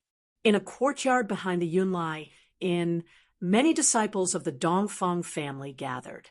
In a guest room in the courtyard, a young man with an abnormally pale face was sleeping on the bed. In front of the bed stood a dark-skinned, middle-aged man with a gloomy face. This middle-aged man was the ancestor who scared away Pan Hong when the people of Misty City came to cause trouble. Behind the middle-aged man, a burly man stood with his head lowered. This burly man looked mighty, and his muscles bulged under his clothes like a horned dragon, giving off a strong sense of oppression. This man was the Dongfang eldest brother who saved Dongfang Yu. That person is too ruthless.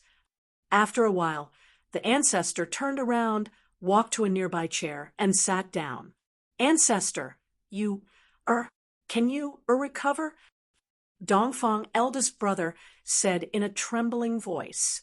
In front of this middle-aged man, he didn't dare to be the slightest bit presumptuous. Even if he was angry and excited, he could only suppress it. Network, the middle-aged man frowned, thought for a moment, and then said, "Freeze his limbs and keep them safe.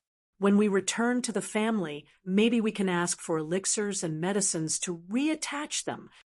"Thank you, ancestor." Dongfang eldest brother was overjoyed. As long as his limbs could be reattached, Dongfang Yu still had a glimmer of hope. His cultivation would not be wasted. But the broken limbs can be reattached, but the damage to his lower body will be difficult to heal. He may completely lose the ability to reproduce. The ancestor's face was so gloomy that it seemed as if it was about to drip water. This, Dongfang eldest brother couldn't help but be dumbfounded. He was Dongfang Yu's second uncle, and his eldest brother only had Dongfang Yu. If Dongfang Yu became a eunuch, then wouldn't his eldest brother have no descendants? "Hey, Gu Fei." Dongfang eldest brother's eyes were red, and his whole body was surging with murderous intent. Right now, he couldn't wait to tear Gu Fei to pieces and burn his bones to ashes.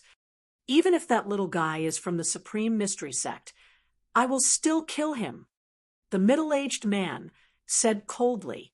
It was obvious that he was also angry. "Pass down the order. If you find that little guy, don't hesitate to kill him." The middle-aged man's eyes were like cold lightning, flashing with a threatening cold light. "Yes." Dongfang eldest brother quickly accepted the order, then turned around and walked out of the room. At the same time, in a courtyard in the east of Bailing City, several people were sitting in a pavilion whispering about something. Everyone's expression was very serious. "Brother Li, why is the Dongfang family looking for Brother Gu? Do they have the same purpose as us?" A young man in white sitting at a stone table asked a dark-skinned, unprepossessing young man. "I don't know. The Dongfang family is Brother Dongfang Chen's family. He may know why the Dongfang family is also looking for Brother Gu," the unprepossessing young man said indifferently. In the pavilion, there were 4 young cultivators in white sitting around. They were all disciples of the Supreme Mystery Sect. The unprepossessing, dark-skinned young man, sitting in the seat of honor, was the eldest senior brother, Li Lingfeng. The other 3 were Ziyu, a disciple of the head of the Supreme Mystery Peak, Song Ruochen, a disciple of the Tongtian Peak, and Qin Daoyun, a disciple of the Taishu Peak. "The actions of the Dongfang family are very strange," Ziyu said thoughtfully. "Could it be Brother Dongfang actually told the secrets of the sect to the people of the Dongfang family?" Song Ruochen said in surprise. "Otherwise, it would be difficult to explain why the Dongfang family was looking for Gu Fei. The Dongfang family had made such a big move in the city that it attracted the attention of all the major forces. Li Lingfeng and the others were surprised to find that the Dongfang family was only doing this to find 2 people. Among these 2 people, one was actually Gu Fei, although Li Lingfeng, and the others were disciples of the Supreme Mystery Sect like Gu Fei, Li Lingfeng, and the others never imagined that the 2 people the Dongfang family was looking for were actually the same person. These 2 people were both Gu Fei. Brother Dongfang shouldn't be going so far as to betray the sect," Li Lingfeng said in a low voice, and his eyes shot out 2 cold lights that made the hearts of 2 people palpitate. When everyone heard this, they could not help but fall silent. They all knew very well what the consequences of betraying the Taishan sect were. Any disciple who betrayed the sect would be crippled of their cultivation and expelled from the sect. If it was serious, they would be killed by the law enforcement disciples. Betraying the sect was a great taboo in the world of cultivation. It was an act of deceiving one's master and destroying one's ancestors. Just as everyone was silent, a figure silently appeared outside the pavilion. Li Lingfeng was the first to notice the person. He hurriedly came out of the pavilion and then respectfully bowed to the person. "Greetings, Uncle Dan Qingzi." The others in the pavilion also hurriedly came out and bowed to the person. "Li Lingfeng, take a few of your juniors and go out for a walk." Dan Qingzi waved his sleeves and did not say much. He directly ordered Li Lingfeng. "Yes." Li Lingfeng hurriedly accepted the order.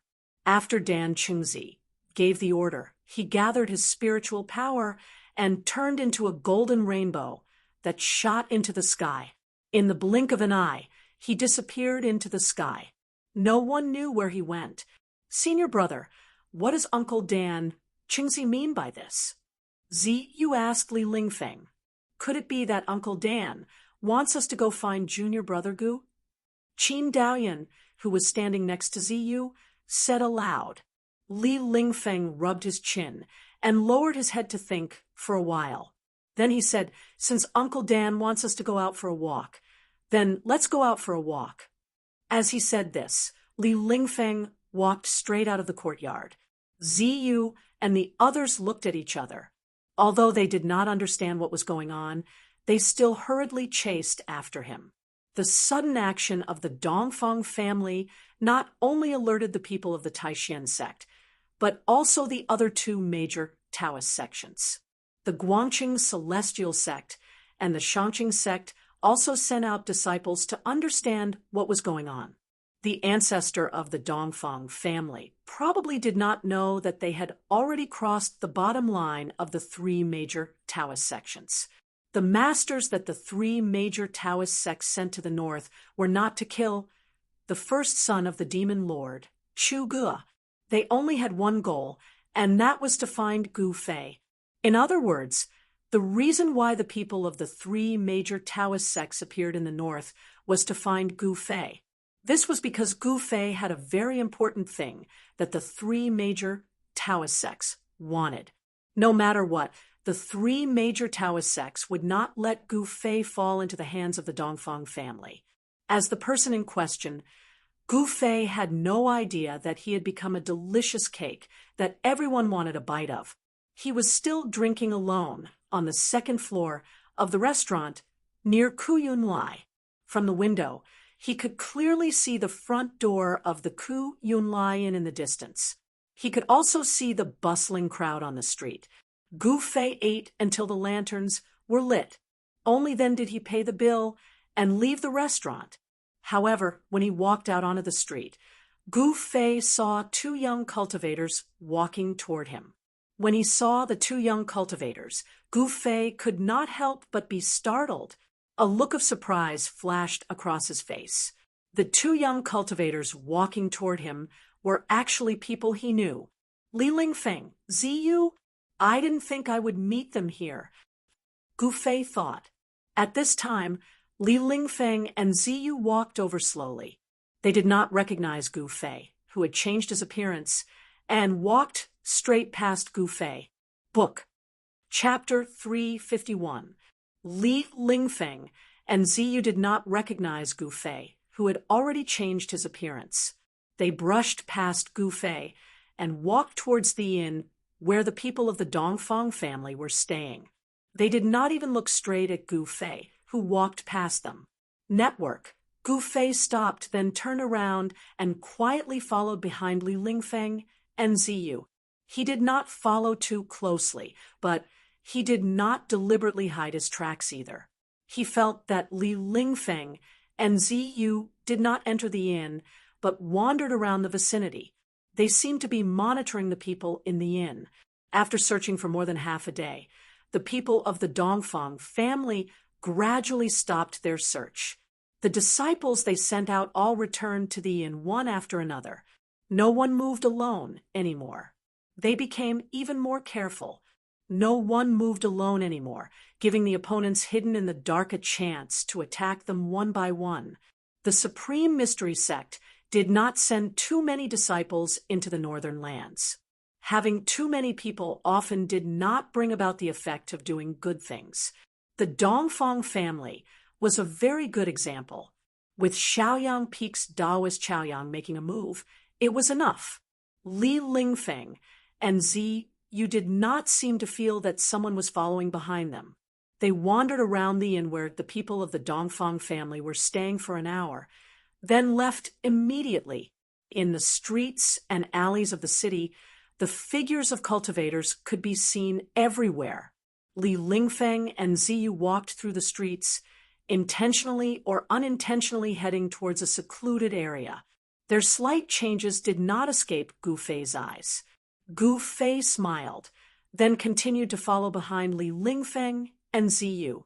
When they came to a place where there were not many people, Li Lingfeng and Ziyu suddenly turned into an alley and disappeared before Gu Fei's eyes. Gu Fei hurriedly chased after them. When Gu Fei turned the corner of the street, he found that Li Lingfeng was standing less than 3 meters in front of him, looking at him with a cold smile. At this moment, Gu Fei suddenly felt a slight ripple coming from behind him. He turned around and saw that Ziyu was already blocking his way. These two fellows are quite vigilant, Gu Fei thought. Actually, he did not deliberately hide his tracks at all. It was not surprising that Li Lingfeng and Ziyu found out. Of course, if Gu Fei deliberately hid his tracks, Li Lingfeng and Ziyu would not be able to sense that Gu Fei was following them. "Who are you, and why are you following us?" As Li Lingfeng pressed forward, a powerful wave of magical power rippled out from his body, and there seemed to be several faintly discernible rays of light coiling around his body. At the same time, Ziyu, who was behind Gu Fei, flipped his right hand, and a branch surrounded by a dark green spiritual light appeared in his hand. The dark green branches emitted an enormous fluctuation of what elemental energy, as if they were shrouded in a layer of hazy green light. On the branches, there were 7 bright green leaves. This was Ziyu's Dharma treasure, a Dharma treasure refined from the branch of a spirit root of heaven and earth. After Gu Fei changed his appearance and his cultivation advanced greatly, the aura on his body changed as well. If he did not recover his original appearance, it would be impossible for Li Lingfeng and Ziyu to recognize him at all. Her, senior brother Li, senior brother Ziyu, how have you been?" Gu Fei glanced at Li Lingfeng and Ziyu with a composed expression, and then said, "You are." Ziyu and Li Lingfeng could not help but be taken aback, their faces revealing looks of astonishment. "What? You guys really can't recognize this little brother?" As Gu Fei spoke, the flesh on his face began to tremble, and his true appearance gradually revealed. "Like this. Do you guys recognize me?" Gu Fei said. "You're Jade Spirit Peak's junior brother, Gu."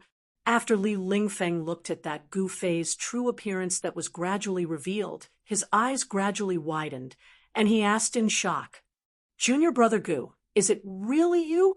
Ziyu hurriedly put away his Dharma treasure and walked forward.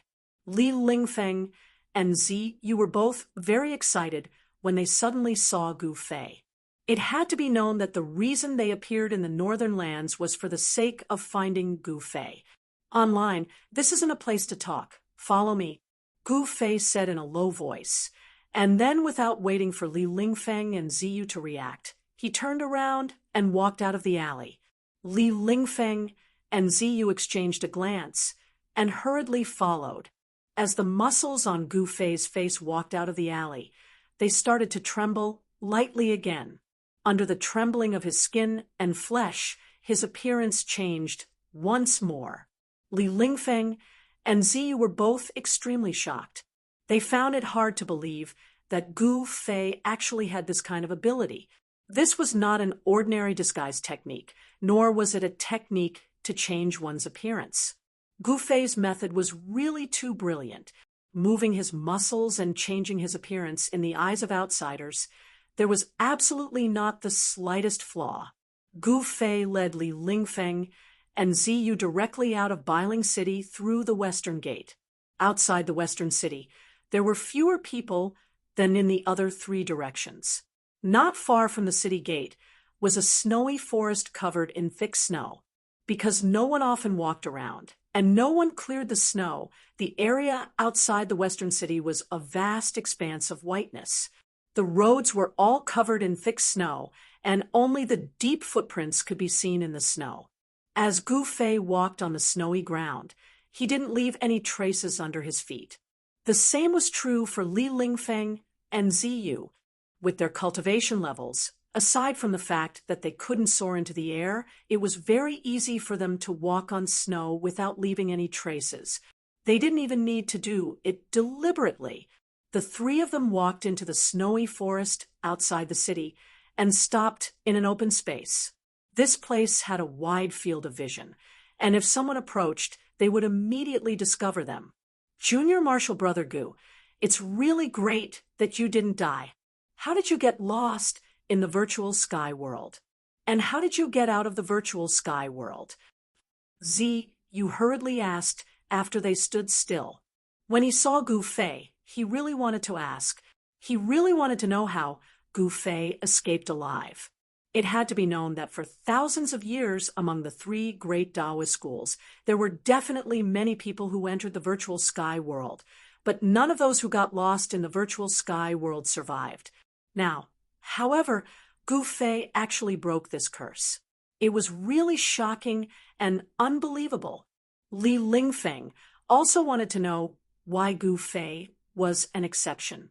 Gu Fei stared at Ziyu and Li Lingfeng for a long time before he finally said, "I was completely lucky to be able to come out of the virtual sky world. Maybe I'm not fated to die yet."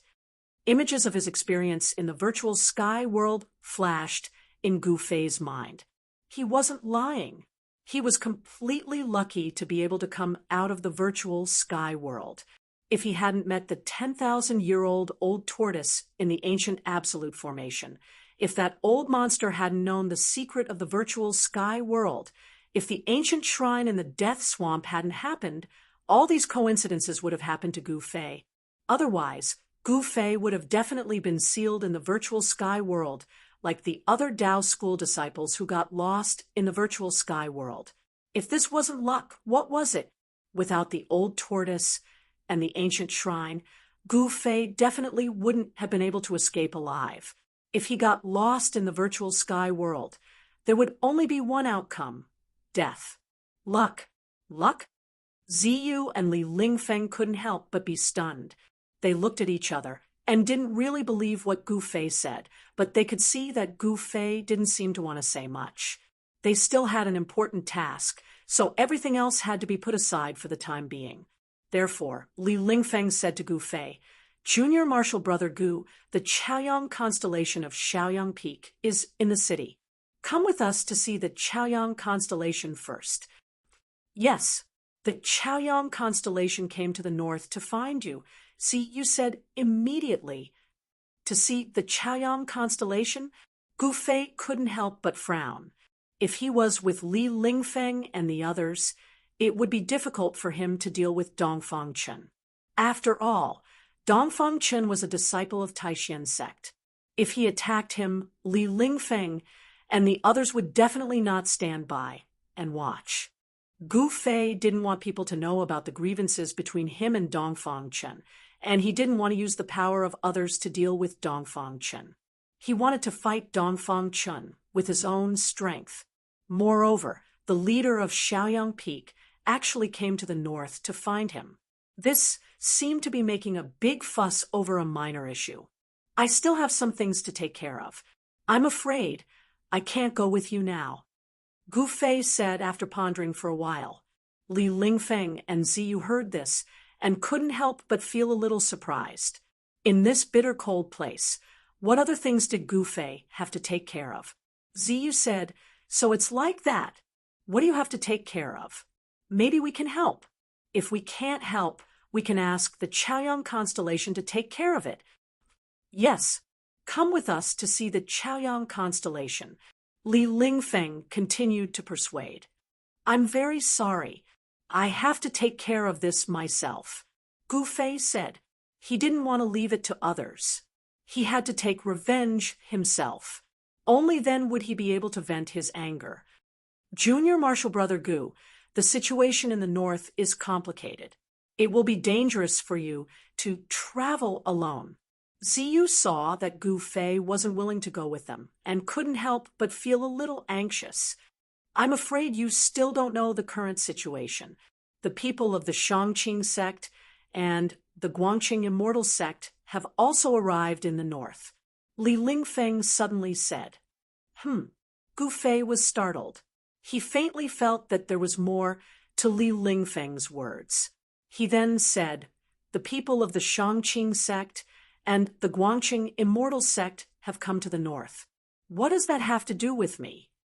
"I'll tell you the truth. They're all here for you. They're not here to slay demons." Ziyu then explained to Gu Fei. "They're here for me?" Gu Fei said in shock. Li Lingfeng and Ziyu both looked at Gu Fei, then nodded with serious expressions. "Why are they here for me?" Gu Fei said in a low voice. He already vaguely knew that this was probably not a simple matter. There was definitely some secret that he didn't know about. "Actually, they're here for something on you," Li Lingfeng said. Chapter 352. Gu Fei wasn't willing to go with Li Lingfeng and Ziyu to meet Taoist Chaoyang.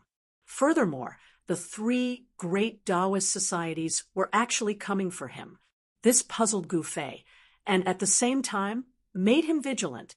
In fact, this is no longer a secret among the three great Taoist sects. You collected 3 9-colored immortal herbs in the virtual sky world. Those 3 immortal herbs are the legendary longevity grass. Li Lingfeng said, "Longevity grass." A frown appeared on Gu Fei's face. He immediately recalled the 3 9-colored immortal herbs growing above the earth fire vein in the virtual sky world. According to legend, longevity grass has the miraculous effect of going against the heavens and seizing life. Even if ordinary people eat it, they can seize 200 years of life from the heavens. Ziyu said, the lifespan of humans was limited by heaven and earth. Birth, old age, sickness, and death. This was reincarnation, and no one could escape. Cultivators in the world, whether they practiced devil cultivation, immortal cultivation, or ghost cultivation, were all doing the same thing.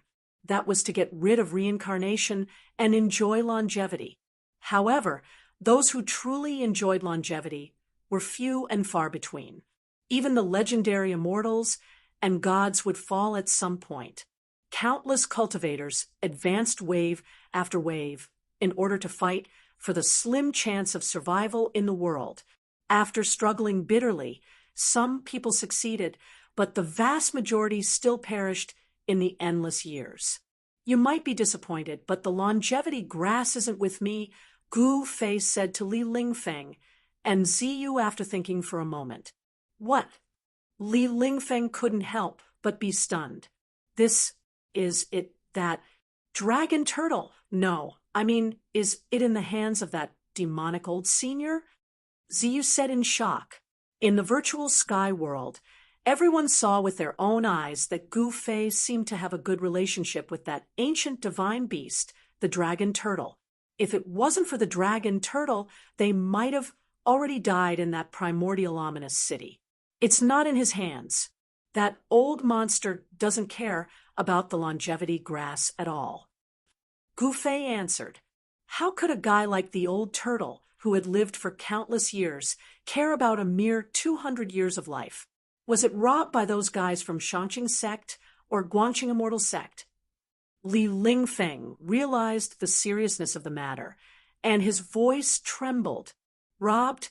I guess so. Gu Fei couldn't help sighing. His interspatial pouch was still in the hands of Yen, in the pill cauldron paradise.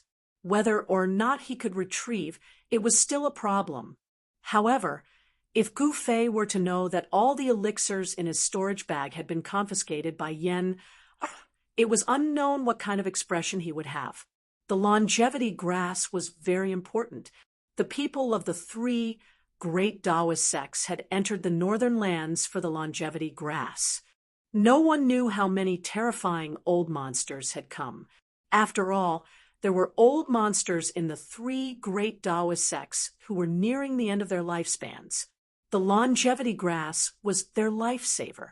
With the longevity grass, these old monsters could dominate the cultivation world for another 200 years. Moreover, within these 200 years, they would have the opportunity to break through to the demigod realm. If they could successfully break through to the demigod realm, they would truly be on the path to immortality. What's going on? Li Lingfeng could no longer maintain his composure. He knew very well how important the longevity grass was to the Taishan sect. They absolutely could not lose it. On the surface, among the elders of the Taishan sect, only Taoist Chaoyang had entered the northern lands. However, Li Lingfeng knew that 1 or 2 of the highest elders of the sect had also entered the northern lands, and the old monsters of the Shangqing sect and the Guangqing immortal sect would definitely not sit idly by. There would definitely be such peerless experts entering the northern lands. It's hard for me to say for a while. After I settle my matters, will I be able to retrieve the longevity grass? Gu Fei said. Gu Fei knew from his conversation with Li Lingfeng and Ziyu that the three great Taoist sects seemed to be determined to get the longevity grass. This might be a bargaining chip for him. However, his own interspatial pouch was in the hands of Yen Er. How troublesome! Gu Fei knew very well that the Danding School was a sect that entered the Tao through the art of danding. They were best at refining pills. Elixirs were absolutely full of temptation for the disciples of the Danding School. If Yen Er discovered the elixir in the interspatial pouch, wanting to make her hand it over would be no different than ascending to the heavens. Junior brother Gu, this is not a joke. You must get the longevity grass. Otherwise, you will be in trouble, Ziyu said anxiously. Got it, Gu Fei responded, and a hint of displeasure flashed across his face. The reason why the masters of the sect had come out was, to put it bluntly, not for him, but for the longevity grass on him. Junior brother Gu, Li Lingfeng, wanted to persuade him again. But Gu Fei rushed to say, I still have things to do. Let's say goodbye here. As he spoke, he bowed to Li Lingfeng and Ziyu, leaving behind an afterimage where he was, and disappeared into the snow forest in an instant. By the time Li Lingfeng and Ziyu reacted to it, Gu Fei was already several hundred feet away. Li Lingfeng and Ziyu could not help being startled. Gu Fei's movement technique was swift like the wind and lightning. Furthermore, he left as he pleased. This made them very astounded. Gu Fei's figure rapidly disappeared into the snow forest. Li Lingfeng and Ziyu could not help exchanging glances, both rather helpless. Only after a good while did they come back to their senses and walked out of the snow forest. Senior brother, should we report today's events? Ziyu asked as he walked. Of course. Junior brother Gu's appearance is a major event. This matter is not what we can resolve, Li Lingfeng said solemnly. Actually, he already wanted to make a move to stop Gu Fei earlier, but Li Lingfeng had misgivings, because he could not tell Gu Fei's depths. Furthermore, everyone belonged to the same sect. Li Lingfeng did not wish to offend Gu Fei. Li Lingfeng and Ziyu quickly left the snow forest and returned to Bailing City. At this time, Gu Fei, who had returned to Bailing City first, once again arrived near the inn where the people from Dongfang clan stayed. He, who had changed his appearance, did not have to worry about being recognized at all. The setting sun was infinitely beautiful, but it was nearing dusk. Time passed unknowingly, and Bailing City at dusk was still cold. The blood-like setting sun hung high above the horizon, emitting the last radiance of the day. His conversation with Li Lingfeng and Ziyu made him feel rather displeased. If it were not for the fact that he collected the longevity grass in the virtual sky world, the people in the sect would definitely not regard him so highly. The people in the cultivation world were all very realistic. Sometimes they were so realistic that it made people's hearts turn cold. Only by becoming powerful would one not be ignored by others, and only then would one be respected. Gu Fei secretly made up his mind that he must become a strong cultivator who could look down on the world. When the last ray of light from the sun disappeared below the horizon, the night had completely enveloped the world. The people who had gone out had already returned to the city. Gu Fei walked into a tavern across from the inn where the people from Dongfang clan stayed, found an inconspicuous corner, and sat down. The tavern was not big, and there were only a dozen or so tables in the lobby. The people drinking and chatting in the tavern were all ordinary people. There were no cultivators present. Gu Fei's aura was completely restrained, and he did not release any fluctuations of energy. In the eyes of others, he was not a lofty cultivator, but rather an unprepossessing young man. No one noticed Gu Fei in the corner. Gu Fei ordered a pot of wine and leisurely drank by himself.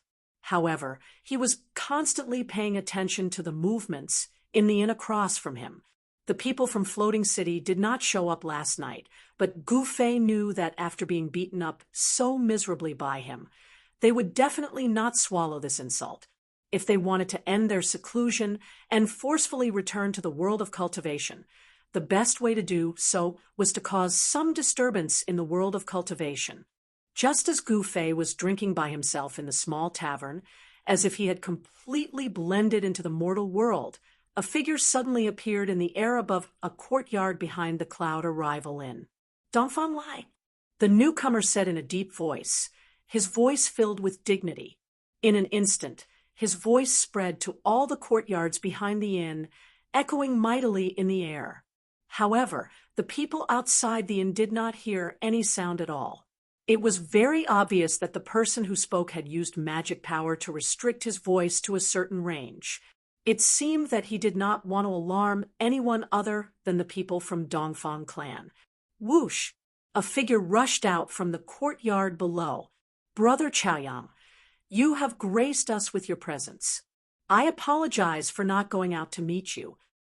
The figure who rushed out from the courtyard down below stopped in front of the man, who was wearing a golden robe and a purple golden Taoist hat and a golden crow robe. The person who rushed out from the courtyard below was the middle-aged man that the young cultivators of the Dongfang clan called Great Ancestor. This person was Dongfang Lai, and the Taoist who suddenly appeared in the air above the courtyard, like a true immortal descending to the world, was the head of the Shaoyang peak of the Taishan sect, Taoist Chaoyang. Dongfang Lai, why are you searching for the disciples of the Taishan sect? You better give me a reasonable explanation. Otherwise, humph. As soon as they met, Taoist Chaoyang's eyes fiercely shot out 2 rays of cold light. He glanced at the person in front of him and said in a low voice. Taoist Chaoyang's temperament was the same as his cultivation method. He was like a raging fire, and in the Taishan sect, he was the most aggressive elder. When it came to external matters, it was usually him who came forward to resolve them. When Dongfang Lai heard this, his expression could not help but immediately become cold. He said coldly, Taoist Chaoyang, are you here to denounce me? Humph. Could it be that this is your analysis? Taoist Chaoyang said coldly. When he learned that Gu Fei was being hunted by the Dongfang family, he was already angry. The Dongfang family really did not give the Taishan sect any face. Were they not deliberately embarrassing him? Other people did not know that Gu Fei was a disciple of the Taishan sect, but the people of the Shangqing sect and the Guangqing celestial sect knew. What made Taoist Chaoyang even more angry was that in this way, the people of the Guangqing celestial sect and the Shangqing sect also knew that Gu Fei was in the north. Gu Fei crippled an outstanding disciple of the Dongfang family for no reason. Do you want to protect your sect? Dongfang Lai said tit for tat. Although the Dongfang family was weaker than the Taishan sect, they were not to be bullied. The right and wrong will be decided by the public, but you should not have searched for the disciples of the Taishan sect without informing me. Don't tell me you did not know I was in the city. Taoist Chaoyang's voice became colder. The 2 sides were full of the smell of gunpowder. At this time, the people of the Dongfang family were all alarmed. They all came out of the inn in surprise and looked at the 2 peerless masters standing in the air. This book was first published. Chapter 353. Dongfang Lai seemed to know that Taoist Chaoyang would come to question him. In the face of Taoist Chaoyang's accusation, he did not back down at all and confronted Taoist Chaoyang. Network, what do you want? Are you going to destroy the relationship between our 2 families for the sake of a ruthless young disciple? Dongfang Lai said coldly. The relationship between the Dongfang family and the Taishan sect was close to an alliance, but it was not like the 3 great Taoist sects. They were true allies. The Dongfang family and the Taishan sect, to put it bluntly, were in a mutually beneficial relationship. The Dongfang family had sent Dongfang Chen and the others to the Taishan sect to become disciples of the Taishan sect in order to build a relationship with the Taishan sect. However, this relationship was actually very fragile. For the sake of profit, they could become friends, but for the sake of profit, friends could also become enemies. You said that the disciples of the Taishan sect are ruthless. Daoist Chaoyang could not help but be furious. His two eyebrows immediately rose, and the golden crow sky-burning robe on his body fluttered without any wind. Humph! Breaking people's hands and feet, cutting off people's tongues. Their methods are worse than demons. Is this not ruthless? When Dongfang Lai thought of Dongfang Yu, who had been tortured by Gu Fei, his heart was filled with anger. Actually, Dongfang Yu's tongue had been bitten off by himself in an attempt to commit suicide. However, this was also credited to Gu Fei. Daoist Chaoyang could not help but be shocked when he heard this. Could Gu Fei really? Daoist Chaoyang then said calmly, "This is just your side of the story. Do you want me to ask someone to bring out the junior who was destroyed by the disciples of the Taishan sect and let you examine his injuries?" Dongfang Lai said. He was now in the right, and it could be said that he was in the right. Before things are clear, don't push everything on the heads of the disciples of the Taishan sect. Daoist Chaoyang said sternly. Daoist Chaoyang thought that there must be something hidden inside. Otherwise, Gu Fei would never have attacked the people of the Dongfang family, for no reason. However, to find out the ins and outs of the matter, he must first find Gu Fei. Moreover, Daoist Chaoyang was determined to get the longevity grass. Network the people from the Shangqing sect and the Guangqing celestial sect were also eyeing them. Perhaps the Yuan Shen green lamp was secretly destroyed by those people to make them lose the initiative. The function of the primordial soul lamp was not a secret. It could be used to find Gu Fei. However, the primordial spirit green lamp was a treasure of the Taishan sect. The Shangqing sect and the Guangqing celestial sect did not have one. That junior from your sect has injured the successor of the Dongfang family. He must be punished. I hope you won't shield him. Dongfang Lai said. He was not afraid of Daoist Chaoyang. Their cultivation levels were about the same. Even if they were to fight, he might not necessarily lose to Daoist Chaoyang. Seeing Dongfang Lai's tough attitude, Daoist Chaoyang couldn't help but feel angry and was about to speak. But at this moment, a powerful aura suddenly came from the south, and a green light appeared in the night sky in the distance, quickly approaching. Daoist Chaoyang and Dongfang Lai were both shocked and quickly looked in the direction of the aura.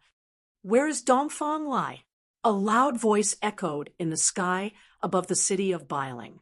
The green light arrived before them in the blink of an eye. A powerful wave of energy surged and immediately broke through the domain set up by the two powerhouses. The newcomer did not care about anything and had no intention of hiding. His voice spread across the entire city of Bailing. Everyone in the city was startled, and they all came out to look in the direction of the voice. Whoosh! A green light pierced through the sky and appeared before Daoist Chaoyang and Dongfang Lai. Within the green light, a silhouette appeared.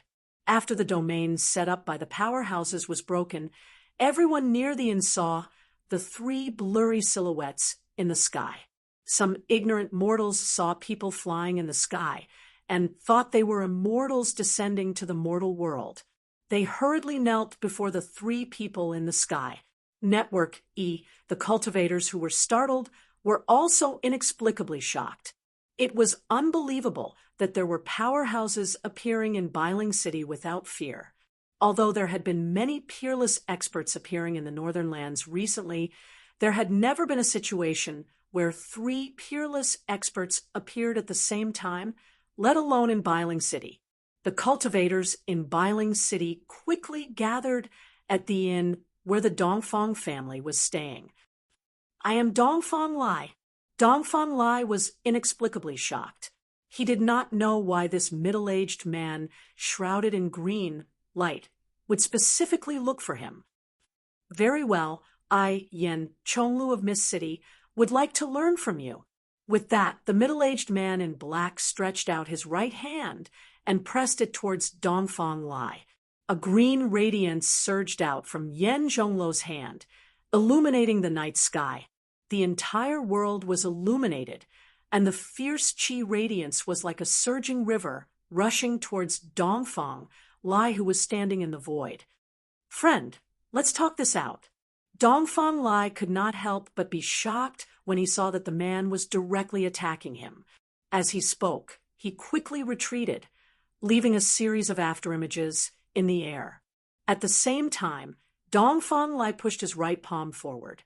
A purple light rushed out from his palm and collided with the green light. Boom! There was an earth-shattering sound, and the surging power shook the world. A dazzling light illuminated the entire Bailing City. The collision of the two terrifying forces produced a huge airwave that seemed to blow a hurricane in the air. A great pressure shrouded all directions, and the mighty aftershock caused the entire city to tremble. Even Taoist Zhaoyang turned into a ray of fire and retreated at the first instance. Dongfang Lai and Yen Chonglu, the powerhouse from Mist City, were both sent flying hundreds of feet away before they stopped and steadied themselves. In the distance, under the shadows of the eaves, Gu Fei watched the scene in the sky coldly. He was extremely excited. His guess was right. The people from Mist City had indeed come to find the Dongfang family. To Gu Fei's surprise, he actually saw Taoist Zhaoyang, the leader of the Shaoyang Peaks lineage. The disciples of the Dongfang family below the inn were also shocked by the scene before them.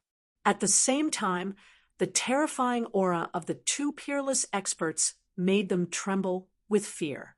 The mighty aftershock from the sky made their blood boil.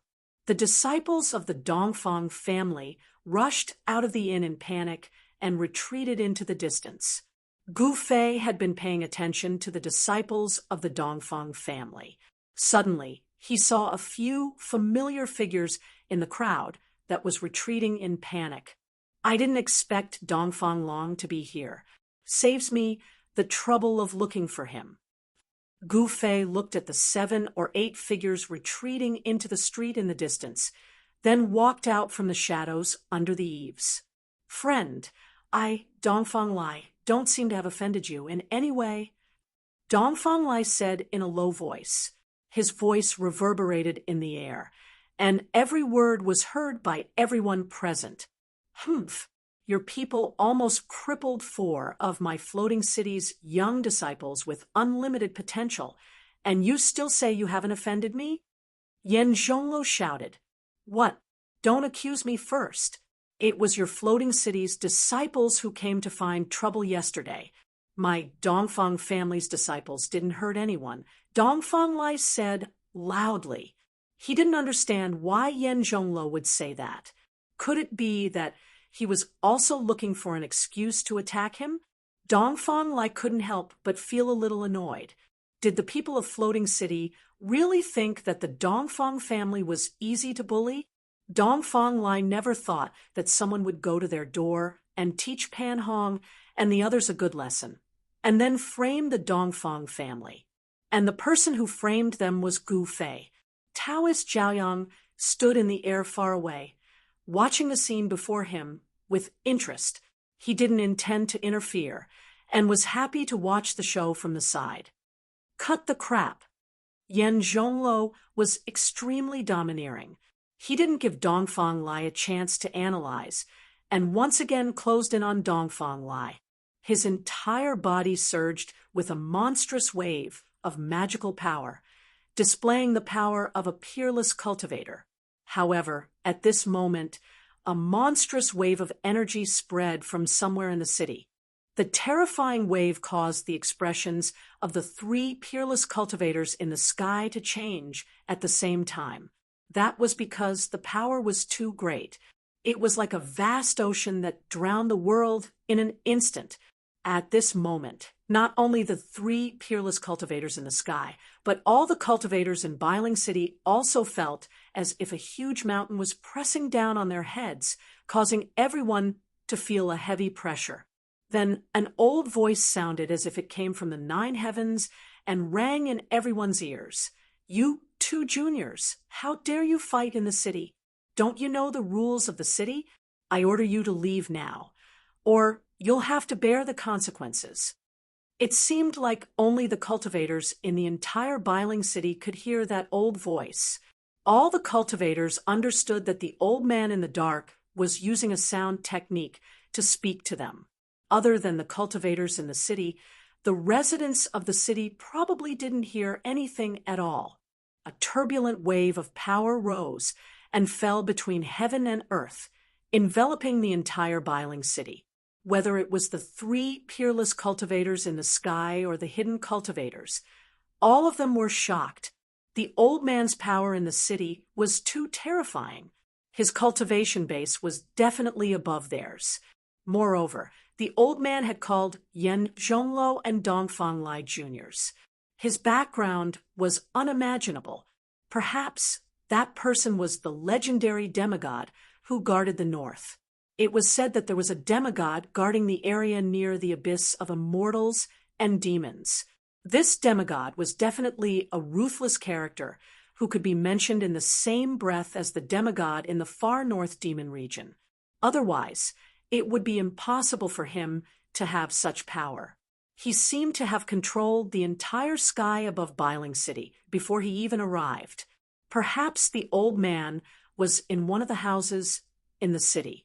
Perhaps he was very far away, but he was definitely in the city and not outside Biling City.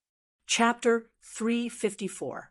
Legend has it that the north is guarded by a peerless powerhouse. It seems to be true. A demigod. That's a peerless figure who has truly embarked on the path of immortality. The cultivators in the city were inexplicably shocked. Everyone vaguely guessed the owner of the old voice. What kind of existence was he? They could not help but whisper among themselves. All the cultivators in the city were shocked by the remarkable ability of the suspected demigod. "Dongfang Lai, do you dare to fight outside the city?" Yen Zhonglo did not dare to continue his attack. He did not dare to provoke the powerful figure in the dark. He loudly invited Dongfang Lai to fight. His voice echoed in the air and spread throughout the entire Biling City. It was as if he wanted everyone to know. The people in the city were also shocked. They were all inexplicably shocked and did not know what was going on. "Why not?" Dongfang Lai said coldly. At this time, under the watchful eyes of the cultivators in the city, it was no longer up to Dongfang Lai to refuse the challenge. Swoosh, swoosh, two figures, one in front and one behind, flew out of the city. Divine rainbows streaked across the sky, like two meteors streaking across the night sky. Taoist Zhaoyang immediately turned into a flame and chased after the two of them. There was definitely going to be a battle between the two peerless powerhouses. Taoist Zhaoyang did not want to miss it. Three divine rainbows, two in front and one behind, rushed out of Biling City in an instant and disappeared into the night sky. The cultivators in the city did not want to miss the upcoming battle between the peerless powerhouses either. Therefore, figures rushed out of the city, stepped on the roof tiles, flew past the houses, and chased in the direction where the three peerless powerhouses disappeared. Under the night sky, there was a loud sound as hundreds and thousands of powerhouses rushed out from the dark. Terrifying energy waves gathered into a vast ocean, causing the people in the city to be extremely terrified. The scene of thousands of powerhouses rushing out of the city was absolutely shocking. In the dark, There were even a few obscure rays of light that shot into the sky and chased after the three peerless powerhouses. The disciples of the Dongfang family also rushed out of the city. The battle between their ancestor and someone concerned the reputation of the Dongfang family. The disciples of the Dongfang family were more anxious than anyone else. Dongfang Chun and Dongfang Long were also among them. Those who were as powerful as first brother Dongfang had already rushed out of Bailing City, leaving those with weaker cultivations behind. Dongfang Chen's cultivation was shackled at the awakening self ninth layer, and he was quickly left behind by the transcending mortality cultivators. However, his big brother, Dongfang Long, stood beside him with a grave expression. They couldn't ignore Gu Fei's threat. One had to know that Dongfang Yu, who was at the second sky of the ascended realm, had been crippled by Gu Fei. Dongfang Long knew that he was only slightly stronger than Dongfang Yu. With the treasured blade in his hand, he was confident that he could fight against cultivators at the fourth sky of the ascended realm. Very soon, the Dongfang brothers crossed the city wall and rushed out of the city. They didn't notice that a ghost-like figure was following them silently. The speed of the transcending mortality cultivators wasn't something that the awakening self-cultivators could compare to. The awakening self-cultivators had long been left behind by the transcending mortality cultivators. If it wasn't for the fact that Dongfang Long had to protect his brother, he would have already rushed to the front. The ones lagging behind were all the awakening self-cultivators. Of course, Dongfang Long and the person who was secretly following them were excluded from the group, following the tracks left behind by their predecessors. The group of cultivators rushed into the depths of the snow forest. Boom! A loud sound suddenly came from the front, followed by a terrifying wave of energy. Everyone was shocked. They could even clearly feel the tremors coming from under their feet. In the snow forest, the snow on the trees rustled and fell down. It's starting. Under the shock, all the cultivators in the snow forest immediately understood that the two peerless cultivators had begun to fight in the depths of the snow forest. All the cultivators immediately stepped forward and rushed towards the direction of the energy wave. Some of the transcending mortality cultivators didn't hesitate to use their magic power to activate their magic treasures and soared into the sky. They rushed out of the snow forest and flew towards the direction of the energy wave. Although transcending mortality stage cultivators couldn't be like Imperial Void stage, peerless experts who didn't need to rely on external objects and directly fly in the air, they relied on the help of magic treasures to fly in the sky and burrow into the ground. Shwa, shwa, shwa. A dozen or so streaks of sword light shot out from the snowy forest like divine rainbows. They were sword cultivators who could control their flying swords. With a single sword, they could soar into the sky and burrow into the ground. Dozens of sword lights, like meteors, swept across the snow forest and rushed into the depths of the snow forest. At this time, a terrifying wave of energy that made people's hearts palpitate came out from the depths of the snow forest. Beams of strong light shot up to the sky and lit up the dark sky. After entering the snow forest, the awakening self-realm cultivators who were lagging behind immediately dispersed. The number of cultivators around the Dongfang brothers quickly decreased. Everyone's attention had been attracted by the two peerless cultivators fighting in the depths of the snow forest. No one noticed that someone had already set their eyes on the Dongfang brothers. After entering the snow forest for tens of miles, there were only a few young cultivators of the Dongfang family left around the Dongfang brothers. The transcending mortality realm cultivators had already rushed into the depths of the snow forest to watch the battle. Suddenly, a figure abruptly appeared in front of Dongfang Chun and the others and stopped them from running. Dongfang Chun! A cold voice rang out in the forest. That person's eyes were as bright as stars in the dark snow forest. His gaze was as sharp as a blade as it swept across the faces of Dongfang Chen and the others. Dongfang Chen and the others were shocked. They felt as if a blade was at their throats. Just a glance from the person in front of them made them feel cold. "Friend, please step aside." Dongfang Long took a step forward and said coldly. His right hand had already quietly pressed on the hilt of the treasure sword tied to his waist. The Guangqing celestial sect cultivated the sword immortal Dao. However, Dongfang Long was a disciple of the Saber Emperor and cultivated the tyrannical Saber Dao. With a saber, he would slay gods, Buddhas would slay Buddhas, and devils would slay devils. Dongfang Long seemed to have become one with the saber. A tyrannical saber aura surged out from his body. In the snow forest, a biting cold air flow suddenly appeared out of nowhere and swept up the snow on the ground. The incomparably sharp aura forced Dongfang Chen and the others behind him to continuously retreat. Their faces were pale. "Dongfang Long, we haven't seen each other for a few years. I've missed you very much." That person slowly walked forward and said such words. No one would think that this mysterious person who suddenly appeared and stopped them would be Dongfang Long's friend. This was because this person's words revealed a cold-killing intent. "Who are you?" Dongfang Long couldn't help but change his expression when he heard this. The tyrannical saber aura from his body became even stronger.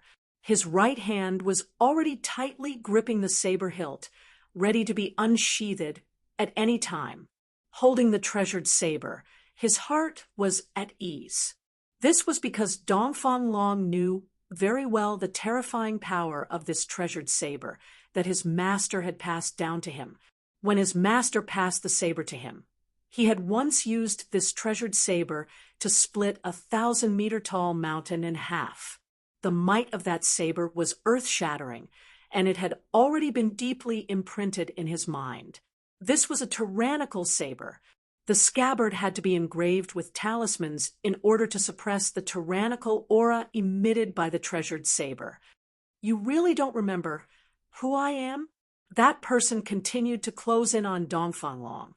His entire body emitted a terrifying, murderous aura, and there was a faint light flowing around his body. "He's Gu Fei." Suddenly, a voice came from behind Dongfang Long. The person who spoke was Dongfang Chen, who had already retreated. "Gu Fei? You're Gu Fei?" Dongfang Long was shocked and couldn't help but take a step back. He looked at the young man, who was approaching him step by step in disbelief. "Humph." That person sneered. His gaze swept over Dongfang Chen, who was behind Dongfang Long, and coldly said, "Dongfang Chen, I have to say that you're really smart, but unfortunately you seem to be too smart. Although you've changed your appearance at this time, other than Gu Fei, I really can't think of anyone else who would attack us." Dongfang Chen's tone was very calm, as if he had already expected this to happen. "He." That person stood 3 feet away from Dongfang Long. Then his face began to change. In the blink of an eye, the unassuming young man turned into a young cultivator with a resolute expression. Although Gu Fei's appearance was not outstanding, there seemed to be a kind of magic about him. As long as someone has seen him before, it would not be easy to forget him. I'm a person who clearly distinguishes between gratitude and grudges. So, Dongfang Chen, Dongfang Long, both of you must die. Gu Fei's words were cold and suffocating. Rays of 5-colored light began to emerge from his body. Within the 5-colored light, one could see the power of thunder and lightning bursting and wandering. Dongfang Long felt a strong pressure from Gu Fei. He was secretly surprised. No wonder Dongfang, you was crippled by Gu Fei. He indeed had the strength. "If you want to kill us, you must have the strength to do so," Dongfang Long said in a deep voice. From the moment Gu Fei appeared, his eyes never left Gu Fei. "Is that so?" Gu Fei smiled disdainfully. Then he pointed his right hand. Chi! A ray of light suddenly shot out and pierced forward. Damn it! Dongfang Long roared. Clang! With a sound, he unsheathed his saber. The tyrannical saber energy like lightning immediately cut through the void and blocked Gu Fei's finger light. Gu Fei's finger was not aimed at Dongfang Long. Gu Fei's target was Dongfang Chen, who was behind Dongfang Long. With Dongfang Chen's cultivation base, Gu Fei could pierce through him with one finger. In front of a transcending mortality cultivator, a cultivator of the awakening self stage had no power to fight back. The dazzling saber light illuminated the snowy forest. An extremely tyrannical saber energy filled the air. After Dongfang Long blocked Gu Fei's finger light with his saber, he immediately chopped down at Gu Fei. The tyrannical saber energy burst out like a raging sea. The blazing saber light rushed up hundreds of feet, like a heavenly saber exuding endless power. In an instant, it descended on Gu Fei's head. Chapter 355. The power of the blade stirred up a strong wind, causing the snow under Gu Fei's feet to fly into the air. Snowflakes danced in the sky, and the mighty and powerful pressure caused Dongfang Chen and the Dongfang family disciples to turn pale with fright. They quickly retreated further away. In the face of the incomparably powerful blade, Gu Fei's expression still did not change. He directly punched upwards, as if it was a very casual punch. Bam! Gu Fei's fist collided with the terrifying blade light in an instant. The powerful fist force suddenly erupted like a volcano, directly shattering the 100-foot-long blade light. Rumble! The ground under Gu Fei's feet shook violently, and the ground burst open under his feet. The soil, mixed with the snow, spread out like a wave with him as the center.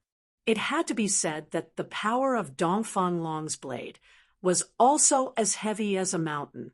The blade energy and the fist force collided, and the powerful force that erupted immediately caused the surrounding trees to be affected and fall outwards.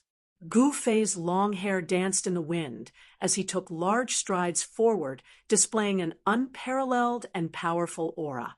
Dongfang Long, on the other hand, was shaken by Gu Fei's punch and flew backwards. No one had thought that this would happen. Dongfang Chen, who had retreated, also changed his expression. Although he knew that Gu Fei was able to cripple Dongfang Yu, his cultivation must be above Dongfang Yu's. However, he never thought that Gu Fei would be so powerful. In just one exchange, he had already put his big brother Dongfang Long at a disadvantage. Although Dongfang Long's blade energy was tyrannical, Gu Fei was obviously stronger than him. He could directly contend with Dongfang Long's unparalleled blade with his bare hands. Could it be that his body was cast from fine iron? Not only the Dongfang brothers, but the other Dongfang family disciples present were also incomparably shocked. Gu Fei's physical body was so strong that it had exceeded the scope of their understanding. In fact, when Gu Fei's fist collided with Dongfang Long's blade, the treasured blade still left a bloodstain on his hand. However, no blood flowed out, and the wound immediately healed at a speed visible to the naked eye, as if it had never been injured. This was the strength of a martial artist.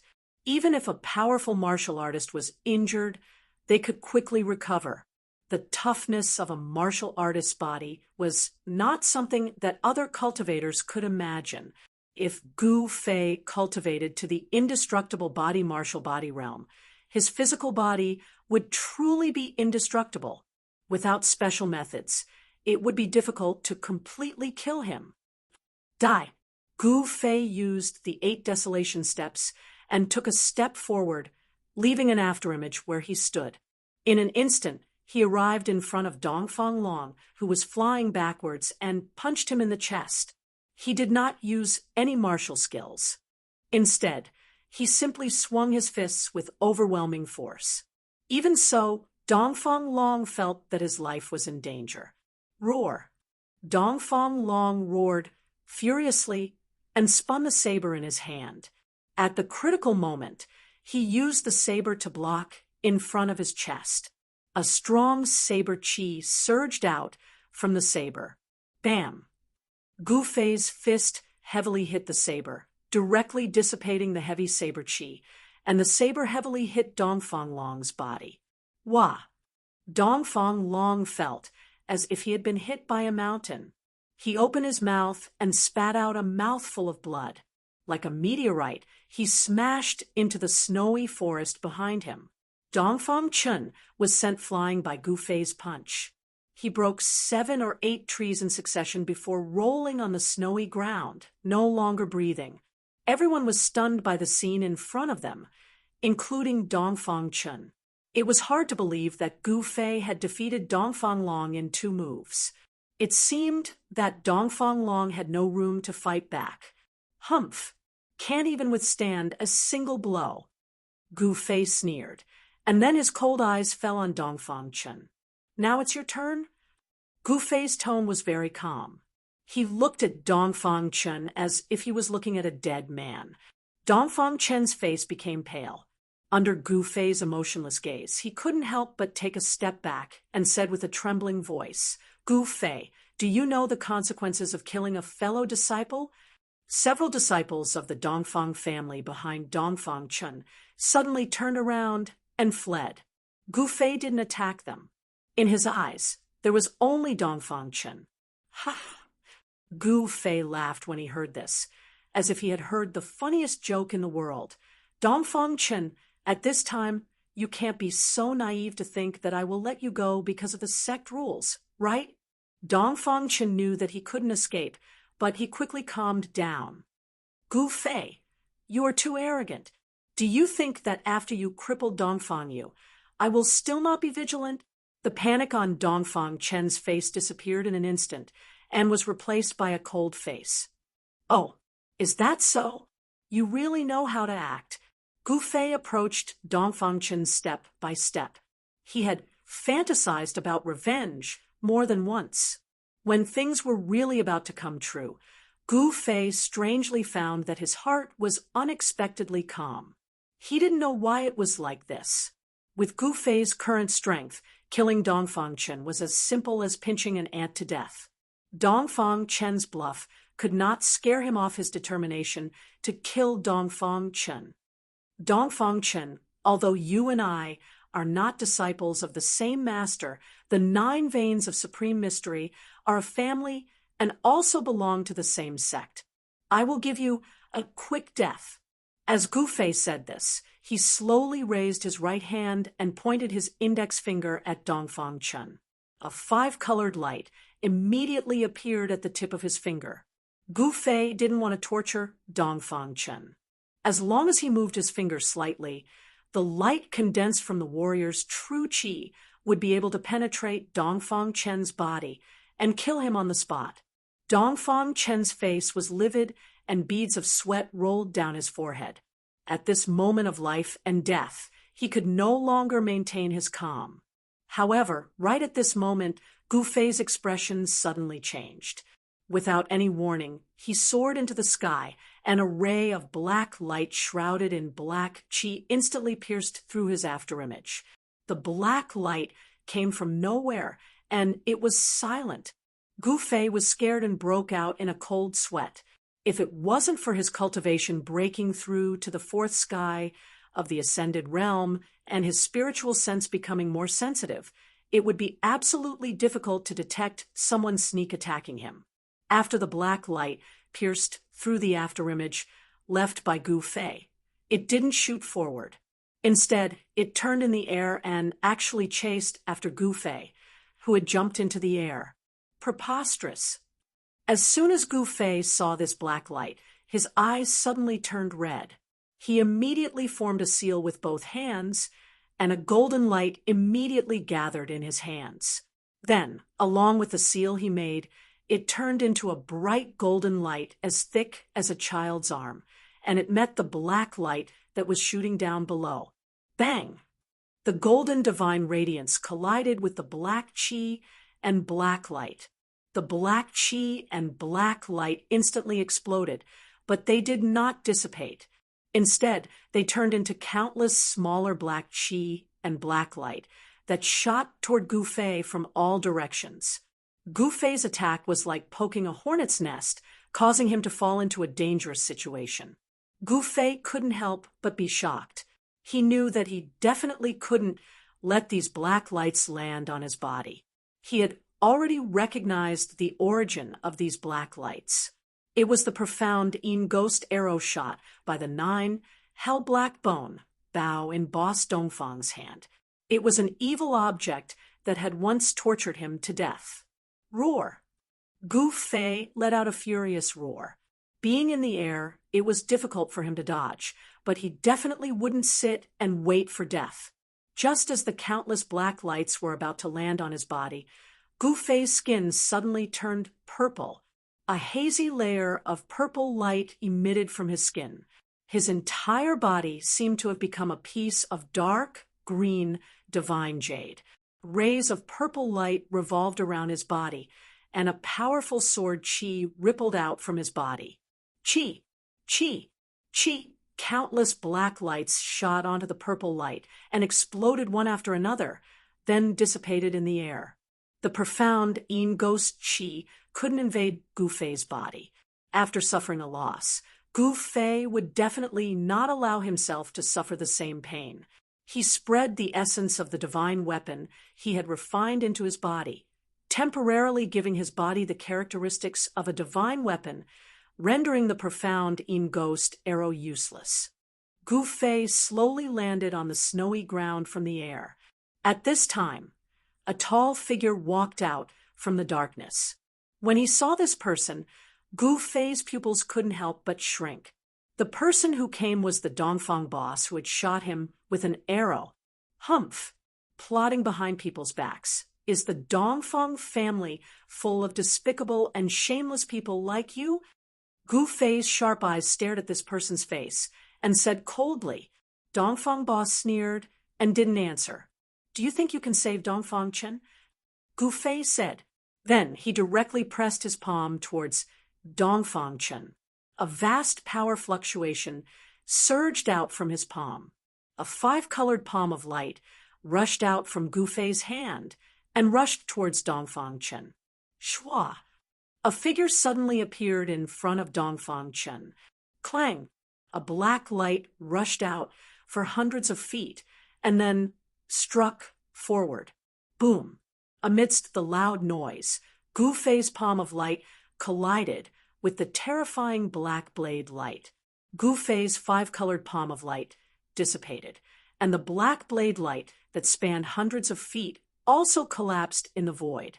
The figure of the person who attacked swayed a few times and took 3 steps back. Gu Fei, on the other hand, was like a huge mountain standing on the ground without moving an inch. The energy storm that exploded shook the void, swept out a huge wave of air, rolled up the snow on the ground into the sky, and the surrounding trees fell outwards. It's you! At this time, Gu Fei clearly saw the person's face. This person was the middle-aged man with a black blade on his back who once attacked him with Dongfang boss outside Biling Pass. How is this possible? Your strength! Black Blade Song Wentian was even more shocked than Gu Fei. In the battle with Gu Fei, just now, he actually fell into a disadvantageous position, which was unbelievable to him. All right. Since those who should come are here, I will reluctantly take care of you all at once, so that I don't have to find you one by one. Facing 2 transcending mortality realm masters, Gu Fei couldn't help but feel a sense of pride in his heart. At this moment, his battle intent was like a rainbow. Chapter 356. Boss Dongfang drew the 9 nether black bone bow in his hand, and the mystical ghost arrow that was shrouded in black mist appeared on the bow. An eerie and terrifying aura immediately filled the air. The snow forest was instantly filled with ghostly chi. Boss Dongfang's body was shrouded in black mist, as if there were countless ghostly shadows around him. Vaguely, one could hear the shrill cries of ghosts, sending chills down one's spine. It was this weapon of the ghostly Tao that had once caused Gu Fei to fall for it and almost lose his life. When Gu Fei saw Boss Dongfang take out this evil weapon, he was shocked and furious. He did not dare to be careless. That day, he had been careless and was shot by Boss Dongfang, causing him to suffer greatly. The pain of the mystical Yin ghost Qi invading his body was still fresh in Gu Fei's memory. Now that he thought about it, he still shuddered. However, he would not allow himself to fall into the same pit a second time. He spread the essence of the divine weapon throughout his body. His entire body seemed to be cast from purple gold godly metal, giving off a strong sense of oppression. It was as if he had turned into a peerless divine weapon. A terrifying wave of sword chi emanated from his imposing body. The weapon refinement technique was very mystical. By fusing the weapon into one's body, the body would be like an armory. By using the divine weapons displayed in the armory, one would be able to obtain the characteristics of the divine weapon. The higher one's cultivation, the stronger one's strength, and the more effectively one could bring out the characteristics of the divine weapon. With the protection of the sword soul, Gu Fei was actually not afraid of the mystical Yin ghost arrow at all. The mystical Yin ghost Qi could not invade his body. Previously, Boss Dongfang's sneak attack had only succeeded because Gu Fei had been careless. Terrifying energy waves were still coming from the depths of the snow forest. The two peerless experts were still fighting fiercely. Yan Zhongluo and Dongfang, Lai did not seem to have a winner yet. A battle of this level was undoubtedly very attractive to all cultivators. No one was willing to miss it. Perhaps all the cultivators in Bailing City had already rushed into the depths of the snow forest. Of course, that was excluding the peerless expert in the city, who was suspected to be a demigod. As for Gu Fei, Boss Dongfang, Song Wentian, the Dongfang brothers and the others, they had no interest in the great battle that was happening in the depths of the snowy forest, because they were fighting with their lives on the line. The Black Saber Song Wentian, the inheritor of the Saber Emperor's bloodline, and first brother Dongfang, a senior expert of the Dongfang clan, blocked Gu Fei in the snowy forest. It was obvious that Gu Fei had fallen into a trap. These two fellows definitely did not coincidentally save the Dongfang brothers from his hands. Song Wentian's countenance turned solemn as he gripped a long saber that glowed with a jet-black radiance, pointing it at Gu Fei. Eldest brother Dongfang drew his 9 nether black bone bow and condensed a profound Yin ghost arrow on the bowstring, aiming it at Gu Fei. It seemed as if he would release the arrow at any moment. Both sides were at daggers drawn, and a great battle could break out at any moment. At this moment, no one would pay attention to anything else. The auras of the three experts had enveloped the entire area. As long as any side reveals a flaw, it will incur a fatal blow from the other side. Dongfang Chun retreated to the distance, then rushed towards Dongfang Long, who had been blown away by Gu Fei, and hurriedly pulled Dongfang Long out of the snow. "Big brother! Big brother!" Dongfang Chun saw the glaring scarlet blood on his big brother's chest and couldn't help but panic. He quickly reached out to check Dongfang Long's pulse. Dongfang Long's pulse was faintly discernible. Although it was weak, he was not dead. Dongfang Chun was overjoyed. He quickly helped Dongfang Long to sit up. He took out a pill and stuffed it into Dongfang Long's mouth. Then, Dongfang Chun placed one hand on Dongfang Long's back and guided his spiritual power into Dongfang Long's body to help him dissolve the medicinal pill. He didn't die. Gu Fei couldn't help but be a little surprised. He knew very well how heavy his punch was. Seeing that Dongfang Long didn't die under his own punch, Gu Fei's mind was inevitably shaken and revealed a flaw. Qi. With a sound, Dongfang Big Brother seized the opportunity to make a move. His right hand pulled the bow to its fullest, and in an instant, a black arrow-shaped light appeared. Like a black lightning, it exuded an incomparably cold aura and pierced towards Gu Fei. The surrounding temperature dropped sharply wherever the Xian ghost arrow passed. Even the void seemed to be frozen, and the ground was instantly frozen. Before the Xian ghost arrow hit him, Gu Fei felt a chill surging from behind, and a layer of transparent ice appeared on his body. Almost at the same time, Song Wentian also caught the flaw revealed by Gu Fei. He immediately shouted, held the blade with both hands, and slashed towards Gu Fei. A terrifying saber aura erupted from the pitch-black saber, shaking the void. The black saber radiance seemed to have split the heavens and the earth into two, causing the earth to tremble under the tyrannical saber. Pung! Pieces of ice flew in all directions. Gu Fei shattered the thin layer of ice covering his body. Then he extended his two golden hands toward the abstruse ghost arrow and the unparalleled saber radiance that were shrouded in black gas. Rumble! The whole world trembled, and a terrible energy wave exploded out. The snow forest seemed to have an earthquake, and the three terrifying forces violently collided. Dust and ice were lifted into the air, and the earth was violently undulating like waves. Hideous cracks appeared on the ground, and trees were constantly falling, as if the end of the world had arrived. Dongfang Chen, who was helping Dongfang Long dissolve the medicinal power of the pill, suddenly turned pale, with fright.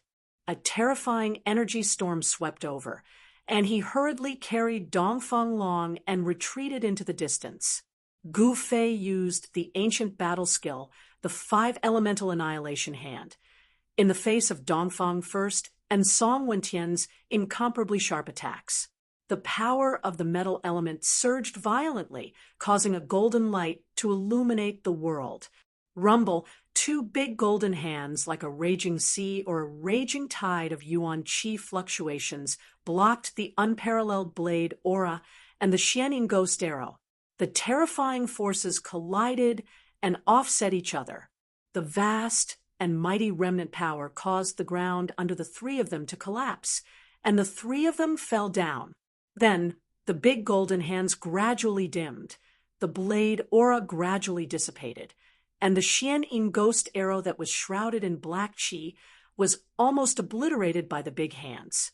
The soil continued to crumble, and the three of them fell more than 10 feet down. The jet black blade aura, the big golden hands, and the black arrow that was shrouded in ghost qi were finally completely destroyed. Kill! Kill! Kill! The three of them shouted at the same time and attacked each other. The blade aura pierced through the air and strangled towards Gu Fei. Dongfang Big Brother repeatedly pulled the 9 nether blackbone bow and shot a Xian ghost arrow that pierced towards Gu Fei. Fire seal! Gold seal! Gu Fei's hands separated, and his hands quickly formed 2 different hand seals, executing the 5 elements annihilation seal. A fiery qi surged out from his right hand, sealing away the Xian ghost arrow that was shooting towards him. His left hand, however, emitted a boundless golden light, like a golden tsunami, to meet Song Wentian's domineering jet black blade aura. Gu Fei fought 1 against 2, Dongfang Big Brother and Song Wentian. The 3 of them fought fiercely underground, and the terrifying energy that erupted from their battle shook the heavens and earth. Soil and snow were constantly sent flying into the air. Rays of jet black blade aura constantly slashed out from the ground, breaking the ground and leaving behind terrifying blade aura that was hundreds of feet long. The Xian ghost arrow that was shrouded in ghost qi also pierced out from the ground from time to time, shooting out hundreds of feet away before gradually weakening. In the end, the arrow aura completely dissipated into the void. Rumble! The earth trembled, the space was distorted, the 3 forces raged wildly underground, as if the heavens and earth were shaking, as if this part of the world was about to collapse. The 3 great experts in the center of the area along with the collapse of the ground, once again fell down together. In the area where they were located, the ground within a radius of dozens of feet collapsed, dust and ice soared into the sky, reaching hundreds of feet high. The area around the three people continued to shake the sky. The earth was sinking, the trees were blown away, and then collapsed in the air, turning into thousands of sawdust. "Go to hell!" Gu Fei shouted. His golden fist directly collided with the black blade in Song Wentian's hand. At the center of the collision between the fist and the blade, the void was distorted. Clang! A strong sound of metal colliding rang out from the ground, so that the people within a radius of several miles could clearly hear it. Song Wentian was blasted out of the ground by Gu Fei's incomparably powerful punch. The mighty aftershock also shocked Dongfang Chen, who was watching the battle from afar. His face instantly turned pale. A mouthful of blood rushed to his throat, but in the end, he did not spit it out. Instead, he forcefully swallowed it back. Is this the power of a transcending mortality realm expert? Dongfang Chen was shocked. He quickly carried Dongfang Long and retreated further away. With his cultivation base of the awakened realm, even the aftershock of the explosion could hurt him. Roar! How is this possible? How did his cultivation base increase to this level? Song Wentian roared, forcefully stopping the exit. The ground cracked under his heavy footsteps. A trace of blood hung from the corner of his mouth. He could not believe that he was forced to retreat by a punch from Gu Fei. Thinking back to the day outside the northern mountain pass, Gu Fei was no match for them at all. He was easily injured by Dongfang Long. However, as the saying goes, a scholar who has been away for 3 days must be looked at in a new light. Gu Fei's cultivation base seemed to have taken a qualitative leap, becoming incomparably powerful enough to compete with them. While Gu Fei forced Song Wentian to retreat, he was also shot a few arrows by Dongfang Long. However, with the divine weapon's sword soul possession, the mystical Yin ghost arrows could not penetrate his skin and enter his body. However, although the mystical Yin ghost arrows did not penetrate his body, the powerful force contained in the arrows still caused a great impact on Gu Fei. He was blasted out of the ground by the explosion of the mystical Yin ghost arrows. The mystical Yin ghost arrows were condensed with terrifying mystical Yin ghost chi. The power of the explosion was simply like a few mystical Yin demonic lightning exploding around Gu Fei. His blood and chi were in turmoil. Blood flowed from the corner of his mouth. Damn it! Gu Fei landed on the ground, his hand reaching out to wipe the blood from the corner of his mouth. His eyes had already become pupils. He coldly stared at Dongfang Long, who rushed out of the ground. If looks could kill, Dongfang Long would have died many times over. In the exchange just now, it seemed like no one could suppress the other, but Gu Fei's strength shocked Song Wentian and Dongfang Long to the extreme. They could feel a dangerous aura from Gu Fei's body. Chapter 357, Song Wentian. The elder of the Saber Emperor's bloodline and the eldest brother of the Dongfang family felt a chill run down their spines. Gu Fei's progress had shocked them. It had been less than a month since they surrounded Gu Fei outside Biling Pass. However, Gu Fei's cultivation had increased to the point where he could fight against 2 cultivators at the 8th sky of the transcending mortality realm. This kind of cultivation speed was too shocking. Song Wentian and the eldest brother of the Dongfang family had to re-evaluate Gu Fei. The conclusion they came to was that they absolutely could not let him have a chance to grow. It was not hard to imagine how much trouble a young cultivator with unlimited potential would bring to the Dongfang family and the Saber Emperor's bloodline once he grew up. Just based on Gu Fei's identity, the eldest brother of the Dongfang family and Song Wentian would not let him walk out of this snow forest alive. Things had developed to this point. It was no longer just between Dongfang Chen and Gu Fei. If they let Gu Fei leave alive, The relationship between the two would be over once the Taishan sect found out what the Dongfang family had done. This was the best time to kill Gu Fei. All the cultivators in northern Mountain City had been attracted by the battle between Dongfang Lai and Yan Zhongluo and had gone deep into the snowy forest. No one noticed the other battle that was happening here. The ground collapsed, trees fell, and the area within a few hundred feet radius looked like it had been hit by a meteorite. The soil was flipped over, and a large pit appeared in the forest. At the edge of the pit, 3 cultivators stood, surrounded by spiritual light. Cultivators in the transcending mortality realm could already feel the power of heaven and earth and use it for their own use. It could be said that they had truly reached the point where spiritual energy was instilled into their bodies and their power was endless. This was something that was difficult for cultivators to achieve. This kind of magical power was not unique to cultivators, nor was it a secret skill of demonic cultivators. When a cultivator reached this realm, they could also communicate with heaven and earth.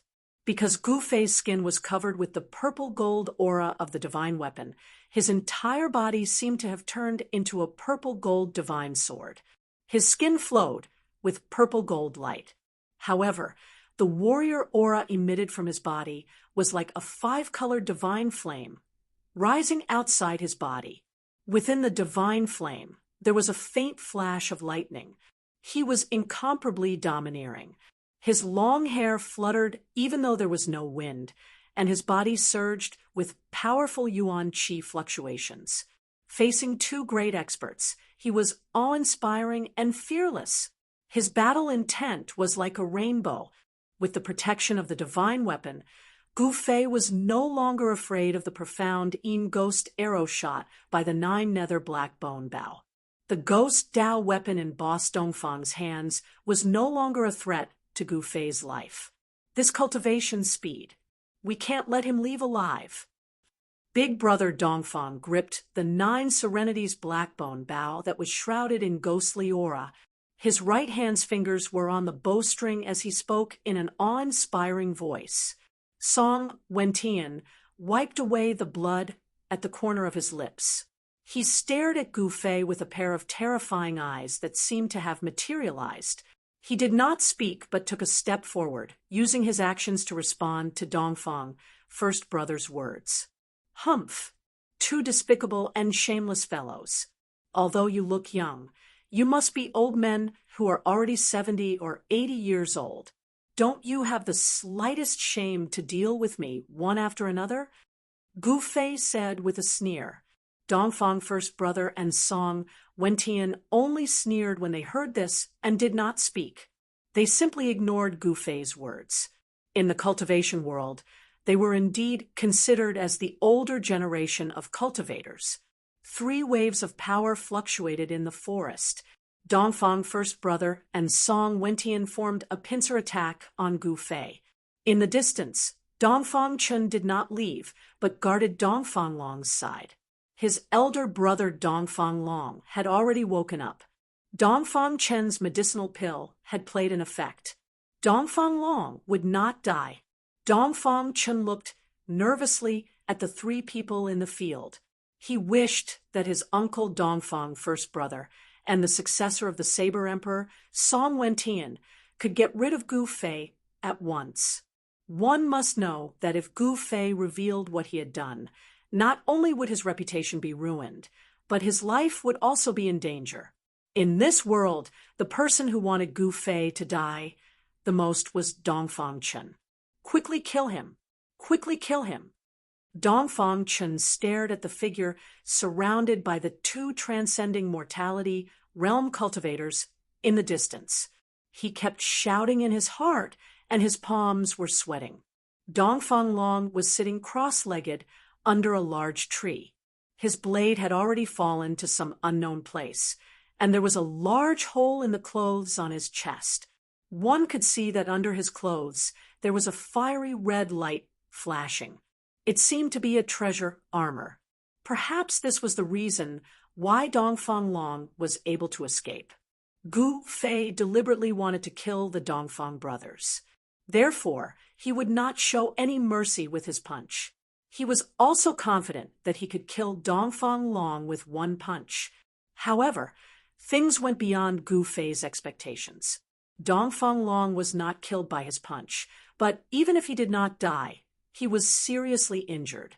Gu Fei, do you think that you are a match for the two of us? Dongfang Big Brother slowly pulled the 9 nether black bone bow in his hand and said coldly, a ghostly arrow shrouded in black aura condensed on the bowstring. Spiritual chi from all directions converged towards the evil black bone bow. Dongfang Big Brother's figure was gradually shrouded in cold black aura. The 9 nether black bone bow had the ability to transform the spiritual chi of heaven and earth into Xian Yin ghost chi. If those two guys were here, I might not be a match for them. However, against the two of you, I think I can still handle it. Gu Fei said, if the 2 transcending mortality realm cultivators from the Beitang clan were here, he would not have a chance of winning. However, with his current strength, even if the 4 of them joined forces, he could still easily retreat. Arrogant, reckless. Song Wentian and Dongfang Big Brother spoke in disdain. Only they knew how strong these seniors were. Their combat experience was incomparable, and they could already tell that although Gu Fei's strength was tyrannical, he had yet to reach their level. Tyrannical strength required a corresponding state of mind to control it. From their point of view, Gu Fei was like a little kid who possessed great strength. Although he had the strength to fight against them, he would still be defeated by them in the end. Less nonsense. You all want to kill me, but I also want to kill you all. Let's talk with our strength, Gu Fei said in a low voice. His aura instantly rose to its peak as a heavy and majestic energy rippled out from him. Both of his hands moved as a series of hand seals appeared around his body. Martial arts were truly profound and unfathomable, possessing great might. Although these hand seals looked simple, they actually contained the Tao within the mysteries. The hand seals formed by Gu Fei contained 5 different colors. The energy of the 5 elements surged violently from his body. He was currently using the 5 elemental annihilation seal to guide the spiritual chi from all directions, transforming it into a violent wave of energy, condensing it into the annihilation seal.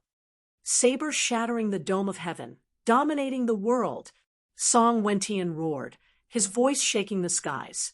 In the instant he slashed out with his saber, his aura instantly rose to its peak. Clang! Saber chi erupted from the black saber in his hand like a mountain torrent, transforming into a jet-black saber light that was several hundred zhang long. With an ear-piercing whistling sound, it chopped down towards Gu Fei. Gu Fei used the 5 elemental annihilation seal to gather his strength, but Song Wentian and Dongfang First Brother absolutely wouldn't let him gather all his strength before attacking. Immortal slaying arrow! Dongfang First Brother also shouted, drawing the 9 nether blackbone bow to its limit. With a twang, he released the bowstring. A black light shot out, piercing towards Gu Fei. Using his full strength without holding back, the saber light was as terrifying as a spatial crack that suddenly appeared in the void, causing the entire world to tremble. The profound Yin ghost arrow shot out. By Dongfang First Brother exuded a boundless evil aura. Amidst the ghostly chi, there seemed to be countless evil spirits lingering around the arrow-shaped devilish light. Rotation of the 5 elements, martial break, all laws. Gu Fei let out a ferocious roar. The yuan chi in his body surged, and surged violently. In an instant, thousands of hand seals converged into the most primitive 5 hand seals. Each of the hand seals emitted a mysterious and elusive Taoist rhyme as they shot towards Dongfang First Brother and Song Wentian. The power of the 5 elements was unprecedentedly strong. The 5 seals emitted a terrifying aura of destruction. 2 of the seals met Song Wentian's tyrannical saber, while 3 of the seals blasted towards Dongfang, first brother. Boom! Boom! 2 loud sounds rang out at the same time. The seals that emitted the power of the 5 elements instantly collided with the saber light and the arrow shadow. A terrifying wave of energy swept out in all directions. The world shook violently, as if the end of the world had arrived. The saber light shattered, and the seals vanished. Gu Fei had used 2 seals to block Song Wentian's tyrannical saber strike, and at the same time, Song Wentian was forced to retreat. As for the 3 seals that were aimed at Dongfang, first brother, 2 of them exploded at the same time as the profound Yin ghost arrow. The 2 terrifying forces violently collided and canceled each other out. However, the 3rd seal directly broke through the terrifying power of destruction. It emitted a powerful yuan qi fluctuation as it shot towards Dongfang, first brother. It was obvious that Dongfang, first brother, was someone that Gu Fei had paid special attention to. As the seals arrived, Dongfang, first brother, felt as if a giant mountain was crashing towards him. The violent wind blew his hair backwards, and the extreme pressure caused his feet to sink into the ground. It was already too late to shoot another arrow. Roar! Dongfang, first brother, let out a ferocious roar. A powerful wave of magic power surged out from his right hand, and a dazzling white ball of energy condensed in his hand. Dongfang, first brother, flipped his palm and pressed it forward. Boom! There was a loud sound, like a sudden clap of thunder. A bright electric light blasted out from Dongfang, first brother's palm, and the strong light illuminated the world in an instant. Even Dongfang Chen, who was watching the battle from a few miles away, felt his eyes hurt by the strong light. In an instant, he could no longer see the scenery in front of him, and hurriedly closed his eyes. Palm lightning. Dongfang, first brother, seemed to be using the palm lightning. However, it was definitely not a simple palm thunder. It was a profound magic art. When the palm thunder was sublimated to the extreme, it became another kind of Taoist magic art.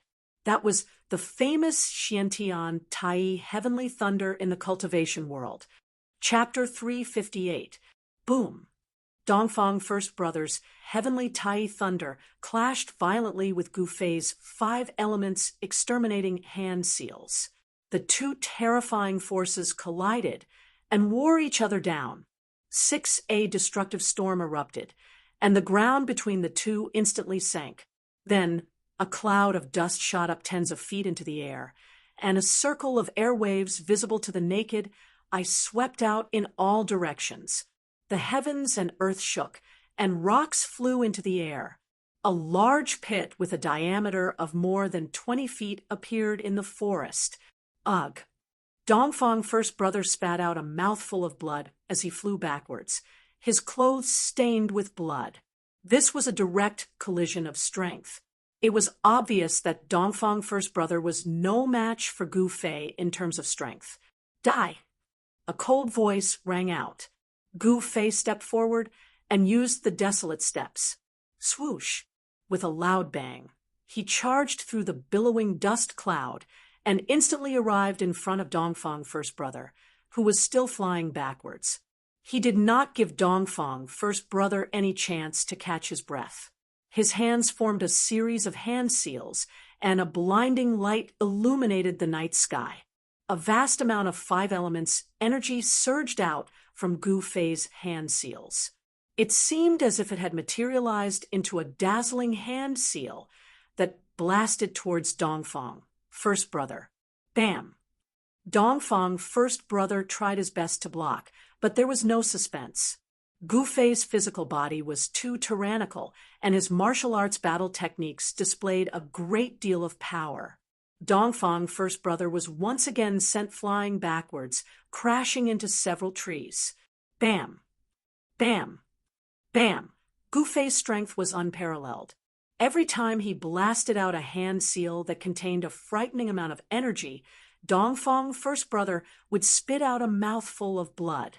It seemed as if he was being beaten by Gu Fei to the point where he had no strength to fight back. In the blink of an eye, Gu Fei had beaten Dongfang, first brother, until he vomited blood again and again. Both of their movement techniques were extremely fast.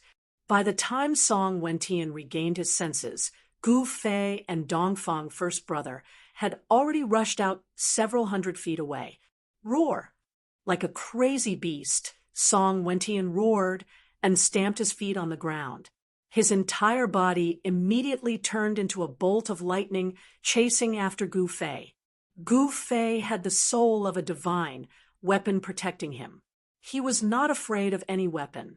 Coupled with his tyrannical physical body and tyrannical martial arts techniques, he was able to push Dongfang, first brother, to the brink. Gu Fei sent out a seal with his right hand.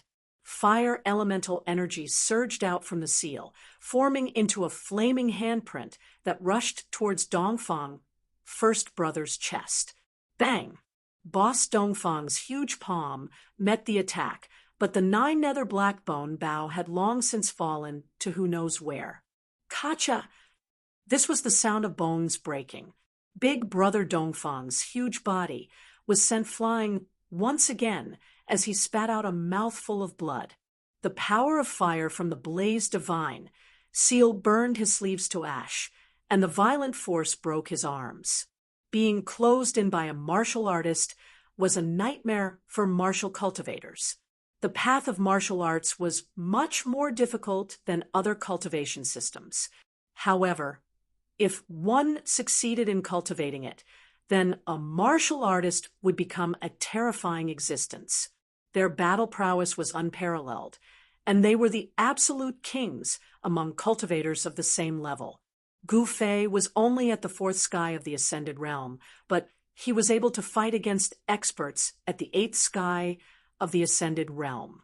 As his cultivation increased, the gap between Gu Fei and other cultivators would continue to widen. Brat, die! Just as Gu Fei was about to give chase and finish off boss Dongfang, once and for all, a loud shout rang out from behind him. Then, a black figure shot up into the sky from behind Gu Fei. Song Wentian arrived. A terrifying saber chi erupted forth from the black saber in his hands. He raised the saber with both hands, infusing all of his strength into it. Clang! The sound of a saber resounded through the heavens and the earth. The black saber radiance rushed out for hundreds of feet, as if it had turned into a terrifying black dragon, and swooped down towards Gu Fei. Roar! Gu Fei's expression was ferocious as he roared towards the sky. Both of his hands drew mysterious arcs in the air. His 10 fingers danced in the air as 5 hand seals appeared in front of him, and they shot upwards. Boom! The entire earth shook violently. The ground beneath Gu Fei's feet instantly crumbled as the saber radiance clashed with the 5 hand seals. Gu Fei's body was covered by the rubble as he fell. At the center of the collision of the two forces, ripples could be seen with the naked eye, as if the sky was about to fall. Song Wentian was also blasted high up into the sky as fresh blood spurted out from his mouth. Pung! Amidst the clouds of dust, a figure burst out from the ground, ignoring the destructive energy in the surroundings as he shot up into the sky. Shwa! A beam of purple divine light seemed to shatter the void, piercing through the abdomen of Song Wentian, who was falling from the sky. It was difficult for a transcending mortality realm cultivator to fly in the air without the help of any treasures. Just as Song Wentian was about to be hit by the purple light, boundless black light erupted from Song Wentian's body. After that, his body turned faint and illusory, as if he had fused with the black saber in his hand. Bang! The ray of purple light struck the illusory figure, but it was unable to pierce through the illusory figure. It only managed to send him flying. Shwa! The black saber radiance flashed as Song Wentian became one with the saber. However, he did not make a move. Instead, he turned into a black ray of light and escaped far away, leaving behind drops of blood in the air. Sword cultivators who cultivated the sword Immortal Tao could become one with the sword and fly through the air. The descendants of the Saber Emperor's bloodline could also become one with the sword and fly through the air. Gu Fei descended from the sky as a ray of purple light flashed between his eyebrows. Landing on the ground, Gu Fei's face suddenly flushed red, and he spat out a mouthful of blood. He wiped away the blood and scanned his surroundings. He saw Dongfang Chun carrying Dongfang Long in a panic and fleeing towards Bailing City. On the other side, Dongfang Chun, who was already seriously injured, was fleeing towards the snowy forest. The battle between the peerless experts in the depths of the snowy forest was still ongoing. Two terrifying auras surged out from the depths of the snowy forest, even covering the auras here. It seemed like no one had noticed the strangeness here. Countless cultivators were gathered in the depths of the snowy forest. Of course, there were experts from the Dongfang clan and Beitang clan among them. Dongfang boss regretted not asking Beitang Yu and Beitang Yi to help him deal with Gu Fei. He had miscalculated and thought that he and Song Wentian could kill Gu Fei. However, things didn't go as he wished. Gu Fei's improvement was shocking. Two experts at the 8th sky of the Ascended Mortality realm had lost to him. If they couldn't kill Gu Fei, things would develop in a direction that they didn't want to see. Want to escape? Gu Fei sneered. He took a step forward and disappeared on the spot, chasing after the Dongfang brothers as if he had teleported. Gu Fei used the 8 extreme steps to its limit. In the blink of an eye, he had already moved 2 to 300 zhang away. With just a few more steps, he would be able to catch up to Dongfang Chen and kill the Dongfang brothers. Gu Fei's killing intent was like a rainbow. The hatred in his heart surged out like a mountain torrent, giving him an inexplicable excitement. Perhaps this was the pleasure of revenge. A heart-palpitating killing intent surged from behind. Dongfang Chen's entire body immediately turned cold from head to toe. He knew that he had been targeted by Gu Fei. Dongfang Chun regretted it.